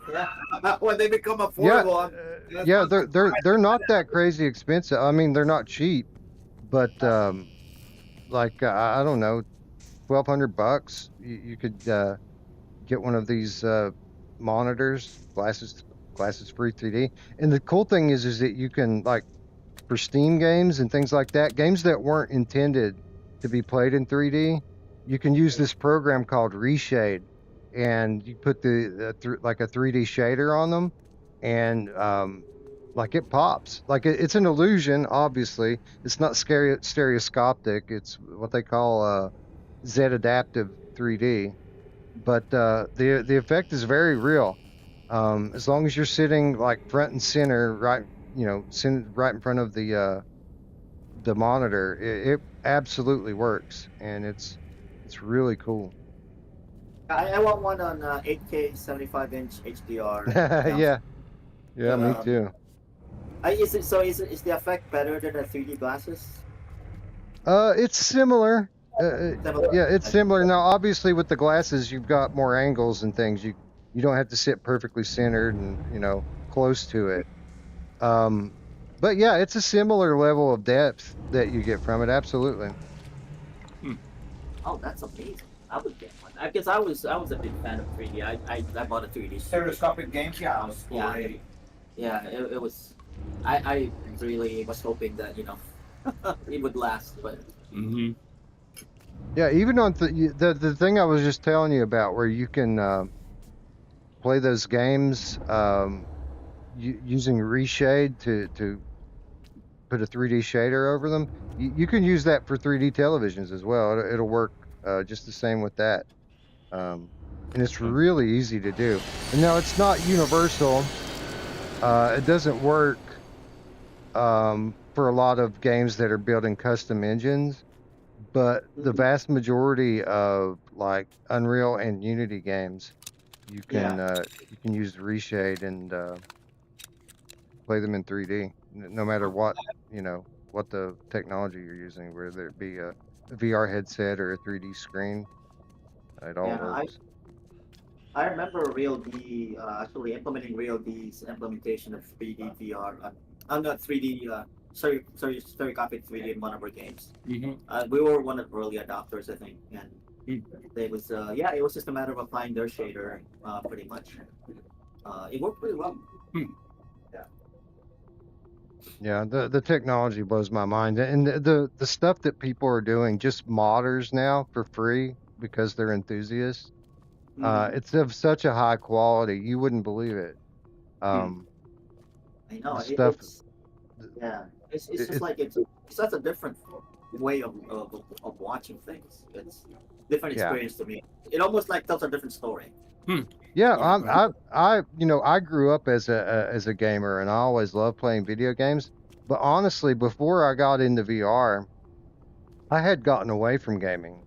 Like I was telling Corey earlier that I wasn't really familiar with Spec Ops: The Line in its time, because during that time I was just bored with gaming. It had gotten to the point where one generation to the next, really, you weren't seeing any real innovation. It was just better looking graphics, but the games were all kind of carbon copied. And I Yeah. was bored with it until PlayStation VR made VR affordable, and I got in the headset, and that changed everything. Yeah. And now I live in it, all the time. Yeah. Yep.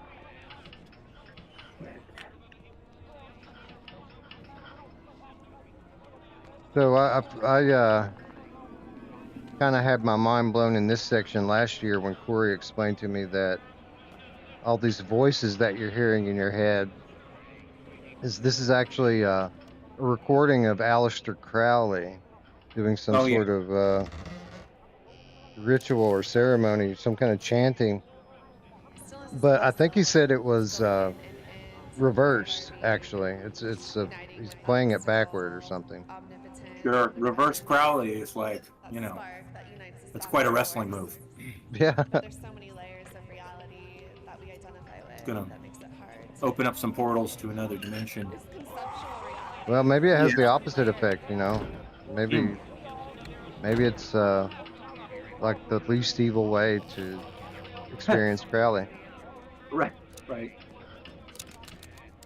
So let's see. You're back near. Oh yeah, the back car down there.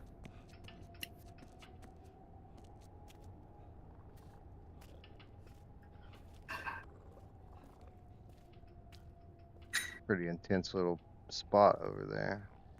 Yeah, that guy prowling around is kind of rough. I think, isn't there something down here? Yeah. Did I miss something? I bet I did, didn't I? No, I think you got it. Oh, okay. I always move quickly through that spot. It's just instinct, right? Because there's danger over there. Yeah, it's like exploring an area with a tiger around, right?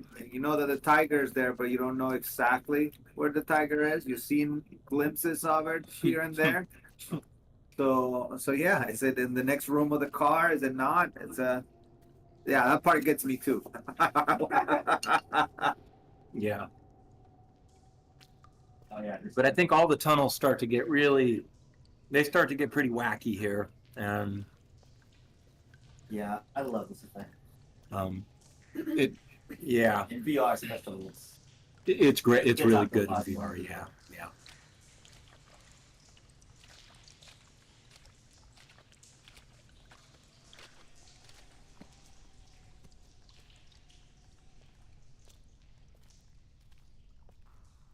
You really wanted to start having these, you've been going through the tunnels, they've played a little bit of mind games on you, sending you through portals to different places, and then, now the steepness of them and the breathing quality of them, and it's all.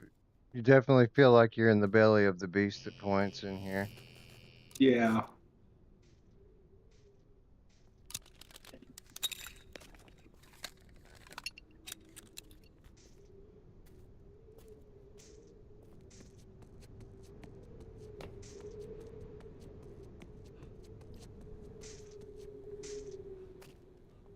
We're out here again. Oh, right. Yeah, okay. Got lost for a second. Easy to do.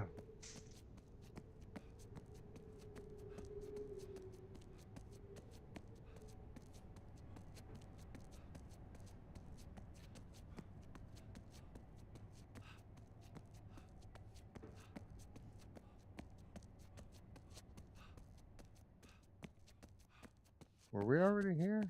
I think we were, weren't we? There's so much shadow and oppression and lies. I want to say that we were, but maybe not. Confusion. If we were given the truth of what it think you're- really means to be a sexually embodied. I think you're getting close to the. and those at Oh, this is the top really are steep making all this hallway. money Yeah. from feeding us So now I think when you go down and go to the left, type of control.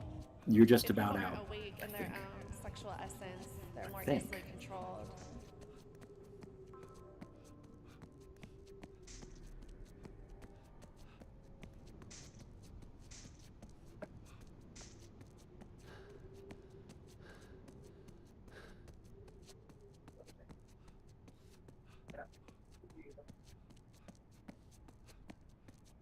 Yeah, I've definitely been here. Now, of course, this level makes you feel like you're walking in circles quite a lot. Yeah. So,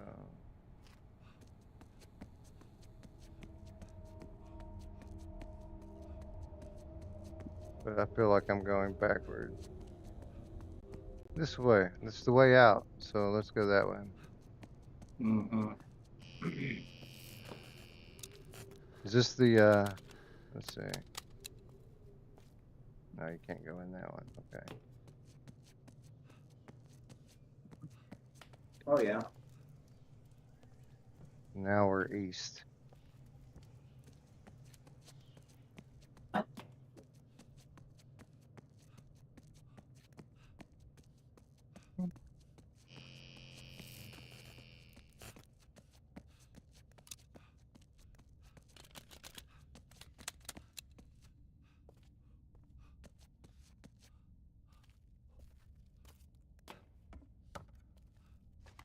Well, that's not the way out.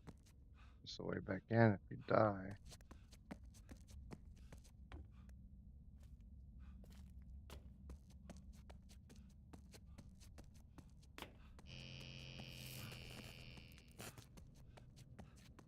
I'm just starting to remember some of the things that happened in this level. We still have some cool things ahead of us. Yeah. All right, go west. Right.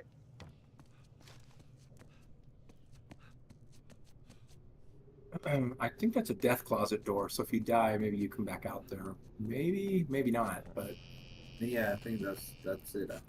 We're basically about to connect with the area that was the demo. oh, okay.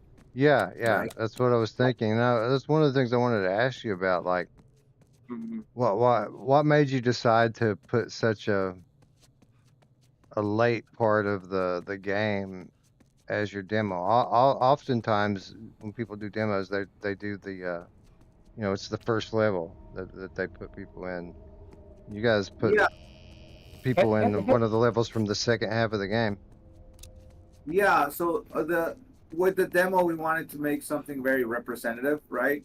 To represent the scary parts, represent the surreal parts. So have enough equal parts surrealism, equal parts horror, because that's what the game is about. So to give a a good enough representation of what players will experience in the game. Yeah, that And is a this, good point because like the early levels they're so slow, right? And so yeah, barren and yeah, there's not a whole lot going on in there. So that does make sense. Plus I mean you've even got that chase scene at the end of it with Yeah. yeah, that's pretty intense. Oh, here we go. So I think, are we coming up to the station yet? No. So that's So- where we just came from over there. So okay, I get it. I know where I need to go now. I gotta go across the other way. Yeah. It's been a little while since I've seen this too. I always get lost. It's You're close. Yeah, I missed this little area over here when I was here before. Oh, that's the one with the bicycles down there. So go to the right, I think. Okay. From the bikes. And I think you S curve around, and then do you go into the room with you the ticket got it. booth? You got it. Yeah, and that says no exit. So that should take you down to the ticket booth room. yeah. In this area, like you're always going to look.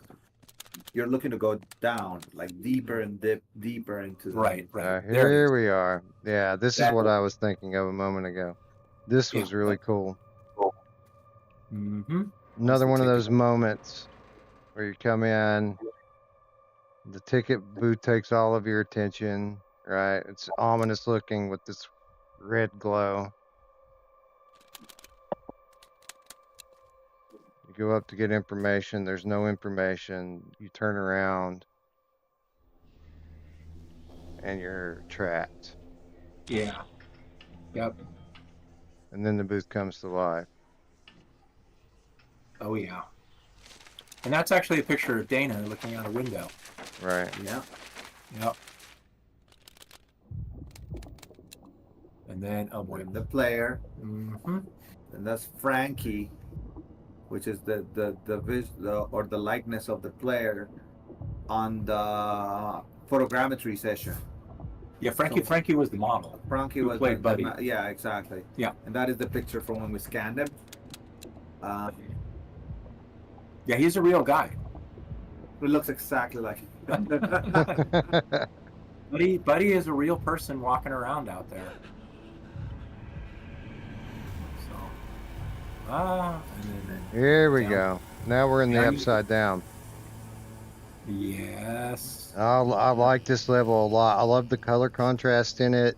It reminds me a lot of a game called Transference. I don't know if you're familiar with Transference, but Elijah Wood, his film studio, Spectre Vision, did a VR game a few years back, and that game was called Transference, and it has a lot of similar like colors and similar things aesthetically to what you've got going on in this level with the purples and the greens and stuff.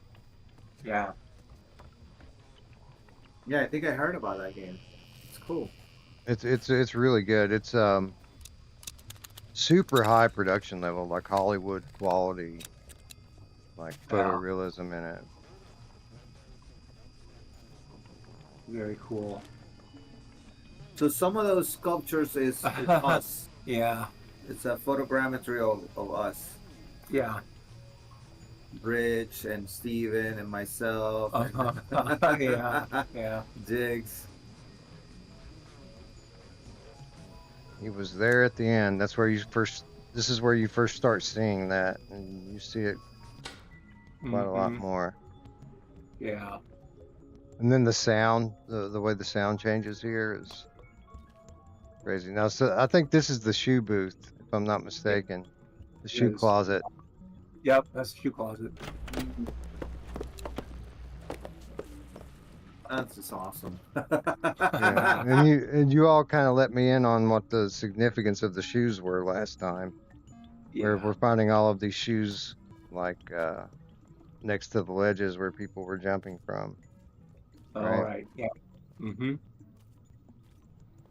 Yeah, I remember this. This was kind of horrifying for me because I just came from Poland. I visited Auschwitz. Oh. And you see all the shoes and stuff, and that kind of reminded me. So I was a little horrified when I saw that in the game. Yeah. Yeah, it's a nod to that, definitely.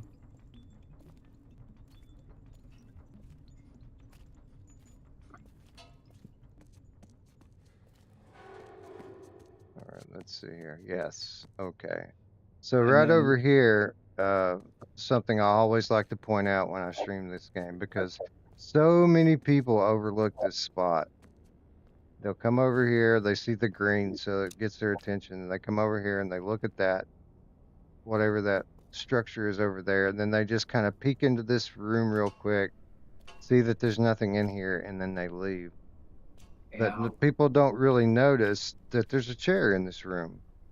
Sure. And if you sit yourself in the chair and just stare for a moment, these waves start coming from the maze. Mm-hmm. And then if you keep staring, it does something really cool.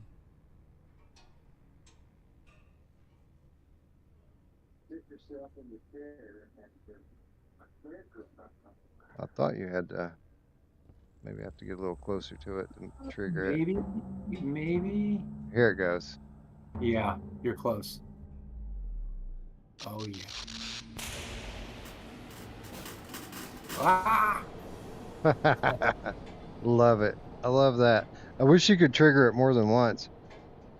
There's a couple of places where you can trigger similar sort of stuff, right? When you get to the city, you can look at the maze, and then it triggers like a whole bunch of insects coming out of the. Oh yeah, yeah. We got that one in the second area that you're in.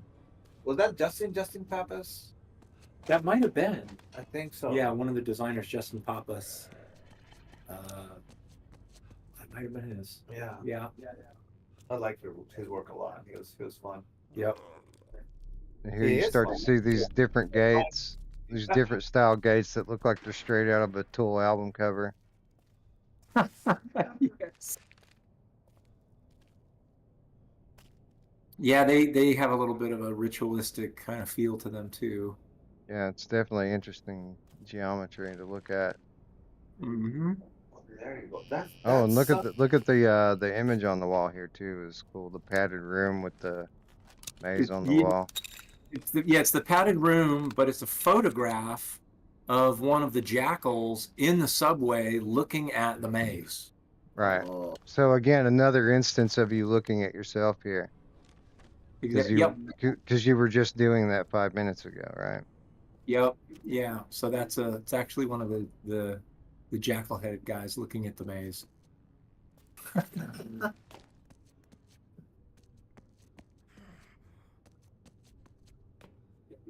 All right. There's somebody at the end of the hall. Yeah, yeah. Yeah. Oh yeah. Oh yeah. Now we're in demo. Yes. Land. Yeah. This was the demo that helped get us going. So I thought that there was no other way to go here but to walk in this room. We know what happens when you walk in that room, right? Like, well, I don't think there's any way around it. But I think I'm not sure that you have to go in there, right? Like maybe you can go this way and not do that. If you go this way, you'll find something really, really interesting, right? Fun, and then yeah. So this is a dead end, yeah. No, but yes, but if you keep on going, yeah. There you There's go. There's a guy. Yeah. Yeah. There's like 3 of them. Yep. Yeah. So right. This one I'm saying this is when the tunnels start to really defy gravity and do some crazy stuff, but realism, and they start to defy the laws of nature, Right, so I think this is the part that I was thinking about earlier, where there's no other way but to get killed here, because this guy. You're right that you have to go through the door, but there is a way to not get killed. You can actually pass this part not getting killed. You have to run through it or something? Is that the secret is not to look back. If you look back, you get killed. If you don't look back and you just walk. So if you just walk through the door and then just book to the next door and never look back, because you're going to hear somebody breathing down your neck. Yeah. And then looking back at them, that's what kills because you. he's right. He's right there. Yeah. Yep. Oh. Clever. Yeah. Yeah. If you just run through the graveyard here, you'll be okay. Yeah. Okay. Yeah. Give it a try. Go. He's on your tail. Yeah, and it's very scary, right? Because you feel somebody just kind of like behind you. And then once you go out, if you look back, he's going to slam the door at you. Yeah. Yeah. Like, get out of my space. Get out of my... And it's fine because when you die there, you come out this door anyway, right? But it feels like you end up in a whole new space. So I always thought that was the only way forward was to die in that room, and then that this space was just a completely new area that the only way to get here was dying. But again, it's not like that, but it feels like that. Yeah, and what I love about that is it's almost like you went through a predator's little den, and you survived it, right? Like you went into a lion's cage, and you just ran through it really quick, and you survived going through the lion's den. All right, here we go. This is where things start really shifting and getting crazy.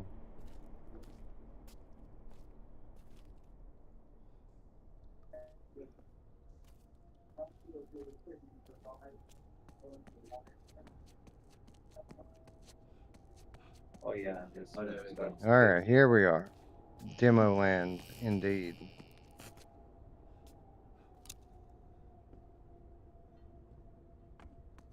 And again, one of the most confusing parts of the game that I ever saw was this, you know, these hammerhead sharks that start swimming through here. Oh yeah. Yeah. Oh, I actually still today use this scene for my animation students.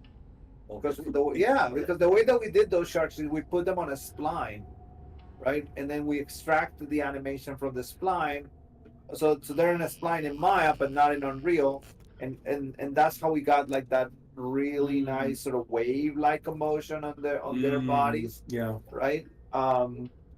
And then this was Laura. Laura was the animator that did this shot. And I show this to my classes when I'm teaching them procedural animation, which is animation without keyframes. So basically, you're using like other methods other than keyframing to produce animation, to produce motion. And this is a spline. The shark kind of going through a spline motion. We export that into Unreal, and now in Unreal they will put on a spline again. I think Swift or will put it on a spline, so they have it for the path, but not for the wave-like motion of their swimming. Yeah. That's pretty clever using the spline in that life. Yeah, so it's really effective. Yeah.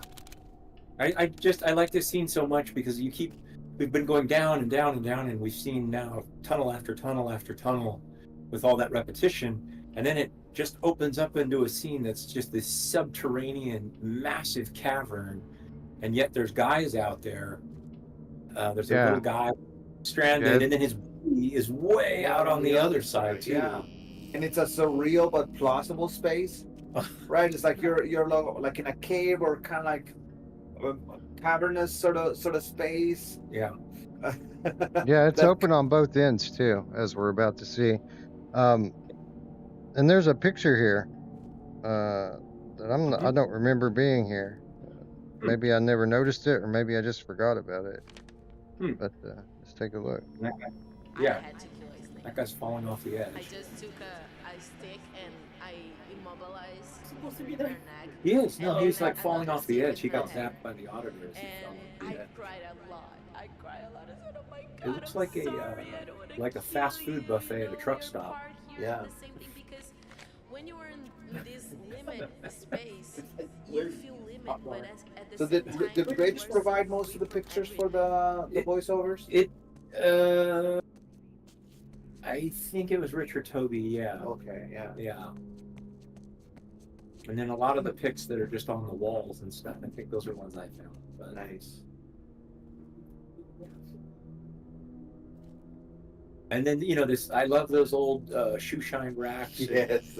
And train stations. Those seem very old timey to me. Just the idea of a businessman going to work, getting their shoe shined or something. It's just something from another era, along with the cigarette machines and the candy machines and stuff. Well, this still have shoe is it airports? Yeah, And they still have them. Station in Los Angeles, they have the old. Burbank has the classic shoe shine spot, like right there at the entrance. Yeah, they totally do. I love the ambient sound here. It sets such an ominous tone. Yeah, Brian DiDomenico was our main sound guy. Yep. He did a lot of the lion's share of the work on it, and he's spectacular.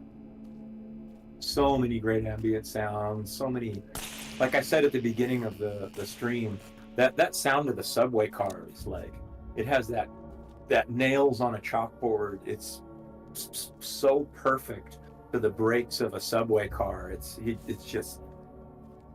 just great.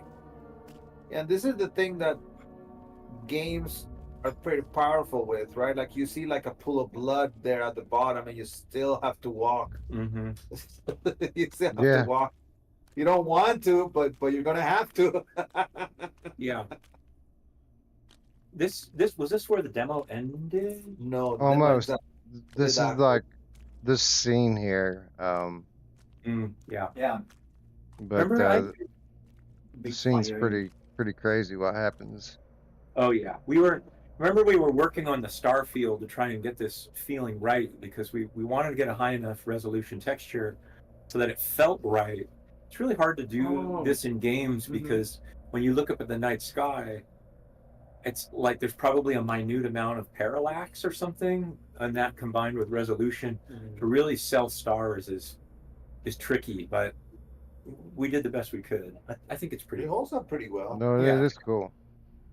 Yeah, and in VR, I think it's a nice moment out there. Yeah, just to stare off into the void for a moment. Yeah. Yeah.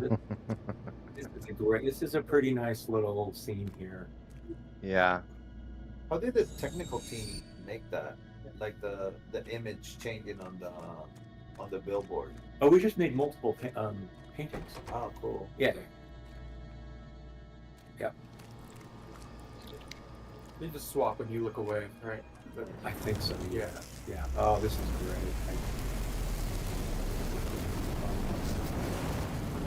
Yeah. Yeah, that's great because you rarely get. No. This is good though. You get to see him up close and personal. Yeah. I hit the 180 turn one too many times. Yeah.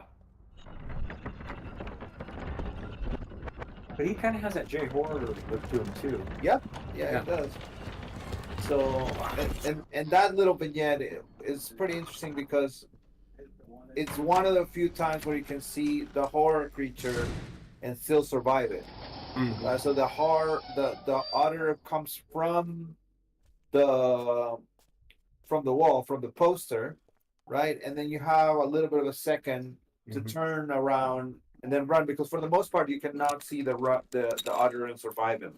Right? Like if you're seeing the auditor, that means that you're It's that moment with the poster change and the way that the sound sells it. That's the most striking part of that whole scene to me. You know, when the auditor appears, obviously, you know, panic time to run. But that first time you turn around and see that the poster's different and it, wah, you know, the sound rolls in, that you know that things are about to go very, very badly for you. Yeah. And this scene here on the train, another one of the high points of the game. Oh yes. Oh yeah. Oh, yes, yeah. Yes. Getting that giant view and stereoscopic is pretty awesome. Yeah, the city of Ash. Just tearing through the world, burning it all, you know.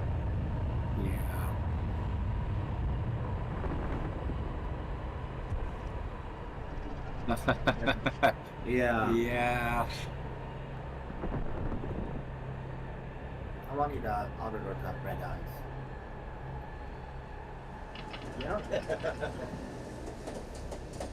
More evil.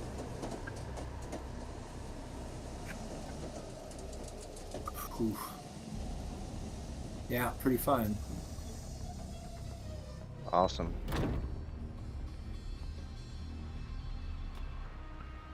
Oh, look at that. And again, the sound here just perfect. Yeah.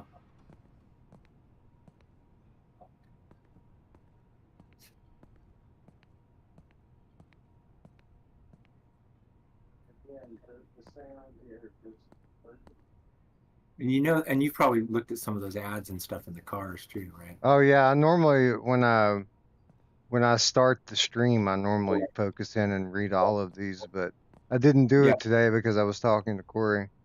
No, it's all good. We all need alone time. Yeah.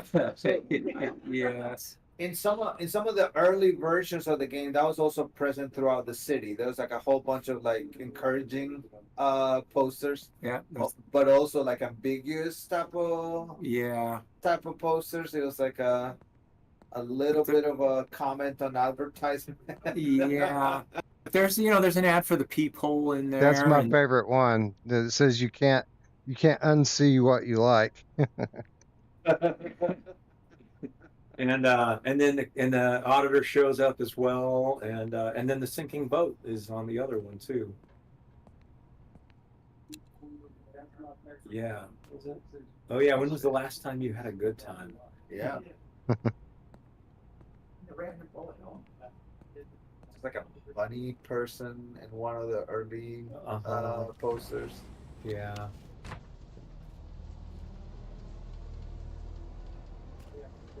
That was a cool idea. We had to cut it, but it was a cool idea because the billboards were kind of like guiding you down the city, right? Like getting you deeper and deeper and deeper into the city, but that part of the city actually got cut out. Yeah. So there's the You gate guys again. kill me talking about all of this cool stuff that I never got to experience. Cutting out parts of the city. Well, it's one of those things that does those cuts also make the game live a little larger than you're actually seeing on screen, so you get to experience like a little section of a universe that is bigger than what it is, right? Right. So it makes it a little more genuine too, like a little bit of a slice of a bigger thing, and it makes it significant. Oh, this is one of the darker ones. It says we're going to take the bandages off now. You have to be brave for her sake. Just smile and tell her it's okay. It's bad, I know, but you have to be brave. No, stop. Come back. She's still your daughter. Come back. That's so terrible. Yeah. Yeah, Brian earned his money on that one. No, stop. Come back. She's still your daughter. Come back. There's the So Swift this is where I remember those weird shadows, train shadows being at, was kind of in this area here. Huh. I wonder if the train hadn't been deleted yet, or was still in the level slow. Yeah, maybe something like that. Because I wasn't able to find it last year. Interesting. And I looked because I thought it was one of the coolest. Wait a minute. It might be something to do with the effect of the water or something. Oh yeah. Huh. I'm getting a weird. This might be it. There's a weird invisible ghost there. Ghost in the machine. Huh. So yeah, there. It is. Here it is. See, look. Which you'll see it in about 10 seconds, but look at the wall where I'm flashing my flashlight. You're inside the sub. What? What the? That is See that? fun. I really want to say that we did that, but Yeah. That's a funny bit. You're a genius, Larry. That was brilliant. yeah. Good job, Mike. Yeah, I do. Wow, looks like you're inside one of the subway cars. Yep. What? Isn't that crazy? The game's evolving. What's where's the train in relation Well, to the in the walls? Like, did you be there? Yeah. Oh wow, there's the seats and everything. Wow, dang. Yeah, you can follow it back. Yeah. Yeah. This part was weird because where the puddle was, we just put a water plane and dipped it through. That's why there's such a harsh line there. But I have no idea how that relates to the train itself. Wow. Oh, that's good. Good find. Yeah. Yeah, it's a ghost train. Yeah. Yeah. There's something really. Hey, maybe it was. I don't know. And by the way, we're still on it up here, like this whole thing. Oh yeah. Huh. All right, we're getting some ideas for the next game. Yeah. Right. You can go back and watch last year. I looked for it in that same spot, and it wasn't there. No, it's still there. Look at.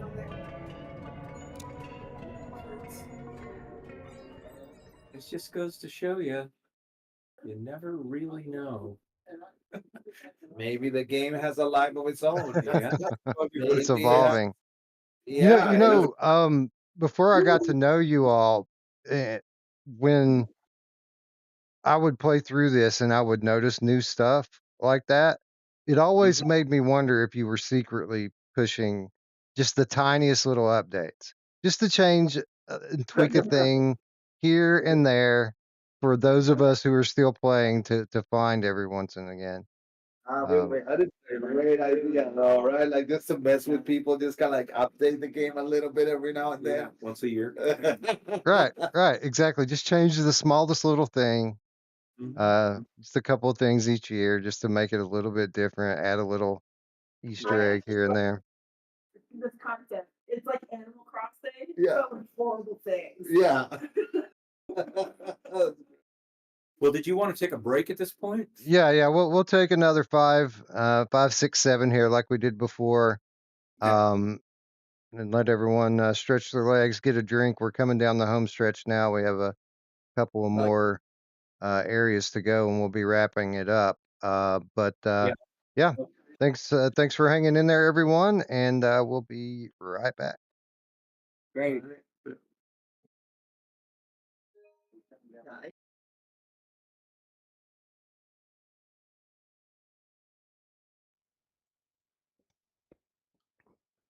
All right. I'm pressing A. What do you want from me?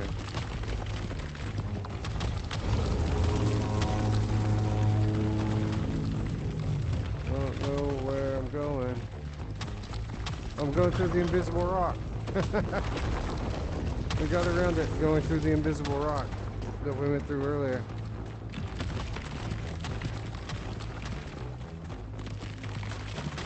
We're trapped. Every bot for themselves. We're not trapped, bro. We might have been trapped, but I went through the invisible rock.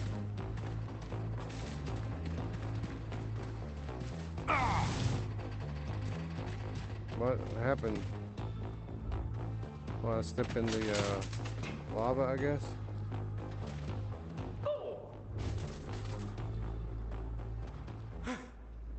You killed it. I did.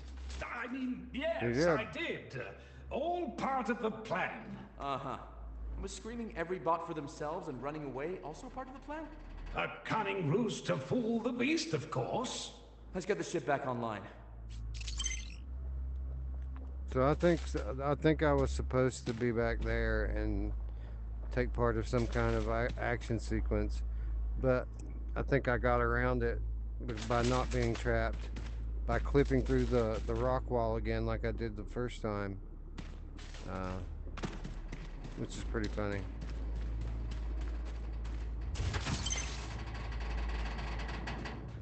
Let's go repair the power matrix. Should just take a second. Look at all that luminite. We got it all, bitch. We're gonna do this again.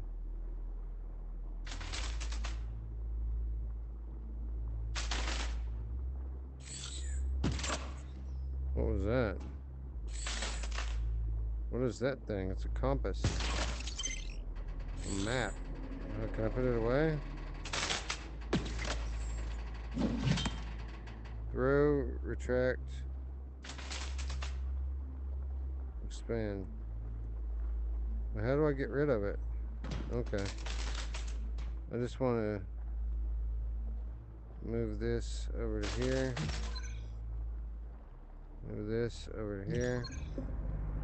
Then move this over to here. That's better. Well done. All right, I need a damage report. According to this, the AI processor is completely fried, ship sensors are damaged, and the drive core is gone. But the good news is my easy listening playlist survived. What do you mean the drive core is gone? You mean damaged? Nope, I mean gone. That's impossible. Come take a look for yourself. Go to the engine room.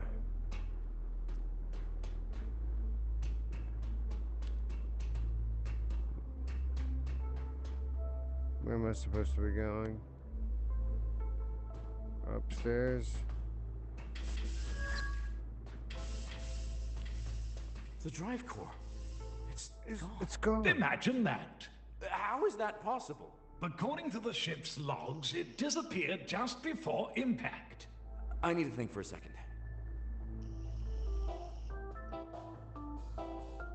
Jonathan? Not now. Sorry. The core can't have gone far. You said sensors were down. Can we do a local scan? I think so. It's worth a shot. Prep the navcon. Go to the nav console, which is back down there again. Ready when you are. No core, I'm afraid. No, but this cave, those are quartz readings, right? I believe so. We can use that to repair the sensor array and run a full scan. I'll need some more gear, though. Can you bring the fabricator online? Consider it done. Go to the fabricator. Objectives. I'm gonna keep it on normal for now, although my my impulse is to put it on hard. Where's this at? Okay, we're going in here. This is it? Where are all the schematics? The database was damaged in the crash. This is all that was salvageable. Mining laser it is, then. Craft a mining laser. We need luminite for this. Got it.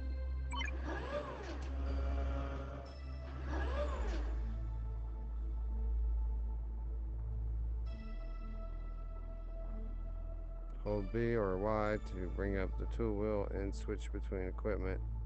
New equipment will be added automatically. Find schematics to craft powerful new tools and upgrades. Schematics can be found in chests or by killing enemies. Let's just hope we don't run into any more of those worms. Alright, it said, alright, there we go. The mining laser, or the pickaxe, or empty hand. And flashlight in the left hand. I like it. What about composites? Carbon fiber, biofuel, copper wires, ceramic powder, silicone wafers. So this is going to be about resource collection and crafting, a lot like No Man's Sky, but obviously dialed back by 1,000, which is a good thing.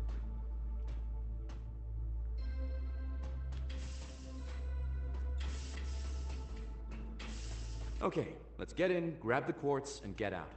Fire up the teleporter, please, Jonathan. Teleporter? You expect us to dig through half a mile of solid rock? No, of course not. I'll have this sorted lickety-split. So we can play online here, but it says random. It does not say that you can do a private multiplayer, which concerns me.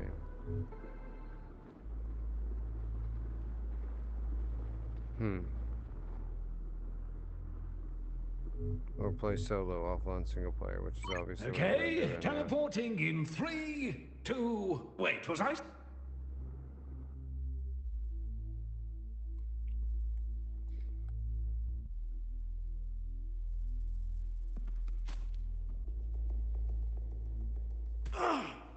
What did you do? I feel like I've been shot. Small miscalculation on my part. Looks like we left a couple of lesser organs back on the ship. Lesser organs? Oh, well, no use crying over spilt kidneys. Let's get mining, shall we? Health is on the wrist bar. Okay. I don't see any quartz. Are you sure this is the right place? I thought so, but I can try teleporting us again if you like. No! I mean, no. I'll search on foot from here. Why can't I pull this? Gotta upgrade my whip to get it.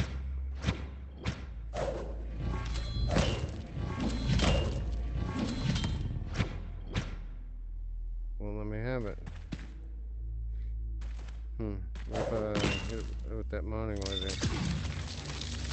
No, still nothing. Well, I guess I have to upgrade to get that.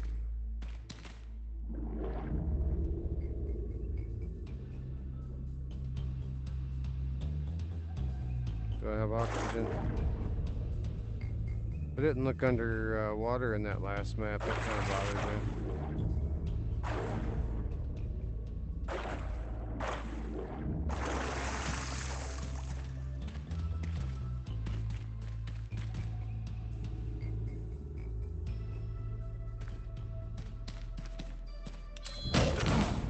Oh, wow.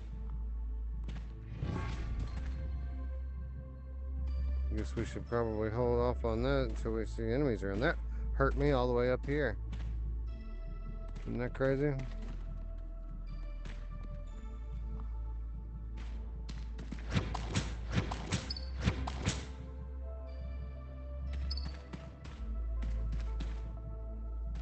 I don't think it's something to pick these mushrooms up, is it? Oh yeah, I guess it must have emptied my mushroom stash when I went back aboard. Just letting me start over. Oh, there's copper up there. Didn't even recognize it to begin with.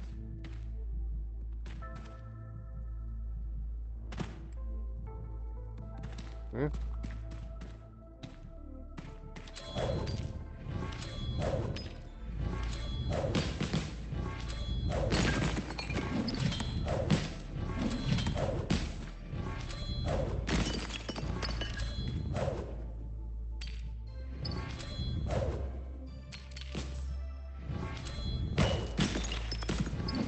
We got it, baby. Any more? I don't want to leave it. Oh, look at that. So I couldn't throw and hit those before. Did no damage. See? So I wonder if this is what the mining beam is for.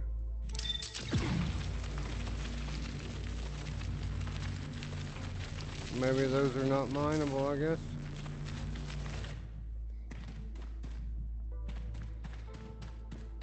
That green quartz, maybe. This might be a silly question, but quartz doesn't happen to be a type of glowing green plant, does it? No. I thought not. So, what are these things? Well, we unlocked a schematic for a health stem. You can craft throwable items in the items tab from the wrist panel. So we're going to go into the wrist panel. Let's get rid of this for a minute. Go to the wrist panel, go to the items, go to health stem, and then hold grip.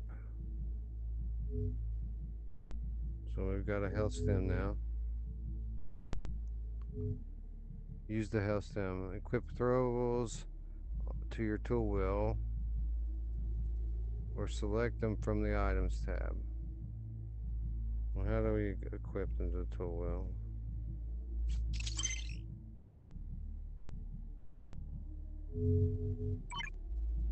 Equip. I'll just use it.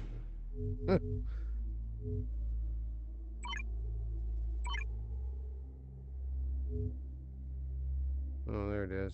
I did equip it. Okay, very good. Just keep our eyes out, make sure we don't miss anything useful.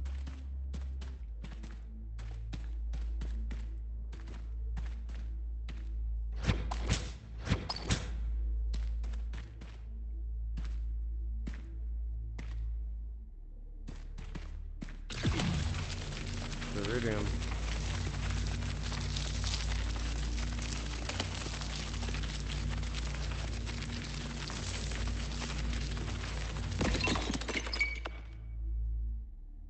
Tens iridium. Hell yeah. Oh, that hurt all the way over here. Son of a bitch. So this is just what I can carry on my person. All right, ladies and gents. Turning the ship without We crafting are using extractor. back Oh, in okay. the chair again. That's interesting. We've been going a while, eh? I mean, we're sitting All right, I'm at digging it, man. I like about the UI. 5.5 I hours like the look now, of the game. playing through a 3-hour game and I like the loving fact that every you're minute playing of through a it. story. But as we switch back over here, there's still a significant portion of the game left to go. I want to say that there's at least 2 more chapters to this. Are you? You can hear us, right? Yeah, Oh yeah. absolutely. Yeah, I mean, I think we're kind of at the beginning of the end, and I think maybe some of these chapters might be shorter than the other ones. So I do feel like we're on the home stretch here. Yeah, we're getting there, but Oh, yeah. having a blast. Great. Again, thanks to all of you for hanging in there and experiencing this with me, and thanks to everyone in the chat for sticking it out with us as well and seeing this thing through to the end. This has been a very different experience to my typical deep dive analysis, and we're getting a lot of cool insight here that probably floated by in the chat last year, but again, I can't see the chat while I'm in here, so it's good to have you all. Well, it's definitely a lot of fun for us, and I hope it's a little different, so that you don't necessarily have to just do the same things and say the same things. And if people maybe miss some stuff from last year, then who knows? Maybe we'll pick it up again next year or something. But hopefully we give you some fun little tidbits and insights. Oh yeah, yeah, and the point is here too is the hope would be that people would go and play the game for themselves eventually and experience it and take their own meaning from it, hopefully. Yeah, for sure. Oh, good night, Bad Robo. Thanks for sticking with us. Yeah, have a good night, Bad Robo. Bad Robo, he actually makes his own horror games. He's one of the people in the community. I don't know if you're familiar with the PlayStation title Dreams, which is kind of a game engine / game for people to go in and create their own experiences in. But Bad Robo's done a number of good horror games in the Dreams platform. Very cool. Very, very cool. Yeah. Well, it's I mean, it's just a really interesting experience to be able to made something, and then after so many years, still have folks like yourself that are interested and that care about it. And this is a rare experience in games, because you can read reviews about your games, and certainly now with social media, I'm saying like different from 25 years ago, you can get all kinds of feedback, good and bad, from people, and it's all over the place. So you kind of take the good comments with a grain of salt, as well as you take the bad comments. I mean, certainly you like to read good comments, but to be able to have sort of instant feedback, or to be able to just connect, that's really the thing. To be able to connect with somebody is very rare and really satisfying. So it's a treat for us. You're really doing us a service here. I would love to be able to read some of the negative feedback that you guys got on this game, because I got to imagine you freaked some people out. Like, this is weird stuff here. I mean, look at what I'm looking at here. There's 3 dog heads mounted on the wall. Yeah, that's crazy. Where'd that end up? Yeah, that's where I left my dog heads. Yeah, so then again, that's another like kind of ritual type spot of something's going on there with somebody laying on the floor, and they're doing something in there that's not right, that's being overlooked, by these dogs. But well, there's shackles on the floor. It's not just a bed. There's like literally shackles on the floor and candles everywhere. Yeah. And then a basket of eels, of course, to top it all off. Oh yeah, it's another offering. So, this place was, I think, the station. I think that's what we called it. Was like the station.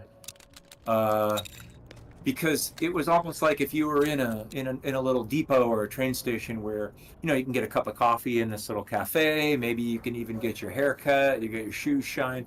So all these little nooks and crannies were little places that we tried to make, but then, yeah, eventually, like, the blood's rising and the auditor's coming near because of the flames, and or maybe he actually swept through here and burned all the. Yeah, everything seems to be melting into the floor now. Yeah, yeah, yeah. Everything's kind of sinking and melting, and it's really like the end of it all here.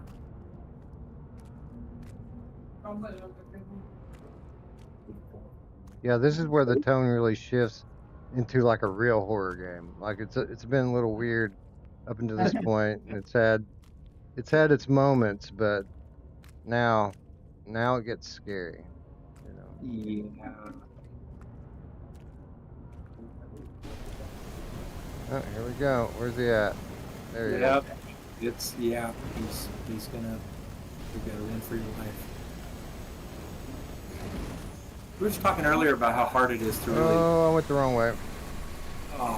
To pull off a chase in a game, because unless you're in a car with a rear view mirror, you always have to show the player that the danger is behind you and it's getting closer to you, but you don't necessarily want the player to look behind unless you're in one of those games where you can press a button and get the 180 view. Right.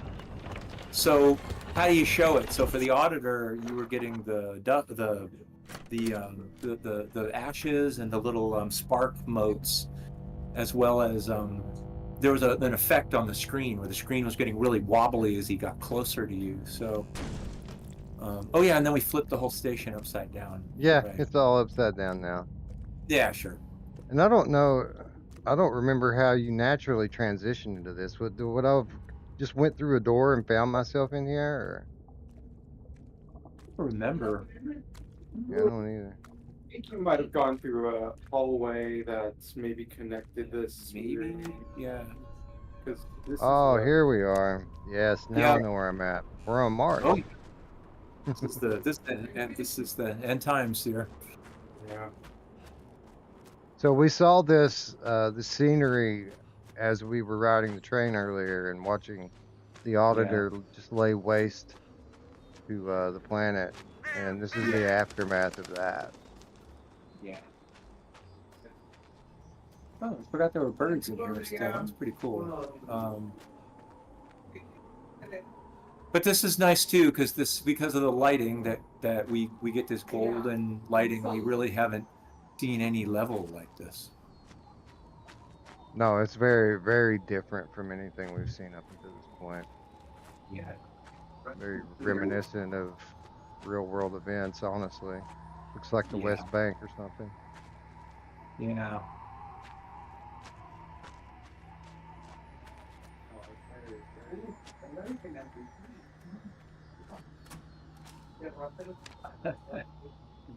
Yeah. Where does it start? That's where our brain is. That's where our thoughts are processed. What is it? And we're about to come into another one of my favorite sequences in the game. And this one I think is really, maybe out of almost all of them, where the VR really shines. Yeah, this is one of those spots where I always thought that you should be able to, after you finish the game, come back in the menu and just do this part at will, you know, on demand. I thought we did that. Did we not do that? You may have. I don't think I've ever played it from anything except the beginning to end. I wish we did. But I mean, you know, there are chapter breaks. You can pick up in the chapters, so like I guess maybe at worst someone would have to play through the 5 minutes I just played through to get here. Right. But I think to be able to, especially if you had a friend over and you said, "Hey, put the goggles on and check this out." Yeah. You know, just as almost a little demo. So you're at the tree here. This is the hand tree, right? Like if you look up. Oh yeah, yeah, that's a good point. Let me get back from that a little bit so we can really take it in. But this void that just kind of has ripped itself into into the world here has a very distinctive shape. It's a similar shape to the hanging tree that was on the stage earlier. Yeah. But yeah, just to go back, yeah, I kind of regret not putting checkpoint slots or something so that people can save games on different slots so they could go back to it at certain points of the game and stuff. So that's a big miss. So this is one of the things that really I used as confirmation of my we're moving through hell theory, because this is so, you know, reminiscent of traveling across the river Styx, and that's a prominent part of, if you've read, you know, the Inferno by Dante, one of the many things in this game that lines up well with it. And you get to the other side of this, and everything's frozen like it is at the center of hell. So yeah. But anyway, I'm just going to let people enjoy this and try to imagine what this would be like inside the headset. If you've never played this, just think about this for a minute. This is so cool. Yeah, we'll give it a moment.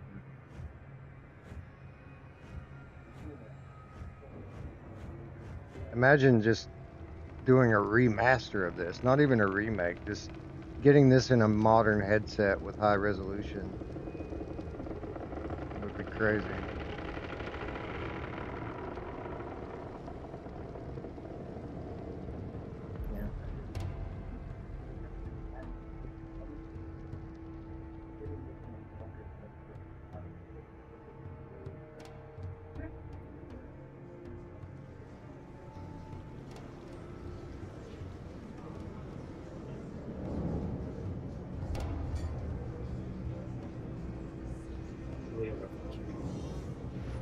So where did we draw the inspiration from for all this architecture that we're looking at here? I mean, we were trying to go back to something that was very classical, but also at the same time was a little funerary. If I can kind of remember, I mean, we wanted things that felt extremely timeless, and you know, going back to kind of classical architecture, and that it was kind of dreamlike, but still kind of cosmically godlike. Yeah, the way that these statues face each other remind me of like the Oracle, like the Delphi Oracle, right? Yeah. Yep. That's pretty right on. And you did a lot of cathedral work, Larry, in here, right? Yeah, I think, yeah, it's like, you know, Rich was definitely kind of leading the charge, in being the art director, but yeah, I think it's, you know, we're evoking a lot of European architecture, and I don't know, you could go back to like Greek, and so yeah, it's like timeless. Those are all kind of like things that we had in our mind of we wanted to reference, and yeah, this kind of idea of deities and kind of, you know, a deifying Dana or some of the characters, and yeah, this kaleidoscope effect kind of going into that was just, I don't know, it all felt like an evolution. Like I said, like a lot of this stuff was very iterative. You know, these effects didn't come in till late, so we weren't seeing this type of stuff until closer to the end, and it gets layered on top. So yeah, it's just like, you know, we do passes of this stuff, and it gets richer every time somebody does another pass.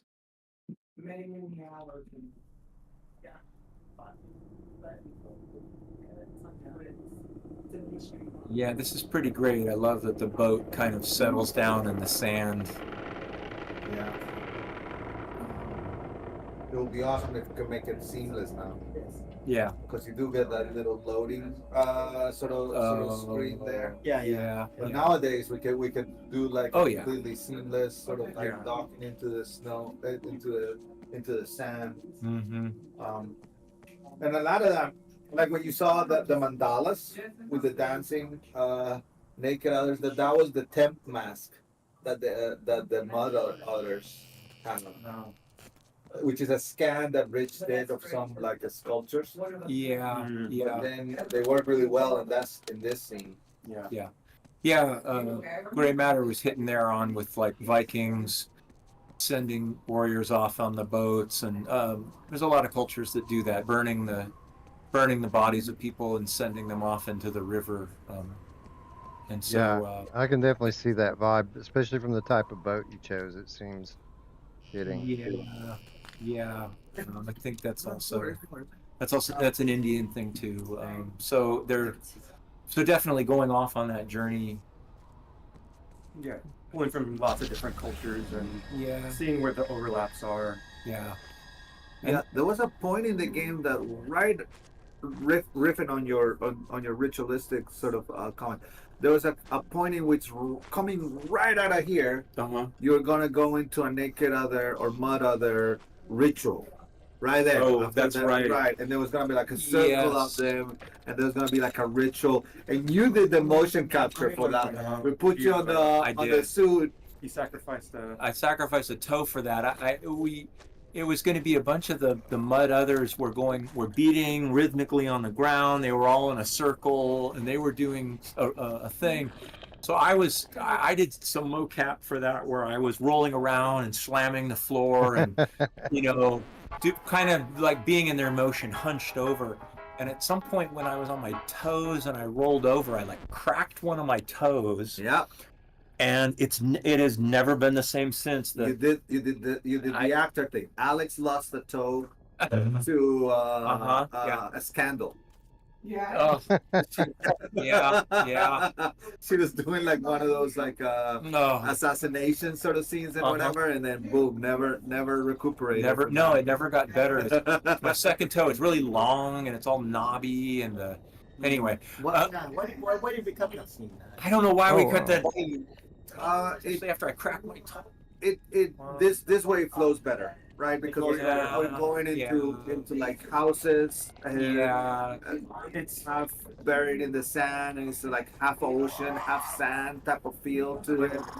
It's hard to have scenes where you're observing them, but also you're kind of having to avoid them. So we would have had to really have a safe area for you to view something, but you're kind of always going in between houses and kind of like ducking from them. So I think it'd just be much more of a challenge for us to try to have it be a scene where you're observing them and not have this whole like, you're being chased and you're gonna get killed and it's just, I don't know.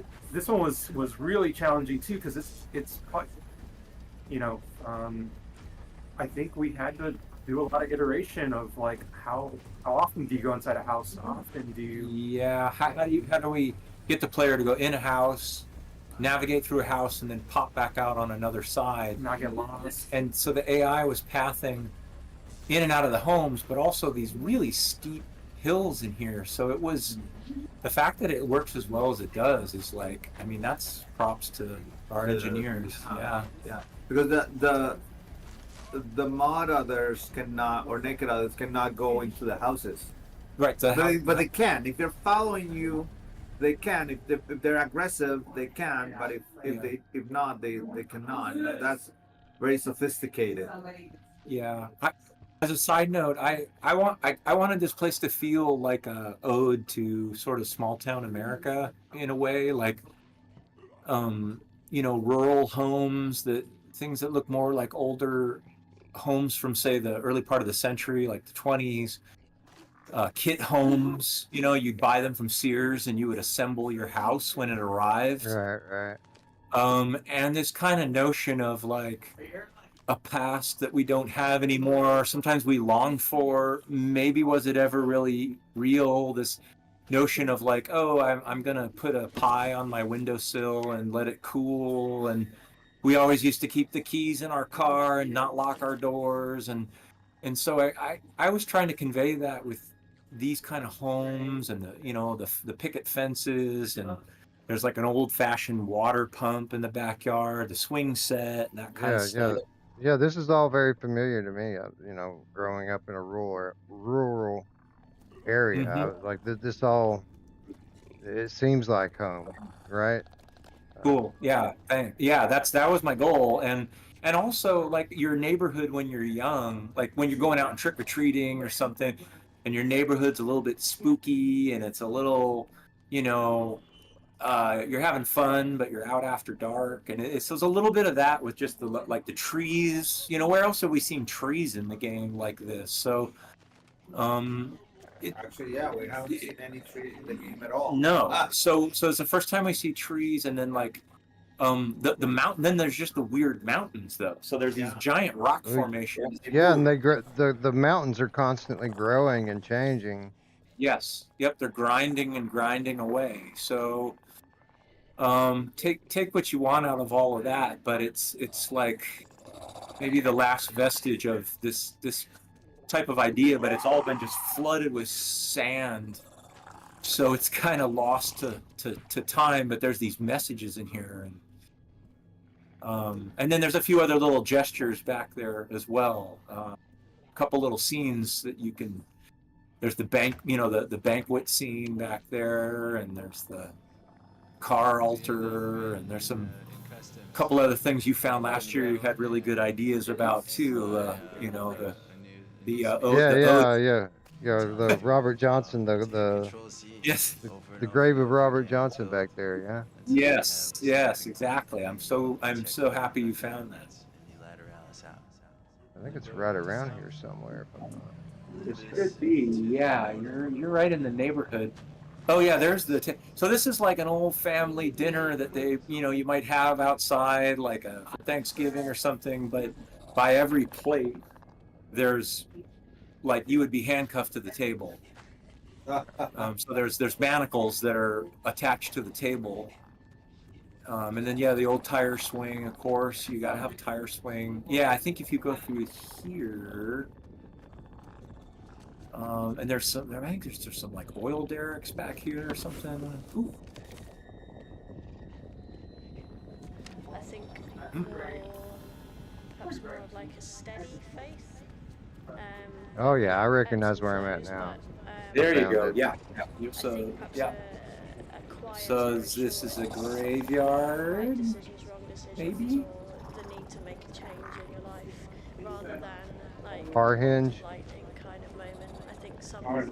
It's Carhenge, yeah. Like personality-wise, might process and receive information like. And all the graves over there are old gas pumps.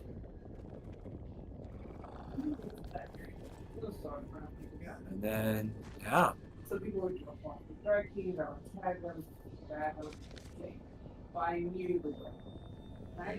Yeah, it's almost like you would want like an exploration mode. Yeah, once you finish the game, so you can go and check out like all the little sections. But I was happy and shocked that you kind of made this connection here. Yeah. Again, I'm very familiar with the story. I've come from a family of musicians, so I've always kind of been attached to that. That kind of stuff. So.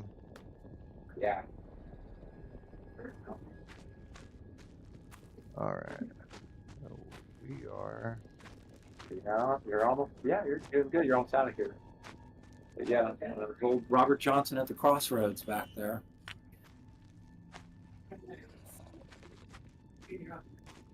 I love just how winding this place is because. Again, you're on a very linear path, but it's not completely linear. Like you can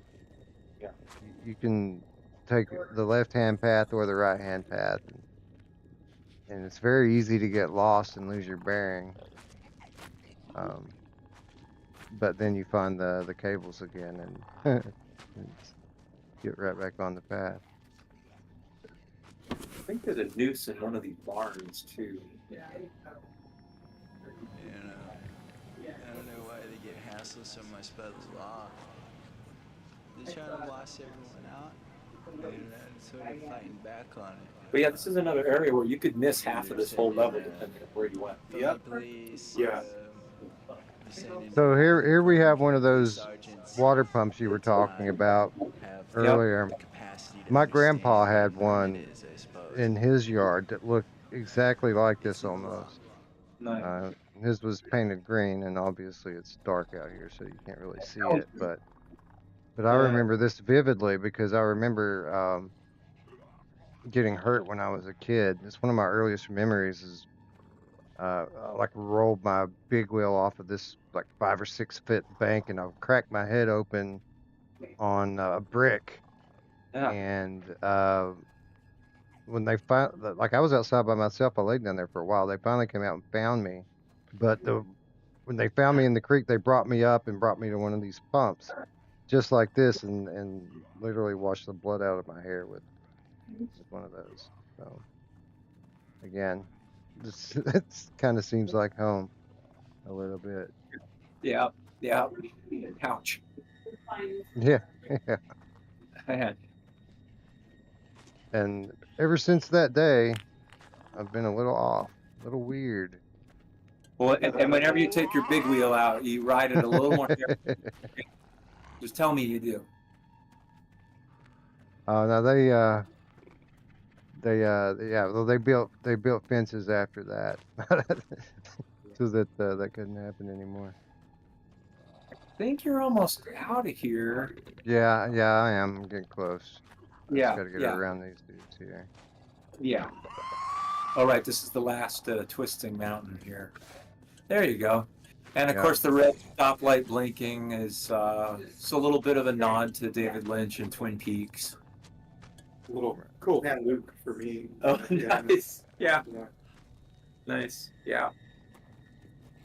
And see, just for those of you watching at home that aren't familiar, you see I came down the hill here. Yep. But there's a completely other path back here that you could have taken through these other houses and things, and there's different stuff to find and look at in there. Yeah. Yeah. And then again, here we are back in these tunnels again.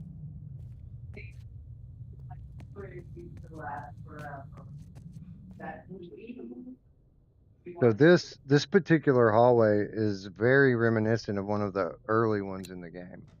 Only for that one, this was all blocked off down here, and you went this way, and there was a room with like a phonograph or something in it. Yeah, with the record player. Right. Yeah. That's right.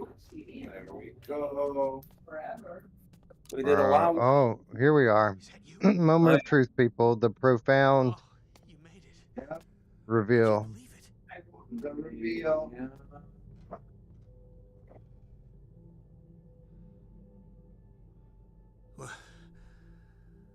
Buddy? But yeah, this is one of those things where in VR, since you're in control of the head, it just feels so much more connected. So old. And this was super fun to work on. And we worked. I worked with Roberto, one of the lead engineers, to kind of get the look. She can figure this out.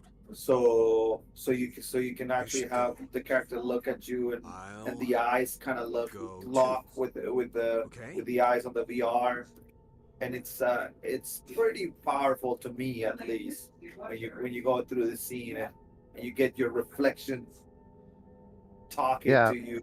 Yeah. Again, and I love the touch here with the maze on the wall, which actually isn't in the room that you're in. There's like a snake or something back there. Yeah, the snake. The snake picture's on the wall.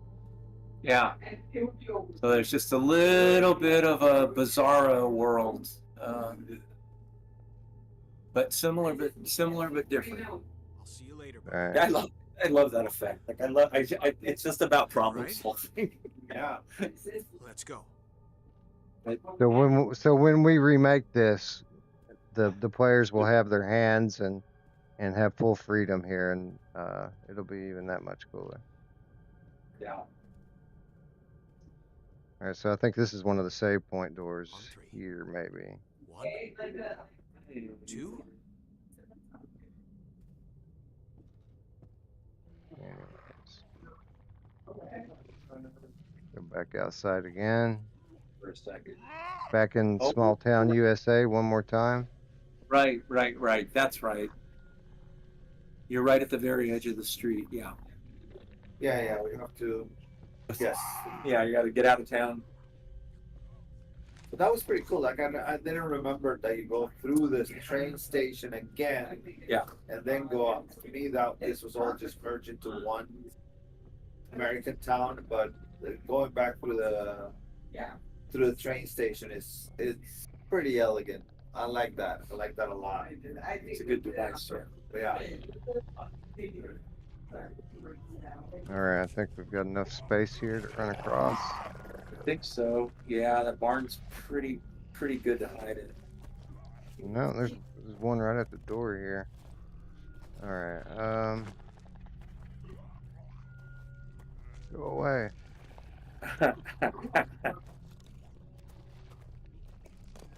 This barn, I don't know if I just didn't notice it before, but this one seems a little different, the way the loft is made in this one.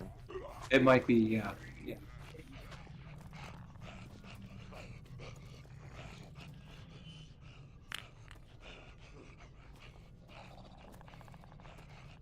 Silos. Swing set. Yeah. This is like the street out of town.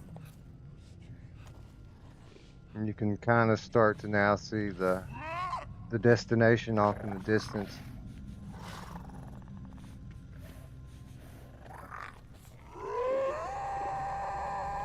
Don't leave me alone. It's intimidating when they start howling at you. Oh yeah, that sound is terrifying. When they were exploring the sounds,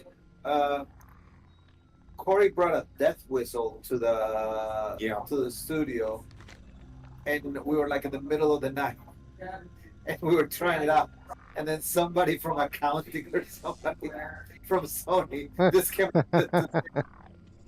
I thought you were killing a baby or something. Yeah, he had ordered one of these Aztec death whistles. Yeah. And when you blow it, it kind of sounds like a cougar is screaming, or a person, or it's pretty chilling. And so yeah, at midnight he started blowing this thing. And at one point too, we freaked security out for sure, because I think they thought someone was being attacked or something. But I think he ended up giving those gifts after we shipped to a bunch of people at Sony. Yeah, I think so too. It makes me wonder what type of crazy shit that you all have just become accustomed to working where you work, making the kind of things that you make. Like, there's probably things that would startle normal people that you guys just completely phase out because you're so used to it. I still get terrified with everything. Maybe that's the thing, to be able to be scared so much that you can put that back on the screen again. I mean, we were working in really close quarters upstairs in Sony, and they were making God of War downstairs. And so we got to do our thing, like in our little clubhouse. And we were kind of told not to go downstairs, or not really to look downstairs. But we could look over the railing and just see it was like a factory floor, like 300 people working down there. Yeah. It was kind of crazy. And but we were in our own little clubhouse upstairs, and for a while we were working next to the giant Sparrow team that they were finishing up Edith Finch. Yeah, totally. But and that was great because we could collaborate actually. Like, yeah. When I was working on the skirts for the characters, I would jam with the person from Giant Sparrow. Chelsea. Yeah. Chelsea was the great rigger animator. I'm actually really proud of the skirts in this game. Skirts in video games are not that great, and in this game they look pretty good. Yeah, yeah. But we worked really close together, and we were working a lot of late nights, especially at the end. So there was.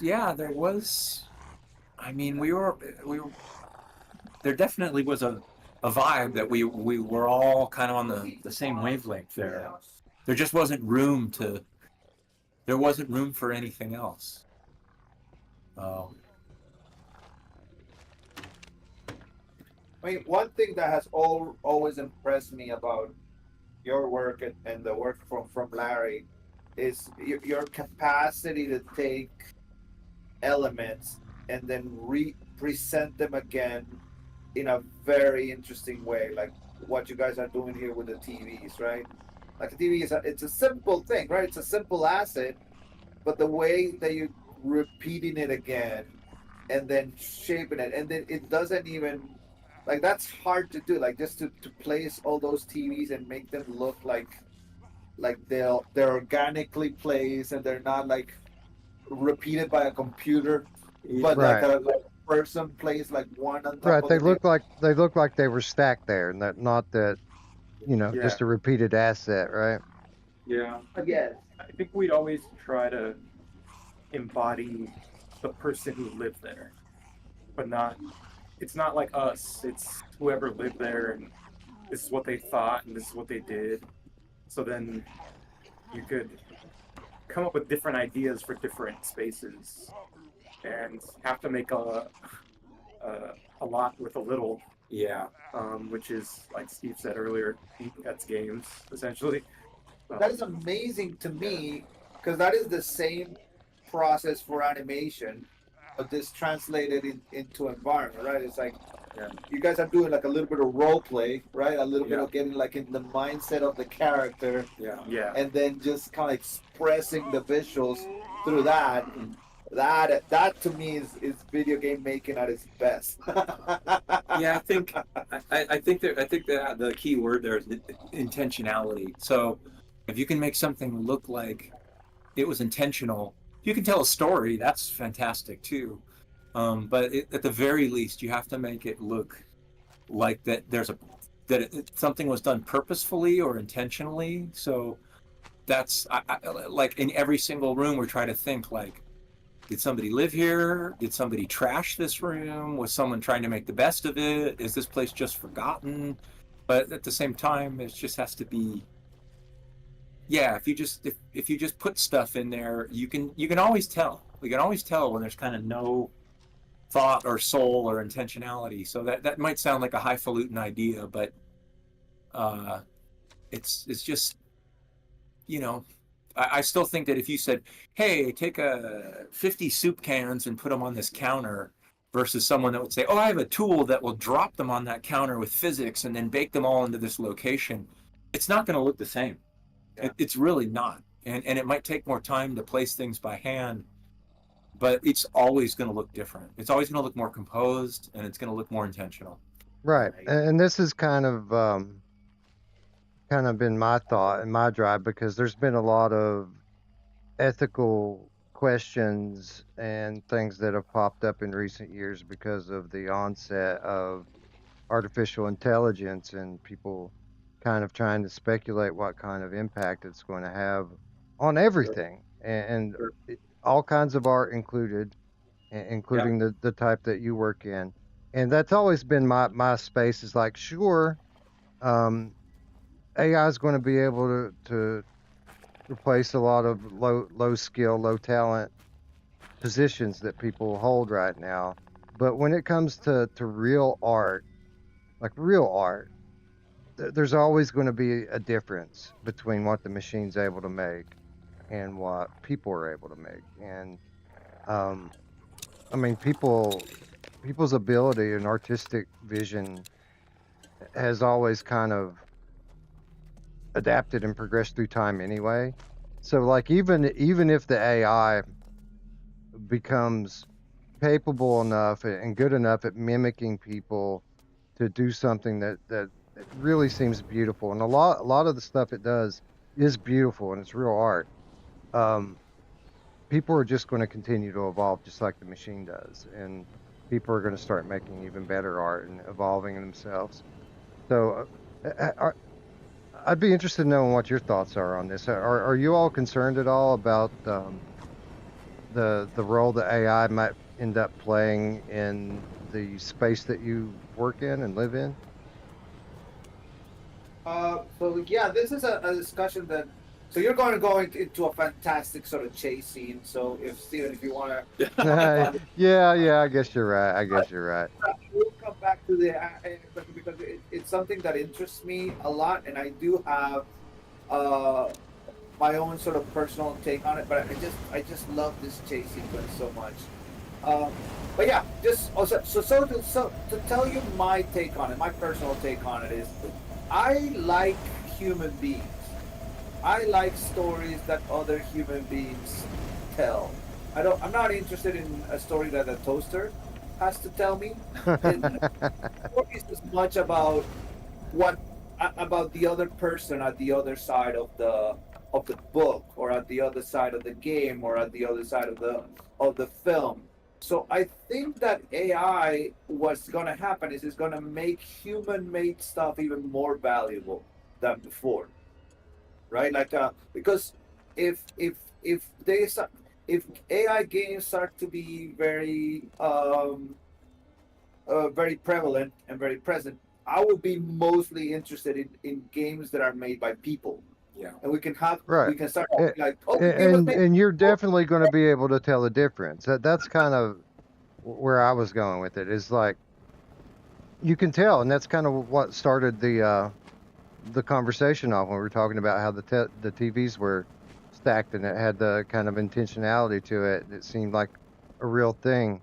I think we're always going to be able to tell, even when the AI gets really good, you're going to be able to tell the difference between something that was made, through inspiration versus something that was made through mimicry, right? Yeah, and I will add to that process is important, right? Like there's for example, this clothing that's made almost by machines completely, right? And then Max right here is needing this awesome sort of bag as we're making or are you is it a bag or a sweater? It's a shawl. A shawl. So she's knitting this fantastic shawl. Like that to me is way more interesting than any machine-made sort of shawl that a machine can make, right? So, and I will pay a premium for that, right? And then when I get it, I get like a little bit of the person, a little bit of the energy of the person. What am I getting when I'm getting something from AI, right? Like you're saying, I'm getting a mimicry. It's they're called like large language models, right? And large sort of simulation models, but there's no one on the other side, right? It's almost what we're seeing on the game, right? It's almost like the end of times where we just have the remembrance of what human beings were. Right. Human beings to talk to, right? And no human beings to interact with. Yeah.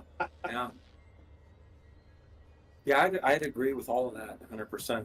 And I think That's a good point. It's a good kind of metaphor for what we're experiencing in the game here. Actually, it's a good call. And what people put together, the sum total of your experiences, and it might be a book that you read, a song that you liked, a place that you visited, an animal that you really like, some time in history you think was really cool, a certain piece of furniture that just really like pings your radar. All of that goes into it. Like nothing is lost. And how a person then takes all those disparate elements and puts them together and makes something that is hopefully compelling. And a machine can do that, sure. A machine eventually might even be able to say, hey, throw a random element there where I want you to do make a chair, but as if Francis Bacon made it. But if Francis Bacon made it in 1820 in Albania, and only had but yet had chrome to use or something. Like, I mean, sure, a machine could probably do that, but then at the very end, it wouldn't know oh, and by the way, I'm just gonna like put some weird little skulls on the handles, or I'll make it chartreuse instead of blue or something. So it's like, sure, maybe a machine could have this random thing that it's just picking from at the very, very end, but you're typing in, bunny rabbits, Old West, or, like you're putting in all these conditions, but like it's a happy accidents as well. It's Right, also exactly. It's like the best things that the AI will ever be able to make. It'll all be accidental, right? It won't be something that's truly inspired. It'll just be well, the after 1,000 creations, it made one that was truly Yeah, unique. You know. and I'll add to that things are only important when they're made by human beings. Yeah. Right? Like it could be the exact same thing, not bolt by bolt, pixel by pixel, but it only matters if it's made by a human being. At least to me, Yeah. right? Like at least to me, like a song is and you're into music, right? So it's like a song is important because there was a human being behind that song, right? There was Right. Expressing something real, right? behind those words, behind those vocalizations, behind those instruments. If the same thing, exactly the same thing, is made by a computer, it loses its meaning. And that's what's happening to me lately. Like I'm getting ultra bored with all the AI stuff that I'm seeing, and it's just right. Like it becomes a neat parlor trick. It's like, oh, cool image, let's move on. Yeah. No. Well, because it has no context. Yeah. There's no such thing as nostalgia or desire in AI, so it has a very flattening effect. Like the thing I always think about are like chain hotels. Like Motel 6s are perfectly nice accommodations. Every room looks the same. Right, Usually right. all the sheets are clean if you're lucky. They have like decent soap in them. But I have never, ever, ever been like, oh my God, I just really, really want to live all the time like a Motel 6 hotel room. Like there's nothing individual about it. Like you open the drawer and it has the same Bible in every room. So, anything that makes a home homey or special or horrible has been stripped from the Motel 6 space on purpose. Yeah. I don't think AI needs to solve the problems of creativity. Yeah. That's just not. I'd like it to help me solve letting out UVs. Yeah, it's like or my tab. Yeah.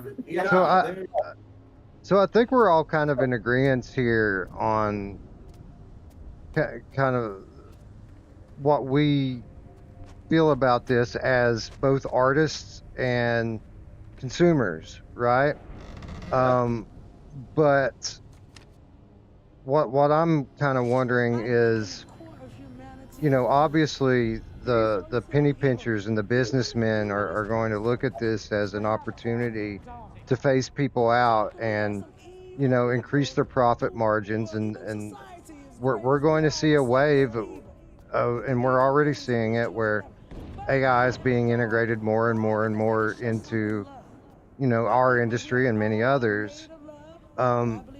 Do you all have faith that eventually the marketplace is going to reject it and show the same preference toward art made by people versus art made by AI?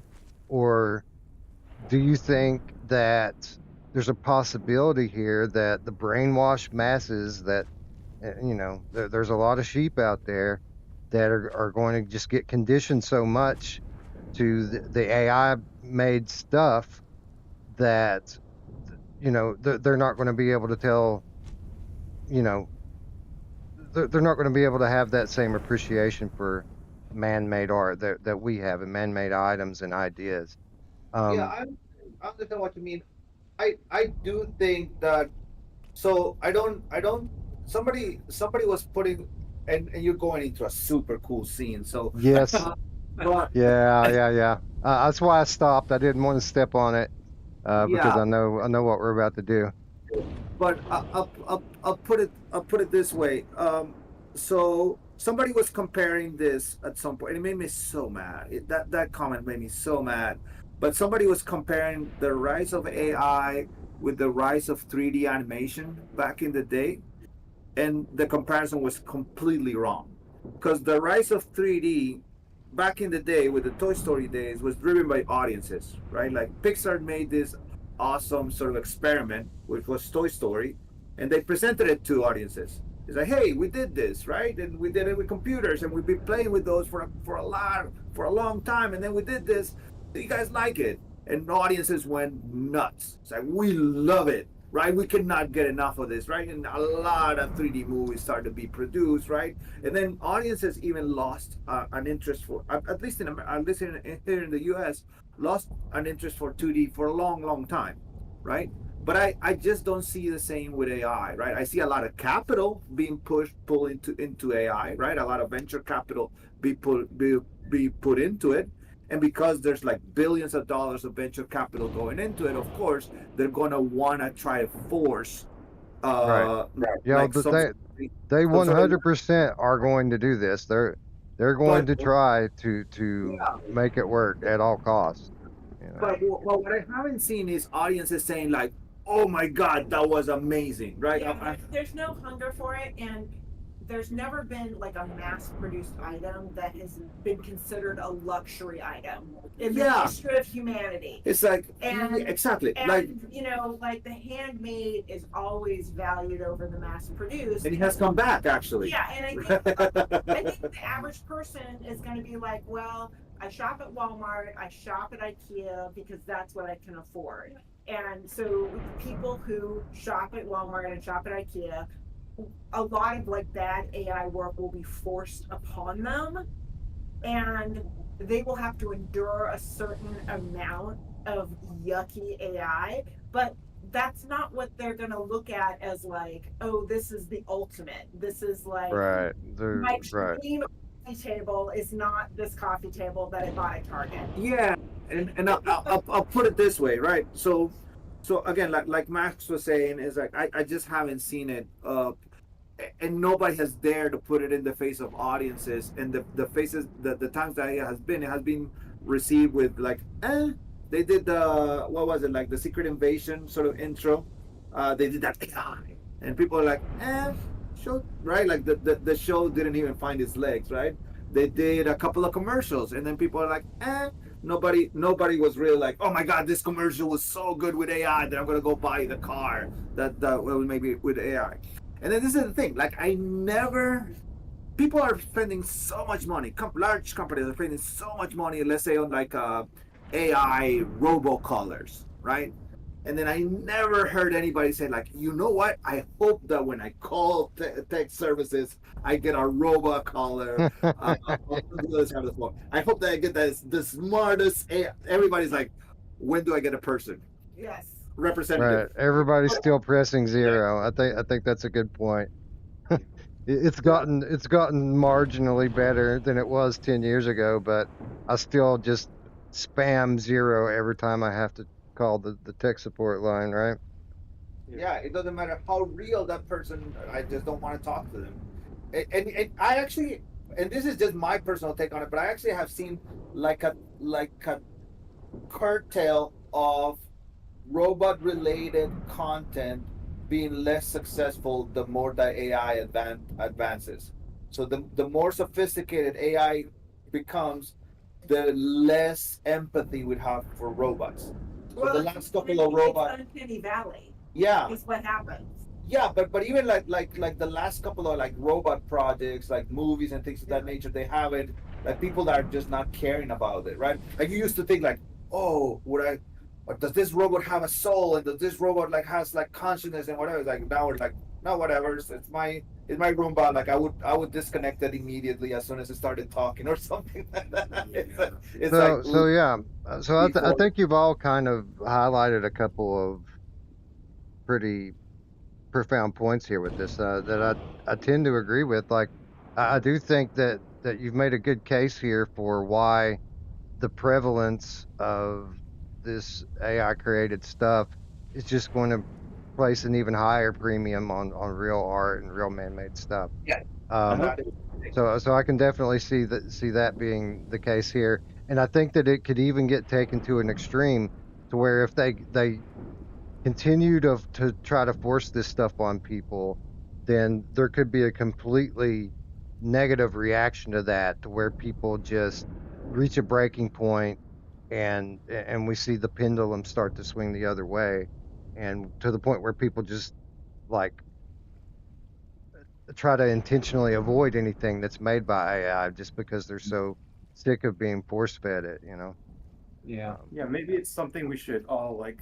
I don't know. This is not maybe fair to say, but like as Americans, we should more focus on how things are made, who makes them, like what it Yeah. takes to. You know, What they've it been takes. trying to do that though for since I was a kid, even like when the Japanese car revolution, started, and people were trying to make people be more, aware of, where the things are made that you're buying, and it never worked. I mean, today, like most of the useless crap people buy, it comes from China, and no one even gives it a second thought.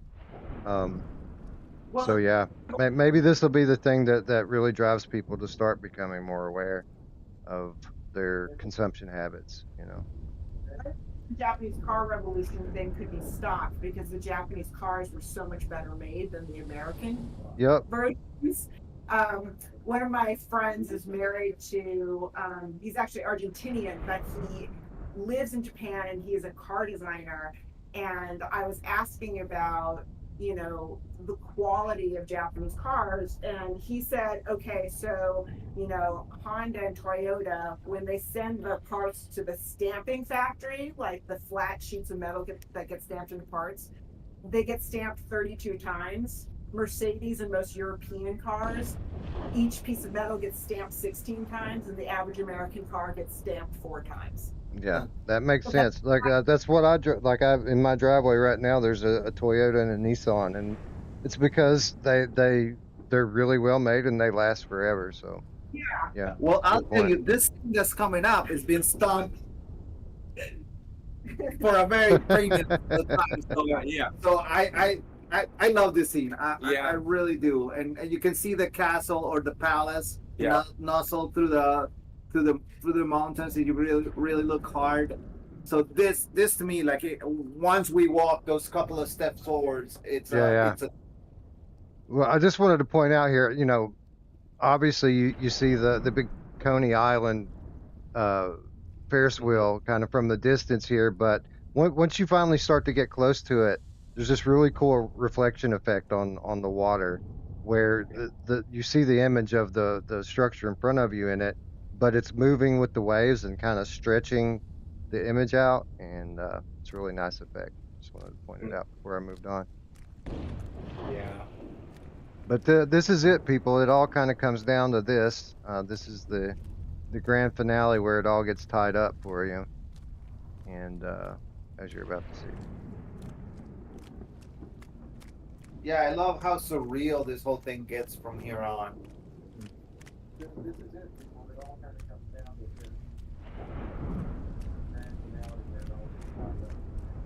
Just another example, by the way, of how the scale really hits different in the VR headset too.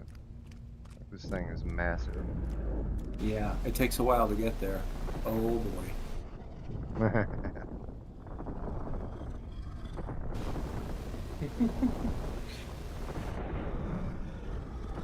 Yeah, it's interesting, like how big he gets, right? Like He looks like Fred Krueger almost.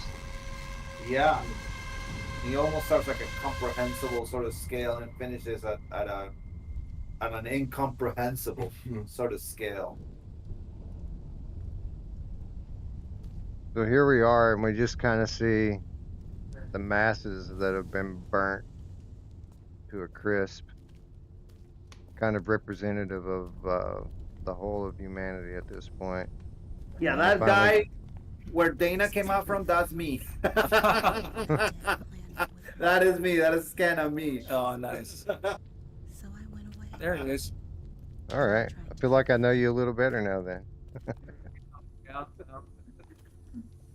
Yeah, I love the addition that the moats in the air are now ash.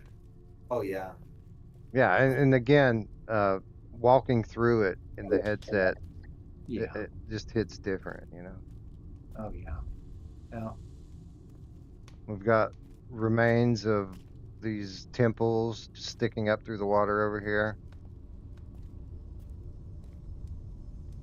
And I also love the idea of you just walking and then somebody walking with you and telling you a little bit more about what's going on and wrapping things for you. Yeah. And bringing things for a close. And then where you have that presence of the stereoscopic, it does kind of feel like you're walking and talking with somebody and then having like those last couple of moments of connection. Right, and just another bit of context clues here that deify Dana as she's walking on the water here. You know. Yeah, sure. A little bit of inspiration for this bit at the end too was the painting the Isle of the Dead by I believe Arnold Bachlin. So it's a pretty arresting painting. I love that part. I love walking with Dana. Yeah. Right, that last little second.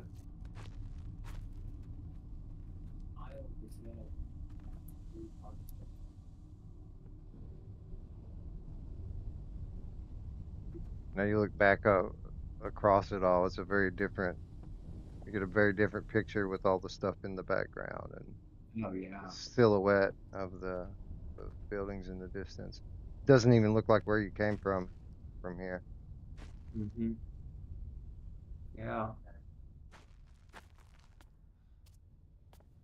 And I always thought that this marble floor with the maze on it and the gilded doors, just beautiful. That's Larry. And then at this part, we were working so feverishly to finish the game. And I actually joined Larry and Steven because the animation was mainly done and work on some of those doors. Yeah. It was Rich, Steven, and Larry, all of those working on the door gold panels. Oh. The characters which have like Yeah. The reliefs on the doors. Yes. Yes. Yeah, the reliefs on the doors. There we go. This place looks like Dubai or something. It's nuts. I am sorry to put this burden on you. yeah.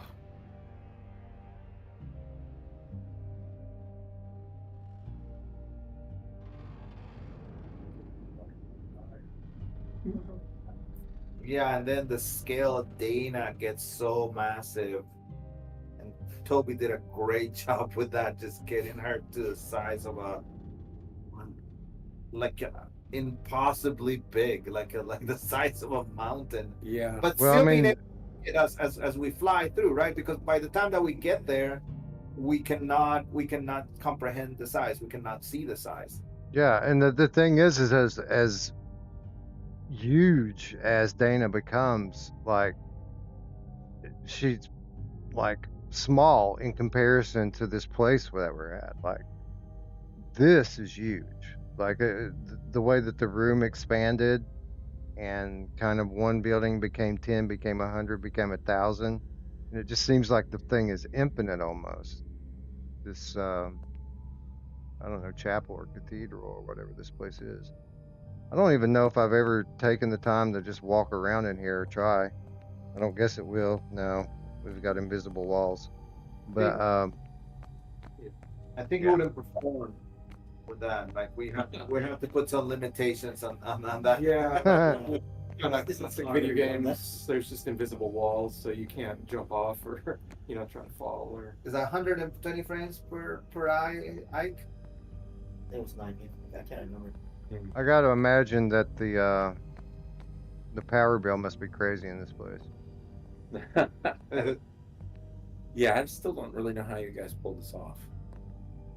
I mean, Yeah, the draw distances are just like crazy, man. This is a big place. Remember, I don't. Yeah, it was. I think didn't you work with Roberto on this a bit? Yeah, no, I made the models for like all the cathedral and the buildings, and we had a very large kind of scene with this, but the expanding part was yeah, some wizardry from the team. You made it. I knew you could. There you go, the final mirror scene. The revelation. To Dana. I hate to tell you this. I wonder what he's doing now. She says, yeah. This is it for you, pal. Yes, and that is fantastic, right? Like, there's no, like, so far there's been a room behind it, but this one is like, you're gonna go away. I don't know how they're hiding that. That's for where I go. That's all How up are to you guys hiding that, Ike? Take my hand. Behind the mirror. Behind the mirror. Like, you can actually look behind the mirror. There's nothing. Get a second chance. Oh, isn't this Chris's portal? I think so. That's right. Like the first portal tech. That's Oh yeah. Yeah. Christopher Brown, the Pasha portals, the portals. Yeah. I think that this was Ike's brand or Roberto's brand of the. But yeah, I love being able to see this mirror and walk through it and talk to it. You did everything you could. This is great. All the other things. They do something similar to this in a game called Asgard's Wrath on Meta. So you're out in the wilderness and you find the doorway to like Valhalla or something like that, and it's this huge, massive gateway, and when you open it, it opens up to like this pub that's completely full of life, and there's dozens of characters inside. But if you walk around the side, it's just like this, like there's just nothing behind it. All right. So does anybody remember which ending we did last year? I think we saved him last year, didn't we? I think so. Yeah, you were the good. I think you basically were the good guy all the way through last year.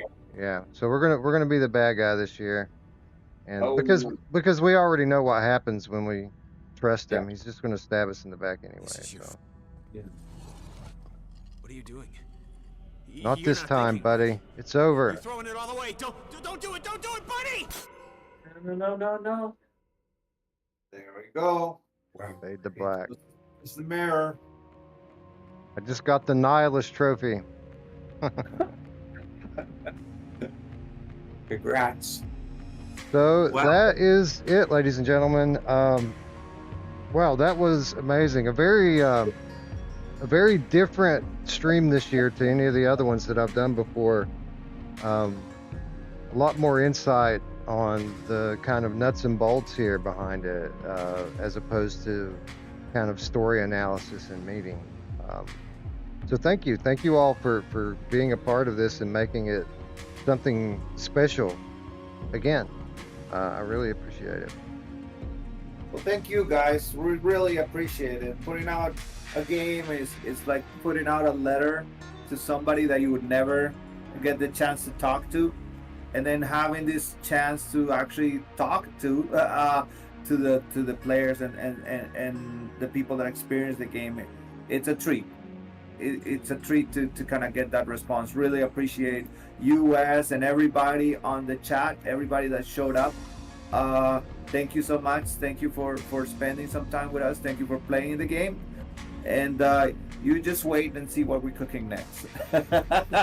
Oh yeah, I can't wait. Hopefully it won't be another year before I talk to you all. Hopefully we'll hear something about Sleep Awake before then, and will give us a good excuse to catch up sometime in 2025. And I'm honestly, I couldn't be more excited for that. I really hope that you've got some VR support cooking in that thing. But you know what? Even if you don't, we're just going to put it in VR anyway. That's what we do in 2024. So, Right. Well, anyways, hopefully we can have you all back again next year. Maybe we'll just talk about AI the whole time next year instead of instead of the last hour. Oh my God. One day, sit down and chat about AI. We don't have to wait until next year. Good John. I'll rant for days. Yeah, I'll echo Ricardo's thoughts there again. Thank you so much, Wes. It means a lot to us, and every single person in the chat who's been stayed with us this whole time, or whether you just popped in. You're all super awesome and great questions and comments. Hopefully, we gave you some interesting tidbits and some little behind the scenes things as far as our thought process. But this has just been an absolute treat. And there's great things coming. We've been working for 4 years on this next thing. So it's got to be getting pretty close, right? Like I knew you'd been working on it a while. The studio was announced or revealed 3 years ago. So obviously you were working on it for some time even before that. And I can't wait. And, you know, I can already tell just from the little bits that you all have shared that it's going to be out there, man. You're making more weird stuff, and that's right down my alley. And I think there's a couple of small things that you're gonna see and notice in the game that you'll go, I see what they did there. So we're putting some stuff in for folks like you and the super fans as well. So again, thanks again, and we'll be talking soon. You guys want to add anything? Yeah, no, thanks everyone. Yeah, no, thank you for having us. Yeah. Always, anytime, and again, thanks for kind of pushing me to do this, because I really was kind of like hard in debate whether or not I should even do another stream this year, because last year was so awesome, and then here we are raising the bar, and that's all on you all for being so willing to participate here. So yeah, it's been awesome. It's a lot of fun. Thanks to everyone in the chat for hanging out. One more in the books. Well, next year will be it'll be 9 years going on this one. So it'll be the 10-year anniversary of the game. 2016 is when we will first ship. 2026 will be at the 10-year mark. I'll start thinking about something really cool we can do then. Maybe we can get some footage of all this stuff you guys cut out of the game and maybe share that with people. I'm sure they'd love to see it. I know I would. Oh my gosh. Okay, we'll have to break into Sony. Anyways, thanks again, you all. I hope to talk to you all soon, and just eternally grateful. Thank you. All the best. Thank you. Thank you. Good night. All right, thank you. Good night, everyone. Good night. Bye. Happy Halloween. Yeah, absolutely. Happy spooky month.